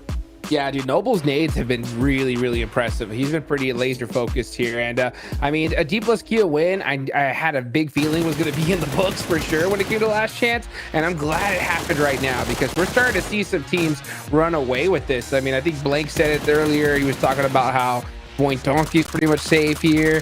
Incilio's pretty much safe. And I have to agree with them. I mean, they've already performed so well today that all they got to do is just, you know, play decently safe tomorrow, and they should make it into top 6. And that is what it's about at the end of the day here. And some other teams are looking like they have the potential to maintain a top 6. It's going to be Void Donkey playing from the church. And Max, you know, that fight they ended up having up against Incilio towards the south side, you really wanted to dive into because it was, as in your words, kind of, it was the only fight they could really take. Yeah, wait, are we going to get the sniper shot of Rafina? Oh, I didn't see. Oh, man, we had some cool Car 98 action from Rafina. He is like sick on that Car 98. But yeah, Voin here playing Church is an amazing position. It's actually the best single position in all of this kind of terrain when you had phase 3 pop, and this did very quickly. Luckily enough for them, they didn't have to fight for it. But the moment it moves away, Hot Jukes, we see this understanding that we know that a lot of teams north of us, like your Falcons, your BTRs, your D+ Kias, are looking at us. If we go down that slope, we are instantly going out of this game. Toast. Our only option is to push Incilio south to hope to have a good ridge to then continue our match. But realistically, the angles that Incilio had over the ridge south of them was just too good to push them out of it. Dude, I mean, they're the kings of the south side at this point. I mean, how many games in a row we see Incilio just there on the edge, right in the south, always edging, just cleaning, just making it happen, dude, right when they need to. Jason, that's how you do it. I mean, 12 points for Incilio, 19 for D+, 77 getting 11, Bigatron getting 10, Stalwart even getting themselves 8 on top of this. One team we're not seeing though, which you kind of have to question yet again here for 4MV. I feel like they blindly kind of sent it into D+ after being shot up by, I think it was Bigatron and Falcons on the transition. I'm not sure if it was completely blind, but the rotations out of 4MV definitely not netting a positive result here, Max. You don't have too many good compounds in this like mid-game circle, so it was just a very desperate call. But the thing is, it's not just this game. We've seen it happen a lot. And again, top 6? As of right now, 4MV for me, I said it a little bit earlier, right, Jason? They're not playing up to par, in my opinion, based on what we can expect from this team after winning back-to-back PMSL CSA in spring and fall season 2024. And the synergy, I think we're seeing a bit more synergy coming out for this team, playing a bit closer together, but the rotates here, it's not working out at all. And it's really hard to know exactly what's happening internally with the team in terms of comms and maybe the mental game of the team, but for me, this is not like in like the 4MV we expected heading in this tournament. Here we go. Noble going to be the MVP of the match, and for good reason here, Hot Jukes. I mean, we saw him take that road, take that ridge. He got the easy elimination onto the last Stalwart player. But I think, if I'm not mistaken, he did slightly overextend and get knocked himself, but eventually got picked up by his team since the Bigatron 77 fight was never ending. Yeah, dude. And you know what? I am shocked that it took this long to see that kind of symbiotic relationship happen. You know, I've expected it pretty much this tournament. I thought that's what we're going to see a lot more of because it just makes sense. You know what I'm saying? You have a good compound like that, just share it up and you're gonna get some good points on the board. And that's why I was so shocked when we see certain teams like just want to push each other and just take that dominant position when they could just share it up. But I don't know. Look at this right now. Stalwart, 33 points. That's the cutoff.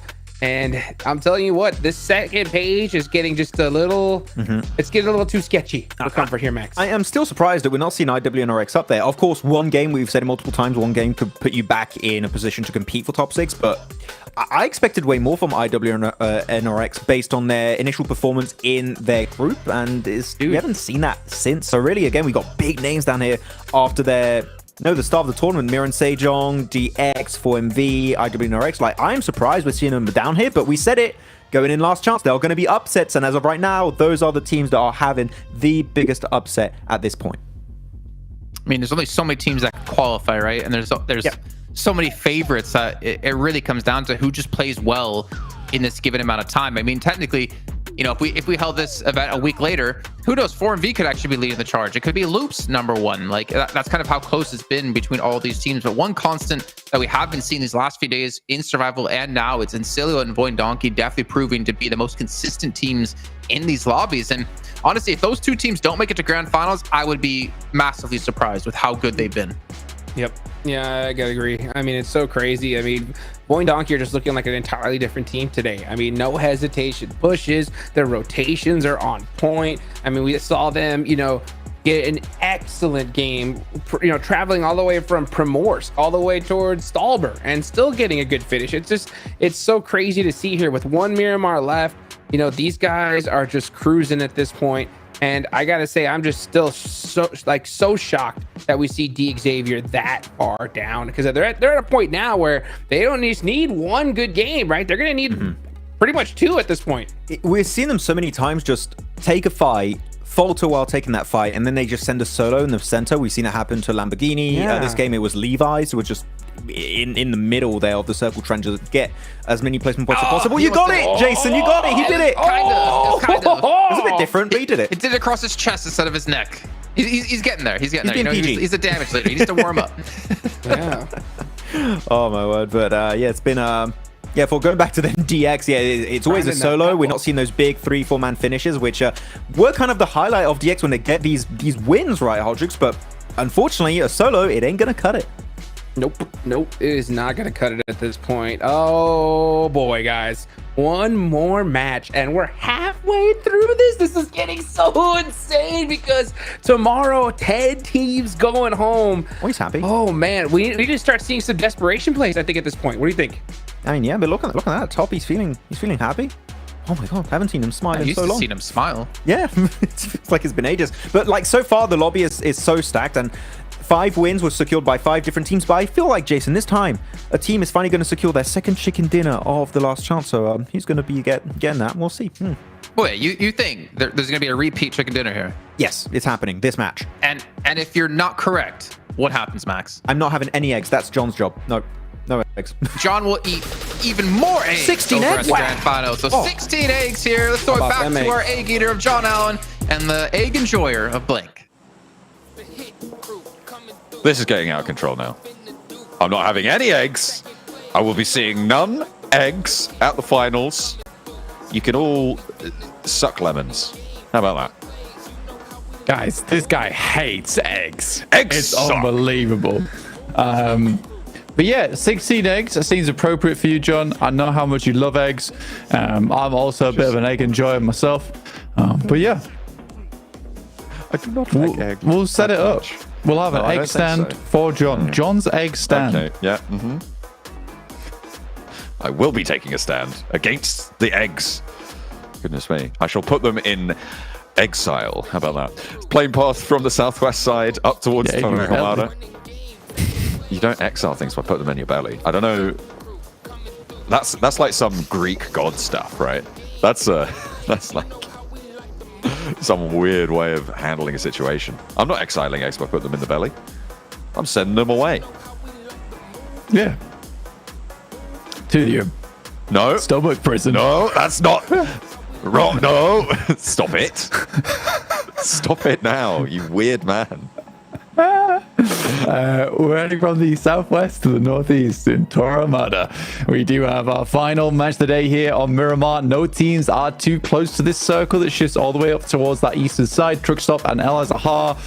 We do have a lot of our teams holding on for their dear lives, as we saw from Bigatron 77. That last game, both teams just accepting the fact that they desperately wanted for themselves a second and third place. Yeah, they are all treading on eggshells right now, not looking to upset their chance towards the top spot, because it would be just so excellent to be able to find your way over towards those finals in London. Oh, excellent. Goodness me. It's like I wasn't doing it on purpose. Goodness me. All right, let's get a little bit more sane here as we head over towards Loops. They are at the bottom of the tables right now. They need to have an uptick. 7 took the chance to find out a little bit about what's going on with them. Let's hear what he has to say. Welcome back to a quick report with the 7WG. This one's going to be in regards to Loops Esports, the team currently sitting in last place going into this last match. I got a chance to talk to their team manager, Julia, and she was saying that the players are just too much into their heads right now. Yesterday was such a tough day for them, considering that they were able to make it due to that tiebreaker. Right now, they're struggling with their mental. They're trying to snap out of it, and they're hoping that they can do some damage control in this last match. I mean, that would be brilliant, right? And it's, again, back to that theme of keeping that mental strong, keeping calm, cool, collected, and into the fight when you know you need it the most, right? Bottom of the tables, but 6th place still within reach. They're 20 points behind. Yeah, it's still possible for Loops, and we wouldn't want them to exit early. But I think for a lot of our teams, it's just more points on the board at this I'm point gonna in let time. you get away with that one. Okay, thank you. I appreciate that. But yeah, so for a lot of our squads, I just need some more points on the board.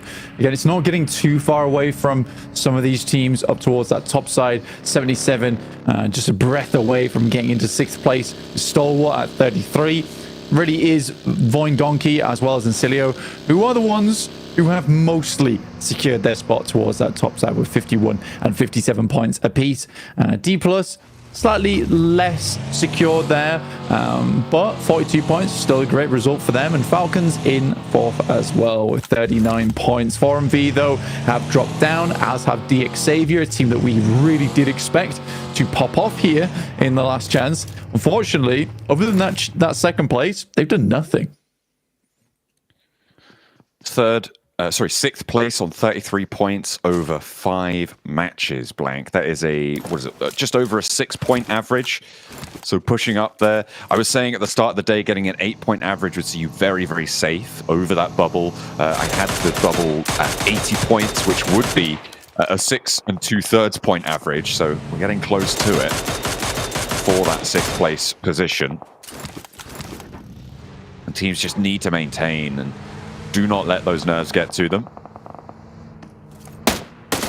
And there is 2 approaches to this, right? You either go for that floor increasing style of play, or you look to rely on big breakout games. That choice has been taken away from teams towards the bottom, but for teams towards the top, there is that real decision to make, right? Do we go for a bombastic opener here? Do we just try and get a 20-point game and just do it all in one? Or do we play a little bit more conserved, concise in their gameplay and go for those 6, 7, 8, 9-point games and try and just rack those up when it matters instead of going for those bold plays? For teams like Loops, Mirin Sejong, Major Pride at the bottom of the tables, they need to just go for these big strats. And I think that we will start to see that develop. Hopefully Loops can, as 7 brought up, get that damage control on board and get a chunk of points. Even if it's 10 here, which would still be a good game by any stretch, that could just keep them alive.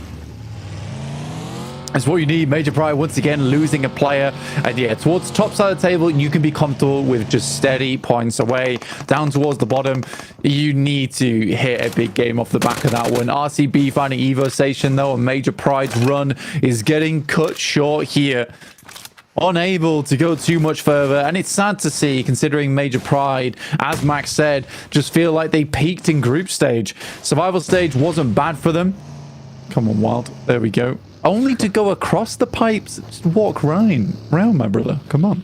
But yeah, over towards that eastern side of the map we go. IWNRX in a strong spot towards the center. As a Falcons, 77 move in nice and early, 27 points for them. Like I said, only a short stint behind Stalwart, but as are RCB making their way in from that western side. I actually quite like Minas Generalis over towards the western side of the map. A lot of times on this circle, you either get the hilltops down towards the south or you get that beach side on the northeast, but more often than not, you do head back over towards Graveyard, which would sit RCB in a good position. On that western side. You're right. I mean, that circle possibility could help them out a little bit, but we have to wait another minute and 20. I know we want to get there faster, but it's just got to be a little bit time biding for the time being.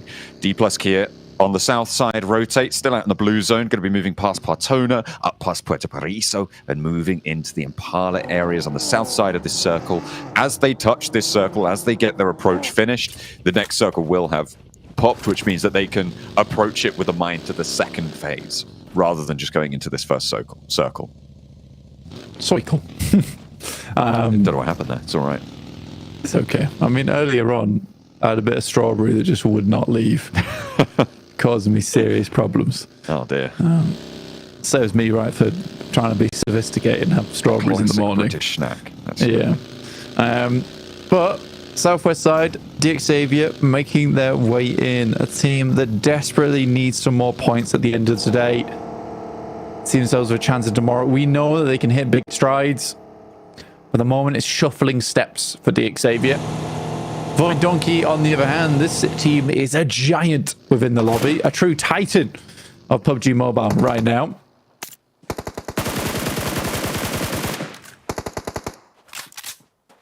Stalwart with the spray downs towards DX Xavier as they move past La Bandita. Next circle, hard north, up to El Azahar. Okay. This is a mad dash now for the teams on the south side. The hills around El Azahar, treacherous blank, that northeast side of the map. There are really three, well, with this circle, 4 hilltops that sit inside it. The northeast El Azahar hill, the northwest, the south, and the further southeast hilltop. These positions will be the linchpins of this El Azahar hold. It's going to stop a lot of teams from making their way in. I wonder how many teams are going to have to just send it straight into the city. Yeah, they've got to go fast. They've got to look like Turbo Granny here towards the end of the game and speed into position. 100 kilometers per hour here because it is looking troublesome. This is what I was talking about. Get that north shift on the circle always hurts a lot of teams, especially because it's that big ridge side that cuts off on the south side of El Azahar. Down goes Doc from 4MV. What's new? Oh dear. Oh dear. Me. I thought their day started well. I thought we were going to see a revitalized 4MV and they were going to show us just why they were so dominant in their region, but they're back up to their old tricks now, Blank, and it's just not panning out for them. 12th place, and they're looking to slip lower with plays like that, losing their approach and losing a potentially really strong spot as well on the south side of this circle.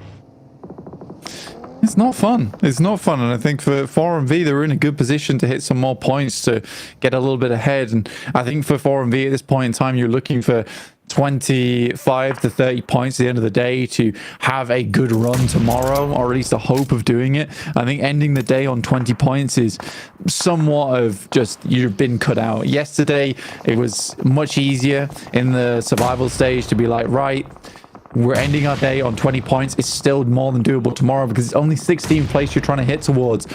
So the last chance is up towards 6th place. One bad day, and it is probably 8 to 9 teams fighting out for that 6th place coming tomorrow. Into El Azahar. The fights are popping off. Major Pride lose another. Void Donkey chiming in for the fight. Major Pride are split across so much of this ground, and they're getting taken down one by several different teams. DX Xavier tried to challenge AZ, but he hits the drop shot. The pump action for the second actually has to hit the inside. DX Xavier not losing a player there, not just yet, but that nade doing team damage there from across the road. Team Liquid not going to chime in. A nade over the top, but it's the AZ flex out after the heal to confirm the point for Major Pride. I don't think Team Liquid and DX Xavier are on the same team, John. Correct me if I'm wrong. I thought that nade came from the north side. I guess I from Team Liquid. Yeah. Okay, that makes a lot more sense. Yeah. DX Xavier much further behind here. And again, for DX Xavier, terrible start, as for Major Pride. And what do you know? It's Major Pride and DX Xavier fighting against one another. This feud was fun, and it was great. on the last day of survival stage. Here in last chance, it's getting to the point of silliness, realistically.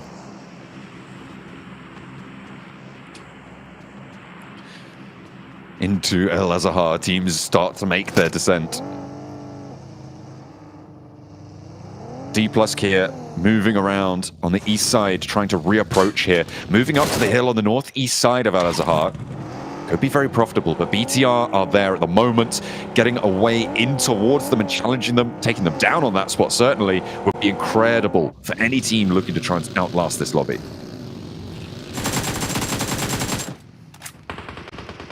D plus getting sent back there by 77. D plus try to make a bit of a wild rotate. And again, there's only one location to head through for D plus, and that's along that cliffside on the north edge, and 77 have them currently locked down. RCB similarly getting cut out a little bit. They lose another player, down to just 2 now. Survival chances limited, but in a much better position than a lot of our squads to get in towards that 6th place. Ideally, Stalwart goes down early in this game for a lot of our chasing squads. We'll see just how far Stalwart can get into this, how many more points they can get on board, but taking another knock here, John, is bad news. They are already fairly secure, though. It's a question of who pushes in and when onto that location. That should be resable unless a team looks to roll them down. Major Pride, with just AZ remaining, actually may have a decent chance to outlast some of the teams on the hillside surround, but 4MV wanted to put themselves in and amongst it. Sally forth into the valleys of El Azahar. Octagui out. Knocked. 1 player left remaining for Stalwart in Sanchia. This would be massively beneficial to a lot of our chasing squads. Keeping that 6th place mark a little bit more open is going to be super ideal. Nade goes down. Not quite far enough. Actually, I think there's just smoke's been set up on the front lines. Molotovs.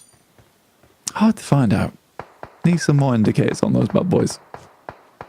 The burn down, but Stalwart recovered to 2 for the time being. BTR, I mean, they would love to take down Stalwart here, right? They're on 19 points. They're within striking distance with a big game, and the position that they hold, oh, I thought that one was in. The position that they hold over El Azahar is massive. If the circle goes away from the city, they have a massive game on their hands here and looking to push themselves up to be a 2nd Indonesian team, looking to take one of those 6 spots to the Grand Finals. But that relies on that shift going away, because if they have to push into the city, they may struggle as well. Moving into that east side is difficult. You've got the remnants of DX Xavier, 4MV, Stalwart, Team Liquid, Incilio from the south edge. Let's see where the circle takes us. Up towards the Vicious, alongside Mirin Sejong on that north side, happily playing in that area. 77 looking to clean out the final players of D+. You can see in the picture-in-picture on your screen. Yeah, Voindonkey IT, once again, in a strong position. Incilio a little bit further out there, fighting off against the Falcons. On the south side.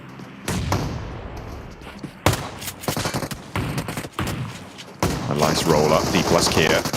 They've looked to try and sweep through, but 77 have been holding their nerve right on the bubble as well. And D plus Kia eliminated 43 points to close down their day. They go down in 16th place, and 77 get 1 step closer to Stalwart's mark. On the southeast side, they might actually have to push through Stalwart as well, depending on what BTR do. Stalwart being able to keep 2 players up is pretty astounding to me, to be honest with you. I thought that they would be going down much earlier, but BTR was very hesitant to take that fight alongside with them. The Falcons very much stapled in here, not really willing to go anywhere too soon, with Incilio off towards that eastern side. We'll see what their breakout looks like. IWNRX, though, a team that is looking to go even further. Lapar with a nice nade over towards Sanchia. Just 1 left remaining. Great shots through the perch there, but even better coming back through from Octagui. An immediate response from Zuxi, repositioning, going for the res. Stalwart have been here for a while now, camping out in the shack. The nades finally finding a little opening, but piecing themselves back together, brick by brick, trying to build some points in this game. It was easier said than done, and they're right on the edge now. 77 breaking out east, trying to move around behind BTR's high ground. With the knock that was sent out towards BTR, they remove a little bit of pressure on towards that north side, and actually 77, because of the timing of this, may be able to sneak on through, but they are not in the circle yet. They've still got a little distance to go. They can wrap around this east side. They've already cleared the majority of it, John. Which is very good news for them. And they can wrap all the way over towards the north with 3 players still alive. BTR, though, spots out at least one of them. There's a lot of divots to play and ditches over towards the eastern side where you can rotate around. It's very easily done. I don't think 77 should have gone back. This is an interesting crash coming through from them. Han still takes a lot of damage, but getting rid of that high ground actually is good. Okay. There's only one player here. Oh dear. Shifu able to take the player down on the rooftops as well. Now BTR with 3, desperately looking to keep control here. 77 with a mad wraparound. They knew, or rather they spotted that was only one player on that corner. Either they knew or they just went crazy for a little moment, but it's going to work out nonetheless. And now BTR need to try and pick this one back up. 3 players remain as the flush comes through, and 77 with the wraparound might make it work. Yeah, actually a very good play from 77 for BTR, though, on the other hand. Not too happy with this one. The Bigatron 77 squad firmly just split ways. In comes Stalwart, buying their chance here. This is a great opportunity for Stalwart to get through. They absolutely could not catch up with the spray. Okay, well, on that side of things. Redlick goes down to Stalwart too. Interesting moves coming through from Stalwart, and they get themselves into a fairly secure location. But it looks like we are going to be heading over towards El Azhar, and it's going to be an urban finish here for our final match of the day. That north side hill for Mirin Sejong. A chance to put that damage control into action. Loops, though, on that western side, going to struggle to make their way up on the tables. Westron spotted at 77. They have really turned it up this game so far. Hopefully they can keep this one rolling. Westron goes down. Incilio losing another player. And Voin Donkey ID sat straight in the middle of El Azhar. Means that they are likely to be able to push past them with the 2 elims they found. They're on 53 points and 4 points behind Incilio. So if this Incilio fall, they should be able to step up. 20 minutes in now. So stage 5, this is where... But yeah, that snap on the circle where a lot of teams start to go down. But because it is so focused over towards those urban areas, there's a lot of places for these teams to hang out and play around. I'm always interested by the south side of El Azhar, that ridge side that plays out very strongly. Good nade over towards Loxy, though, coming through from BTR, up to 2 eliminations, but only 2 players remaining. Let's take the easy way around. Yeah, smart stuff. Well, that's another point for BTR. They're able to get that crash on in. 77. Ooh, spot the outpost for Mirin Sejong. It's Super Sub Uriel. He's going to get knocked on that forward angle. On the flex out. A little bit too bold for 77's liking, but Loops are going to collect on the other side as well. 4MV. I'm going to hold out versus Mirin Sejong. Apex with the first there. Good news for them. Hoxie sends a nade in, but it spreads on the burn. And that will be 4MV going out to Hoxie from Mirin Sejong, who actually had a very strong position on that north side, but was cut out by the likes of Loops. Very unfortunate. I mean, less cut out and more sent down to the southeast side and allowed Loops to push in behind them. Didn't hold that north edge. Thought that they could get more value over on the east side. I'm not sure about this one from Mirin Sejong. Then they went for the crash, and it hasn't played out well for them. It's likely going to be one of these teams on the inside with 13 teams into stage 6 now, Blank, with 35 players alive, though. And no one really surviving super strong. It's IWNRX on the west side of El Azhar and Voin Donkey ID right in the middle. Yeah, luckily for a lot of our squads, I think that an urban finish actually is a bit more beneficial for the squad as the lobby as a whole, just because a lot of times in urban finishes, the elims are spread fairly evenly between teams. 77 really the only squad at the moment that's broken out too far ahead of the rest at 7 elims total. But for IWNRX, Voin Donkey ID, Vicious, BTR, DX Xavier, all likely just to bide their time and towards the end game.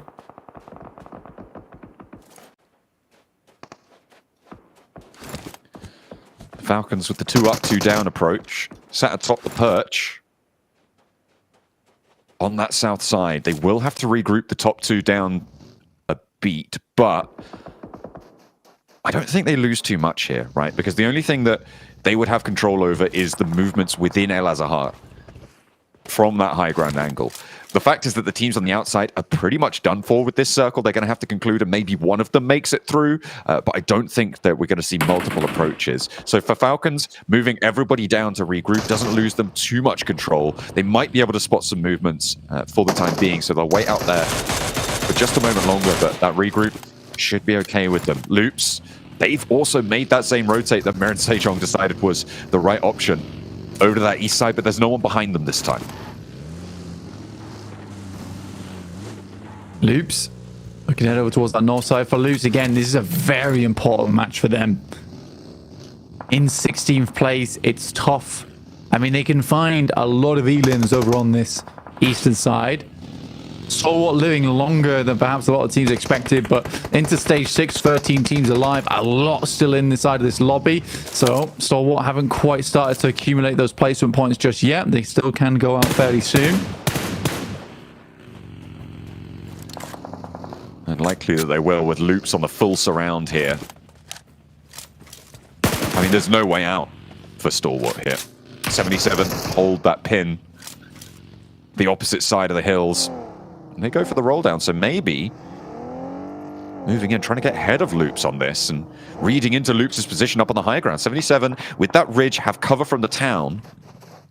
They can't really go up towards the top of it. I think they will take shots from down in the city if they do, but holding this line, I think this is a brilliant rotation from 77, reading the lobby well. Yeah, to get more points off the back of it, I think they know that they're never getting into El Azahar at this point. So just cleaning up the eastern side is the ideal play. To get a bit of a scout out over towards the nades, been sent over the top. Maybe assuming they're over towards them, in fact. Loops head a little bit further in. This is dangerous for Loops. A lot of nades could come through, but it really just feels like 77 are lacking on that utility. Magnum trying to back things up, but it's Vicious from the sidelines to find that one. I mean, that's what I was talking about, right? You move up on that ridge, you get spotted from the city. Loops can't push around the edge here, so Stalwart could have an impact on 77. 2 players alive. They're looking to try and defend their 6th place spot, and the nade over the edge is good. Loops bombarding the tree. Not connecting, but Stalwart are doing the work. The heavy lifting here as Shifu now the last to remain. Sanche turns his attention up the hill towards Loops because they are still raining these nades down. Sanche found on the egress. And it's up to Octagui to try and find the shot. Loops may be able to sweep through this one. Nino first up to bat. Octagui looking to hold the line, but will not be able to do so. Stalwart fall, and 77 go that little bit longer. They outpace them, but I don't imagine for too long. First knock maybe going through. Every single player on Loops, they're incredibly low, but just unable to find a single knock. Shifu does a good job, but well played to Loops to angle out those fights. A nasty shift on the circle over towards the east outside of El Azahar, which pushes IWNRX, the Vicious, Falcons. Not quite Voin Donkey ID though yet. Team Liquid with the crash of the Hoxie, but he's holding the door frame. Miran Sejong needing to keep it together, but unfortunately can't pull off the 1v3. He's not on Voin Donkey. Will not be allowed to do so. Team Liquid get a little bit of the edge of El Azahar and the circle shift as well, Blank. I mean, that's a big roll-up for them. Yeah, not only for Team Liquid, but for DX Xavier too, because DX Xavier, if they went down early in this game, it would have been very bad news. Team Liquid all have nades. Loops. Not just Hoxie with 1. This time it's 3. All pins pulled on them. And Loops is not taking a huge amount of damage. And Team Liquid's just down to the single Molotov thrown inside the building. There's off angles. Nino is low. Neil too, but they are staying alive. In the meantime, Voin Donkey holding off the approach from the Falcons, trying to get that road crossing under control. 1 player low, but no one going down just yet. Zeta on the swivel. This guy in a building with a shotgun. You do not want to meet this. Full force approach from Voin Donkey. 5 elims now, and all 4 of them still alive. IWNRX the next to try and make that crossing, but they might think twice after seeing that.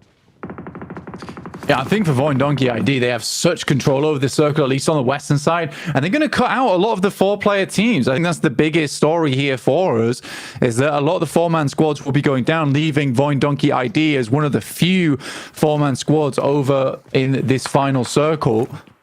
Lutz is the other team who currently have 8 eliminations, so a really good game from them. It's one they desperately needed towards the end of this.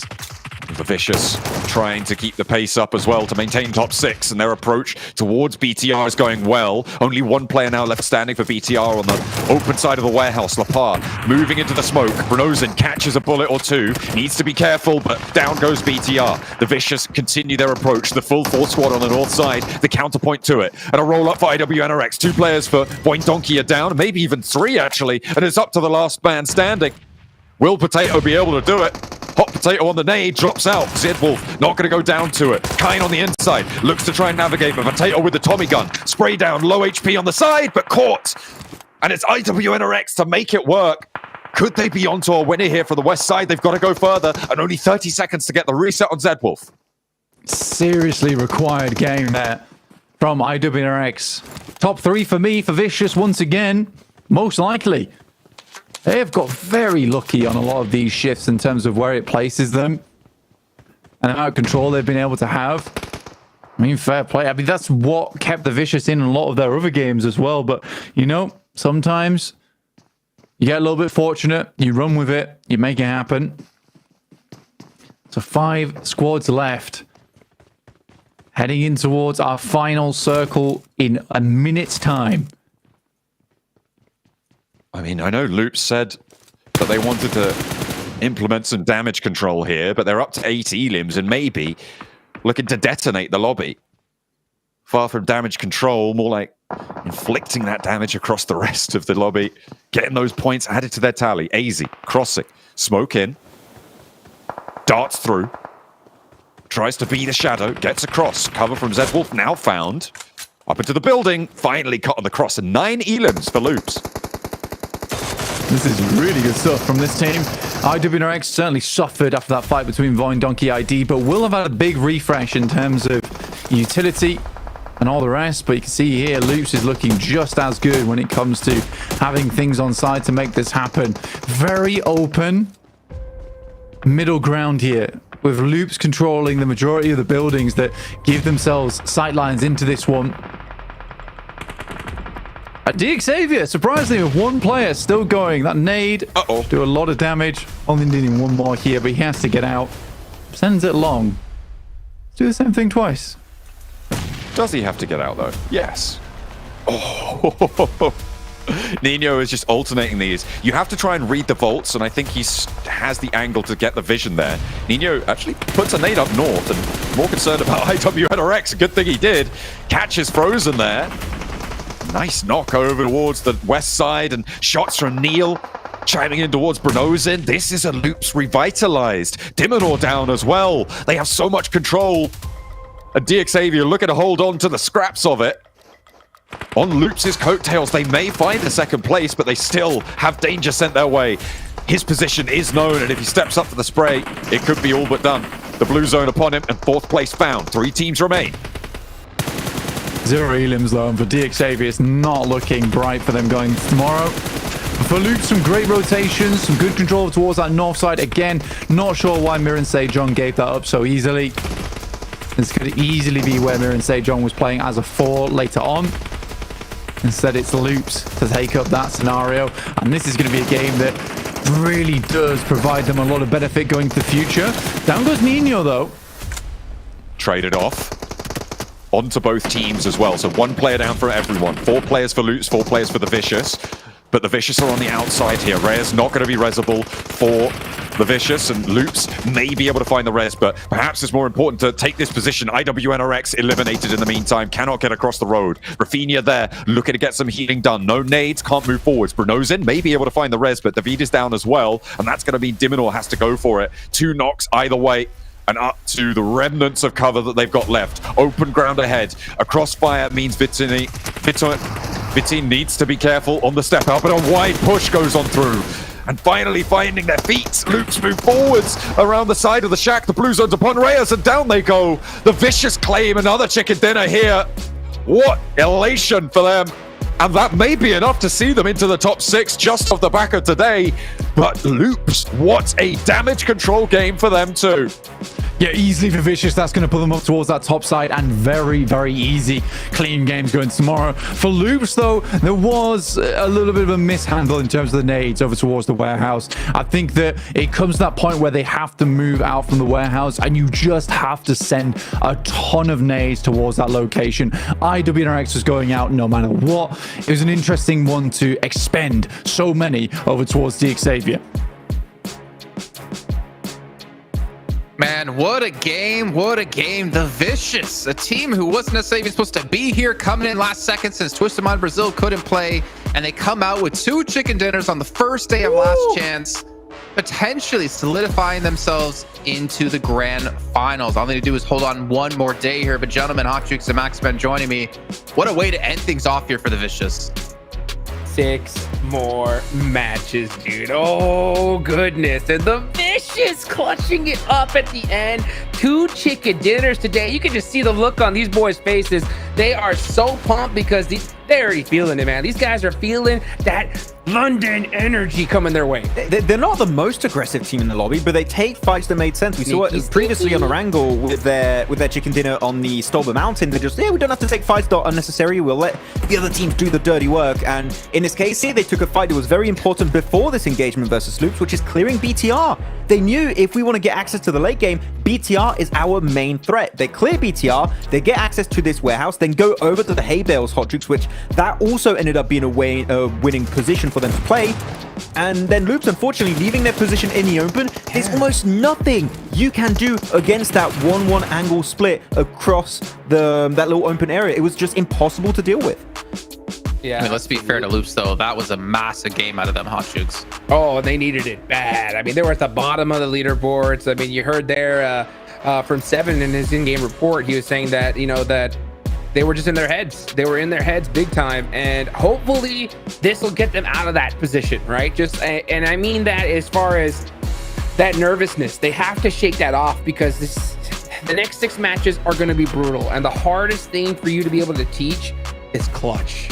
I always said that you can't teach it, right? You can kind of get slowly used to it as time goes on, but man, you either got it or you don't. And the Vicious showed that they got it today. Boing Donkey showed they got it today, right? And definitely in Cilio as well. Tomorrow is going to be an absolute massacre, though.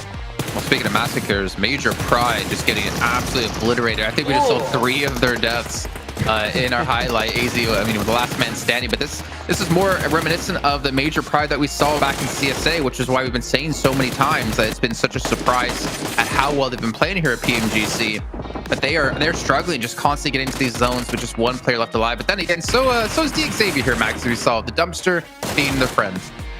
Yeah, they're just Xavier and Major Pride being homies right now, Jason. A solo in the last circle and just hoping to get a few placement points, but just placement points is not going to be enough if you're going for top 6. And I think they're going to learn that the hard way as they get ready for tomorrow. Like, damn it, we're too far behind. We need to do something else. And that something else is keeping more than 1 player alive in these last few circles. Though, as we go through the highlights, Voin were holding like such an important position, and Falcon sent it and they failed. Then IWNRX made it over and they were successful. But no matter what happened, the fact that the circle Hodrix was shifting the other side of the road, whoever won those fights was not going to get the win. All you had to really do at that point is just capitalize on as many limbs as possible before you get eliminated. I'll tell you what, Rafina's a monster with that mini, but the Vicious, yeah, they were able to just play it out just a little bit better. I like the fact that they went for those reses. They weren't afraid to go for those resets, and it really proved that warehouse compound was just really, really advantageous for them. 20 total points is huge at this stage. These guys are definitely going to be feeling good. I wonder, I mean, honestly, Jason, I can't wait for the overalls, man. I just want to see where we're at right now, because the big names we see at the bottom is shocking. One of them and another one in particular, Maurice Sajon. Where were these guys at today? I mean, they were just completely absent. Oh, I mean, yeah, I think Max brought up some good points about them. That the ability for the reason they did so well in groups was the fact that they were able to get centers so quickly and so easily. Whereas now everyone's playing so much faster to take away those positions, so they're being forced to play from the edge and not somewhere they're necessarily too comfortable on. As they only get themselves 2 points. But we did see 15 for Loops, 11 for IWNRX, 8 for Void Donkey, 77 getting 7 points with all those eliminations, and Major Pride at least able to get some placement points here with 2 elims to get up to 5. And then also Bigatron, not to mention, they have had a big struggle today on top of this. But Max, I mean, as we take a look at, how this day has gone overall, and when we do get to our overalls, I think I really don't know what to expect for PUBG Mobile Esports next year. Because if this year was already hard enough to predict who would win what's going to happen next year? It's interesting because we got, I think, last year and a half. Oh, actually, we got the rankings. We'll talk about it in a bit. Okay, yeah. We have to take this in right now. But yeah, Void, Donkey ID are going to be then your first place team at the end of day 1 here for the last chance. And again, we highlighted it many times, Hodgix. They are the most improved team by far in this tournament. But 59 points. What was the cutoff? 80 points, I think John said, right? So one plus good game. 3. Yeah, around that point then, Jason. One more good game and they're 100% sure to head on to London for the Grand Finals. Definitely. Looking on the list, though, Vicious, Incilio, D+, Falcon, Stalwart. If we ended things off today, those would be your 6 teams going through to the Grand Finals. As you look at the second page, down to 29 points for RCB. Loops, wow. 16 place to 10 place. One game is not going to be enough. You're going to need to do that yet again here. But then 4MV, 15th place. It hurts. Dude. Yeah, it is. To go back then to the topic you were bringing up, Jason, is it's in again the year of uncertainty. It's not just now every region can win. I feel like even the big teams, Jason, and I don't know if you would agree, even the big teams are faltering to some extent. You still have some big teams that are doing well, but the bid squads are oh, they're going to do so well. But no, it's underdog teams that are kind of bringing the heat internationally to your PMGCs, to your PMWCs, to your PMGOs. And you can look at the rankings here. Here you have Team Liquid, BTR, 4MV on the second half of the rankings. Man, the upsets are real this tournament. With Vexy being MVP, not surprised. Yeah, not surprised at all, dude. This team just went nuts today. We saw the best play of the tournament as well earlier on from Zeta. These guys have everything going for them, and it's so good. I'm actually happy that they were regulated down here, because this is going to do so good for their mental game going into the finals, right? Yes. That's yes. Man, I don't know where to go from there. I will say this then, if it would end it off there, I'm digging their jerseys a ton. And also the jackets they have as well. I think they showed up definitely being the best dressed team here. But as you take a look at our top 4 strategists, D+ throwing out 96 smokes. That's a lot of smokes.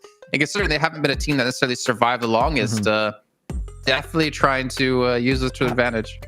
I think this last game, Jason, we may have beaten a record in PUBG Mobile Esport with the most amount of utility, grenade, Molotov, smokes, flashbangs used in a single city finish. There was so much, man. Just a transition from one side of the road to the other. I think maybe Falcons used 8, 9 smokes just to transition from their side of the road over to the side of Void Donkey ID. Similar kind of play happening for IWNRX. So yeah, smokes, use them. And especially when the M79 comes in play, Jason, I could talk about that for ages. The M79, the smoke grenade launcher, is going to be meta-defining heading in 2025. Well, you better have a jingle ready for it when we get to that point, like the M1014.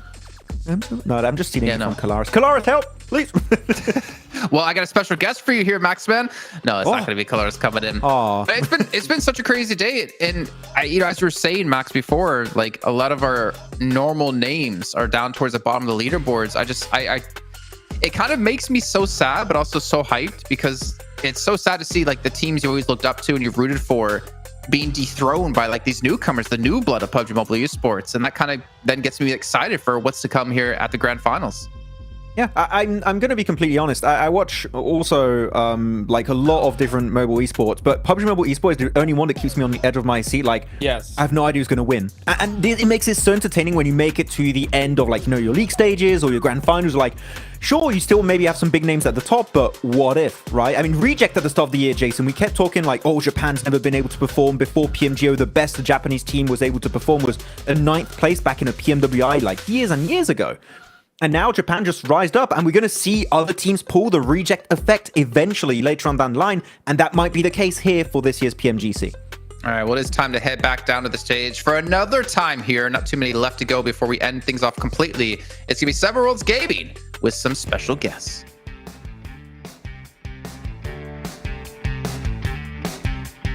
These matches go by way too quick. Just like that, 6 matches in the first day of Last Chance.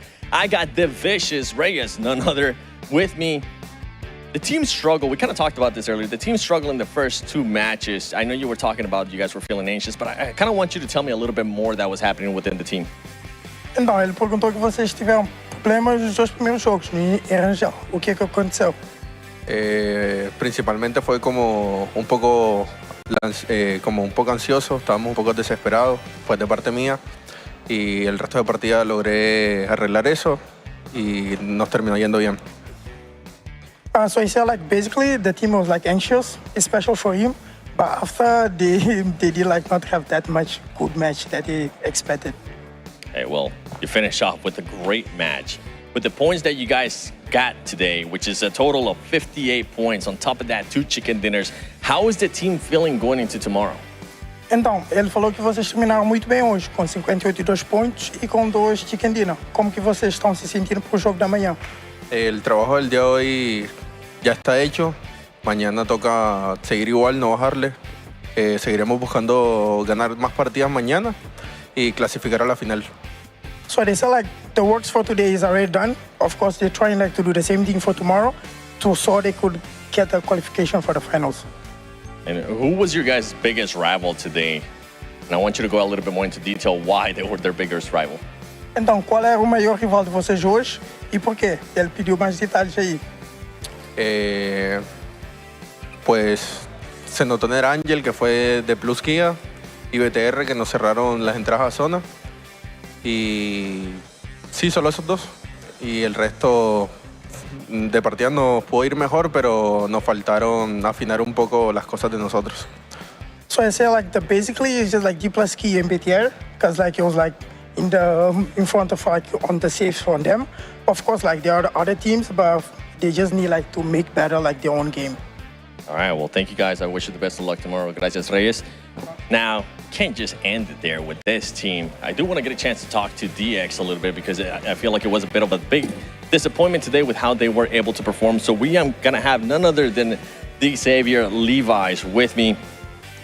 At the start of the day, we got to go back to Sanhok. At the start of the day, you guys ended up losing that hot drop. What happened? Were you guys expecting that hot drop at the start of the day? Vào trận đấu đầu tiên của ngày hôm nay thì các bạn đã để thua khi mà tranh khu đầu trận. Thì vấn đề xảy ra lúc đó là gì? Và các bạn có lường trước được điều đó xảy ra hay không? Tại bọn em hơi nóng vội và nên là để nốc người hơi xàm đó. Chắc lỗi cá nhân rồi.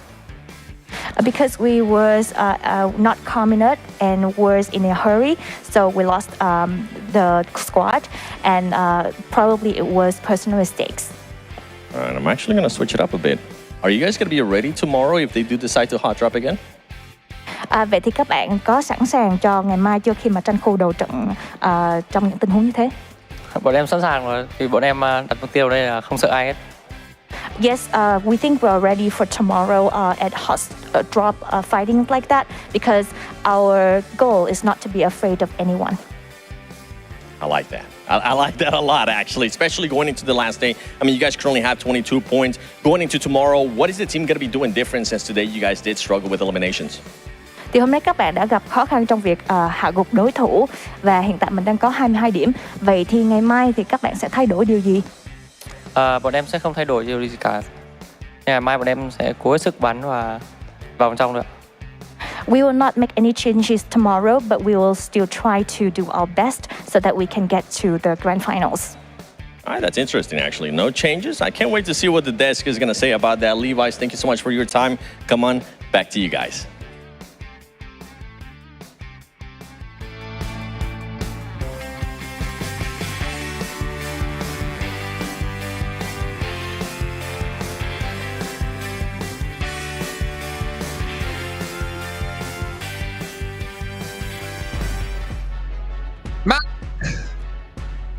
They're not gonna want to be afraid. of Stalwart. So they're going to continue to drop on them, on Sanhok. Your thoughts? You know what? Okay, my thoughts. Bad. Pretty bad. Bad, Xavier. Bad. No.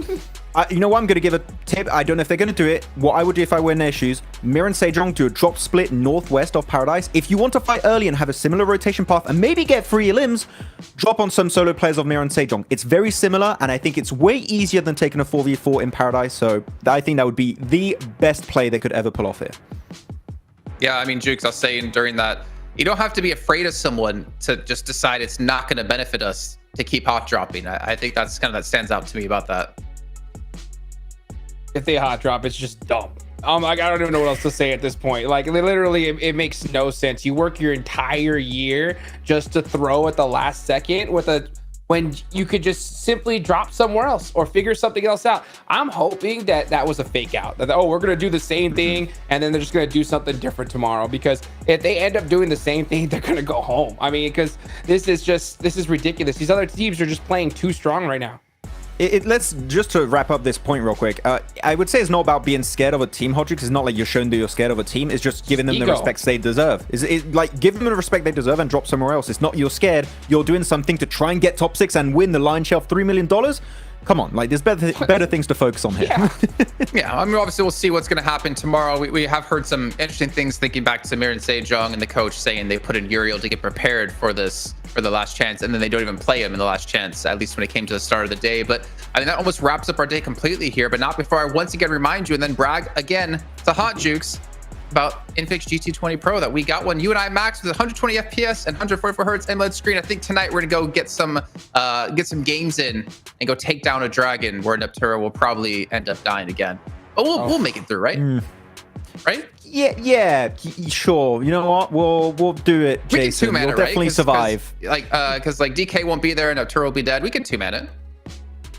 Sure, let's do it. Okay, let's do it. We'll just not get third-partied by 2 teams because that's how I get eliminated most of the time doing the dragon. Be careful. I mean, I get eliminated by bots, so that's fine. Hot Jukes, any final thoughts on the day before we end things off? Oh man, so 6 more matches, guys. 6 more matches, 10 teams going home. Oh, you gotta be able to mix it up here. I mean, Xavier, don't hot drop, please. All right, well, you guys at home, you can hot drop over to London. If you guys go pick up tickets available still between the 6th and 8th of December, go watch the action live and see who lifts that trophy. And of course, hopefully get some of those sweet jackets. You know what? I really want one of those golden jackets. I know we were all looking at them last year like, can we get one of those? Unfortunately, it's not possible for us, but maybe for you guys if you ask the winning team nicely enough. But that's going to do it here. Like you said, Hot Chicks, we got 6 matches left, stand in the way of 6 teams and their participation in the Grand Finals. We'll find out what's all going to happen tomorrow. So don't miss out. We'll see you then, and have a great night.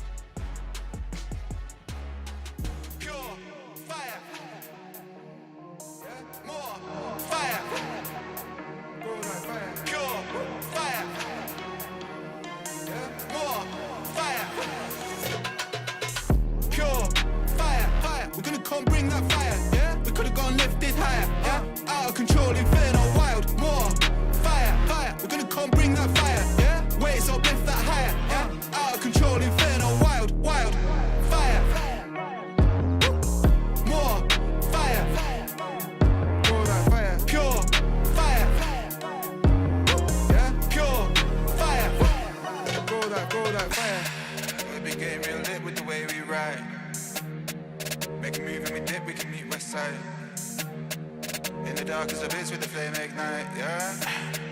It's a bag full of bricks getting switched tonight. Pure fire, ripping the drill, bringing the heat, and you know that the deal. Getting the goal, babe, you know that the real. I'm gonna confirm that I'm lit in the field, yeah. We're taking the block, breaking inferno, we're breaking the lock, selling our beats and we're selling the lot, burning the heat and we're ready to talk. Pure fire, fire, we're gonna come bring that fire, yeah. We could've gone lift this higher, yeah. Out of control, inferno, wild, war, fire, fire, we're gonna come bring that fire, yeah. Wait, so lift that higher, yeah. Out of control, inferno, wild, fire, yeah. More fire,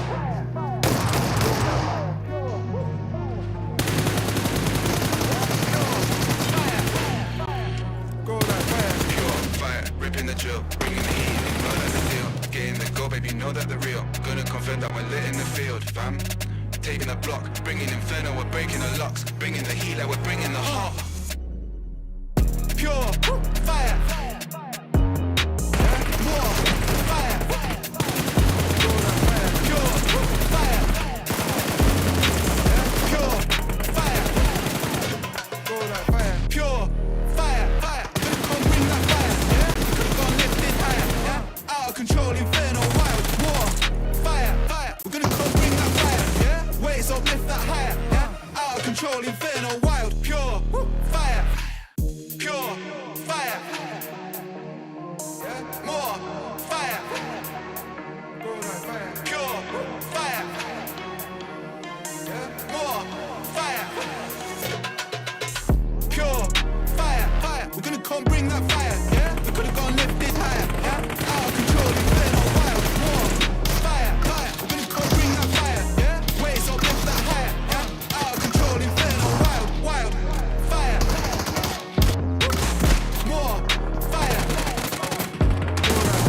Pure fire. Yeah, pure fire. Make it baby, right. Make a move and we dip, we can meet west side. In the dark as a bitch with the flame ignite, yeah. It's a bag full of bricks getting switched tonight. Pure fire, ripping the drill, bringing the heat, and you know that the deal. Getting the goal, babe, you know that the real. I'm gonna confirm that I'm lit in the field, yeah. We're taking the block, breaking inferno, we're breaking the lock. Selling our beats and we're selling the lot. Burning the heat and we're ready to pop. Pure fire, we're gonna come bring that fire, yeah. We could've gone lifted higher, yeah. Out of control, inferno, wild. More fire, we're gonna come bring that fire, yeah. Waves up, lift that higher, yeah. Out of control, inferno, wild. Fire, yeah. More fire. Go that fire, yeah. Pure fire. Go that fire. Pure fire, ripping the drill, bringing the heat, and you know that the deal. Getting the goal, baby, you know that the real. Confirm that we're lit in the field, fam.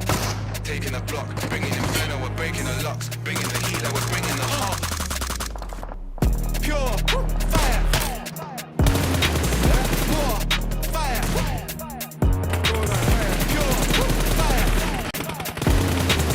Pure fire. Go that fire. Pure fire. We're gonna come bring that fire. Yeah, we could've gone lifted higher. Yeah, out of control, inferno, wild. More fire. We're gonna come bring that fire. Yeah, waves up, lift that higher. Yeah, out of control, inferno, wild. Pure fire. Pure fire. Yeah, more fire. Pure fire. More fire. Pure fire. We could've bring that fire. Yeah, we could've gone lifted higher. Yeah, out of control, inferno, wild. More fire. We're gonna come bring that fire. Yeah, waves up, lift that higher. Yeah, out of control, inferno, wild. Fire. More fire. Go that fire. Pure fire. Yeah, pure fire. Go that fire.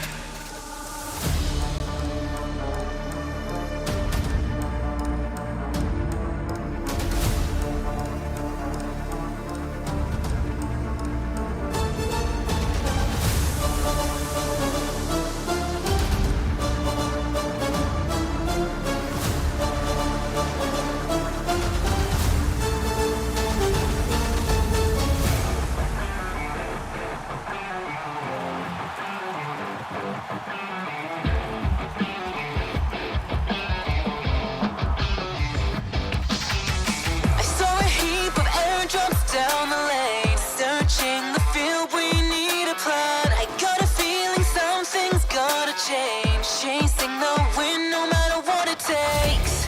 You be the one, I'll be the next. Where do we go? Clickety clack, firing up like wind blown. You don't wanna lose, neither do I. Hearing the siren that has never changed. Out in the world, run from the low. I got your back, you're not alone. Flare up, even at the lowest depth, nothing.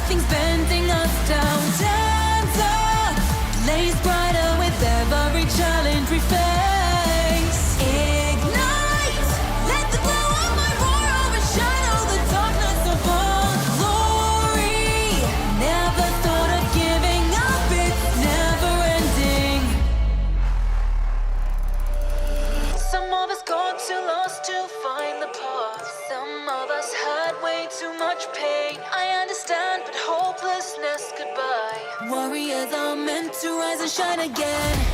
You're stepping down, I'm moving up, put on a show. Clackety click, last minute countdown. You wanna survive, just stay alive. Rising up in the zone, champion is for the top. With my crew strong.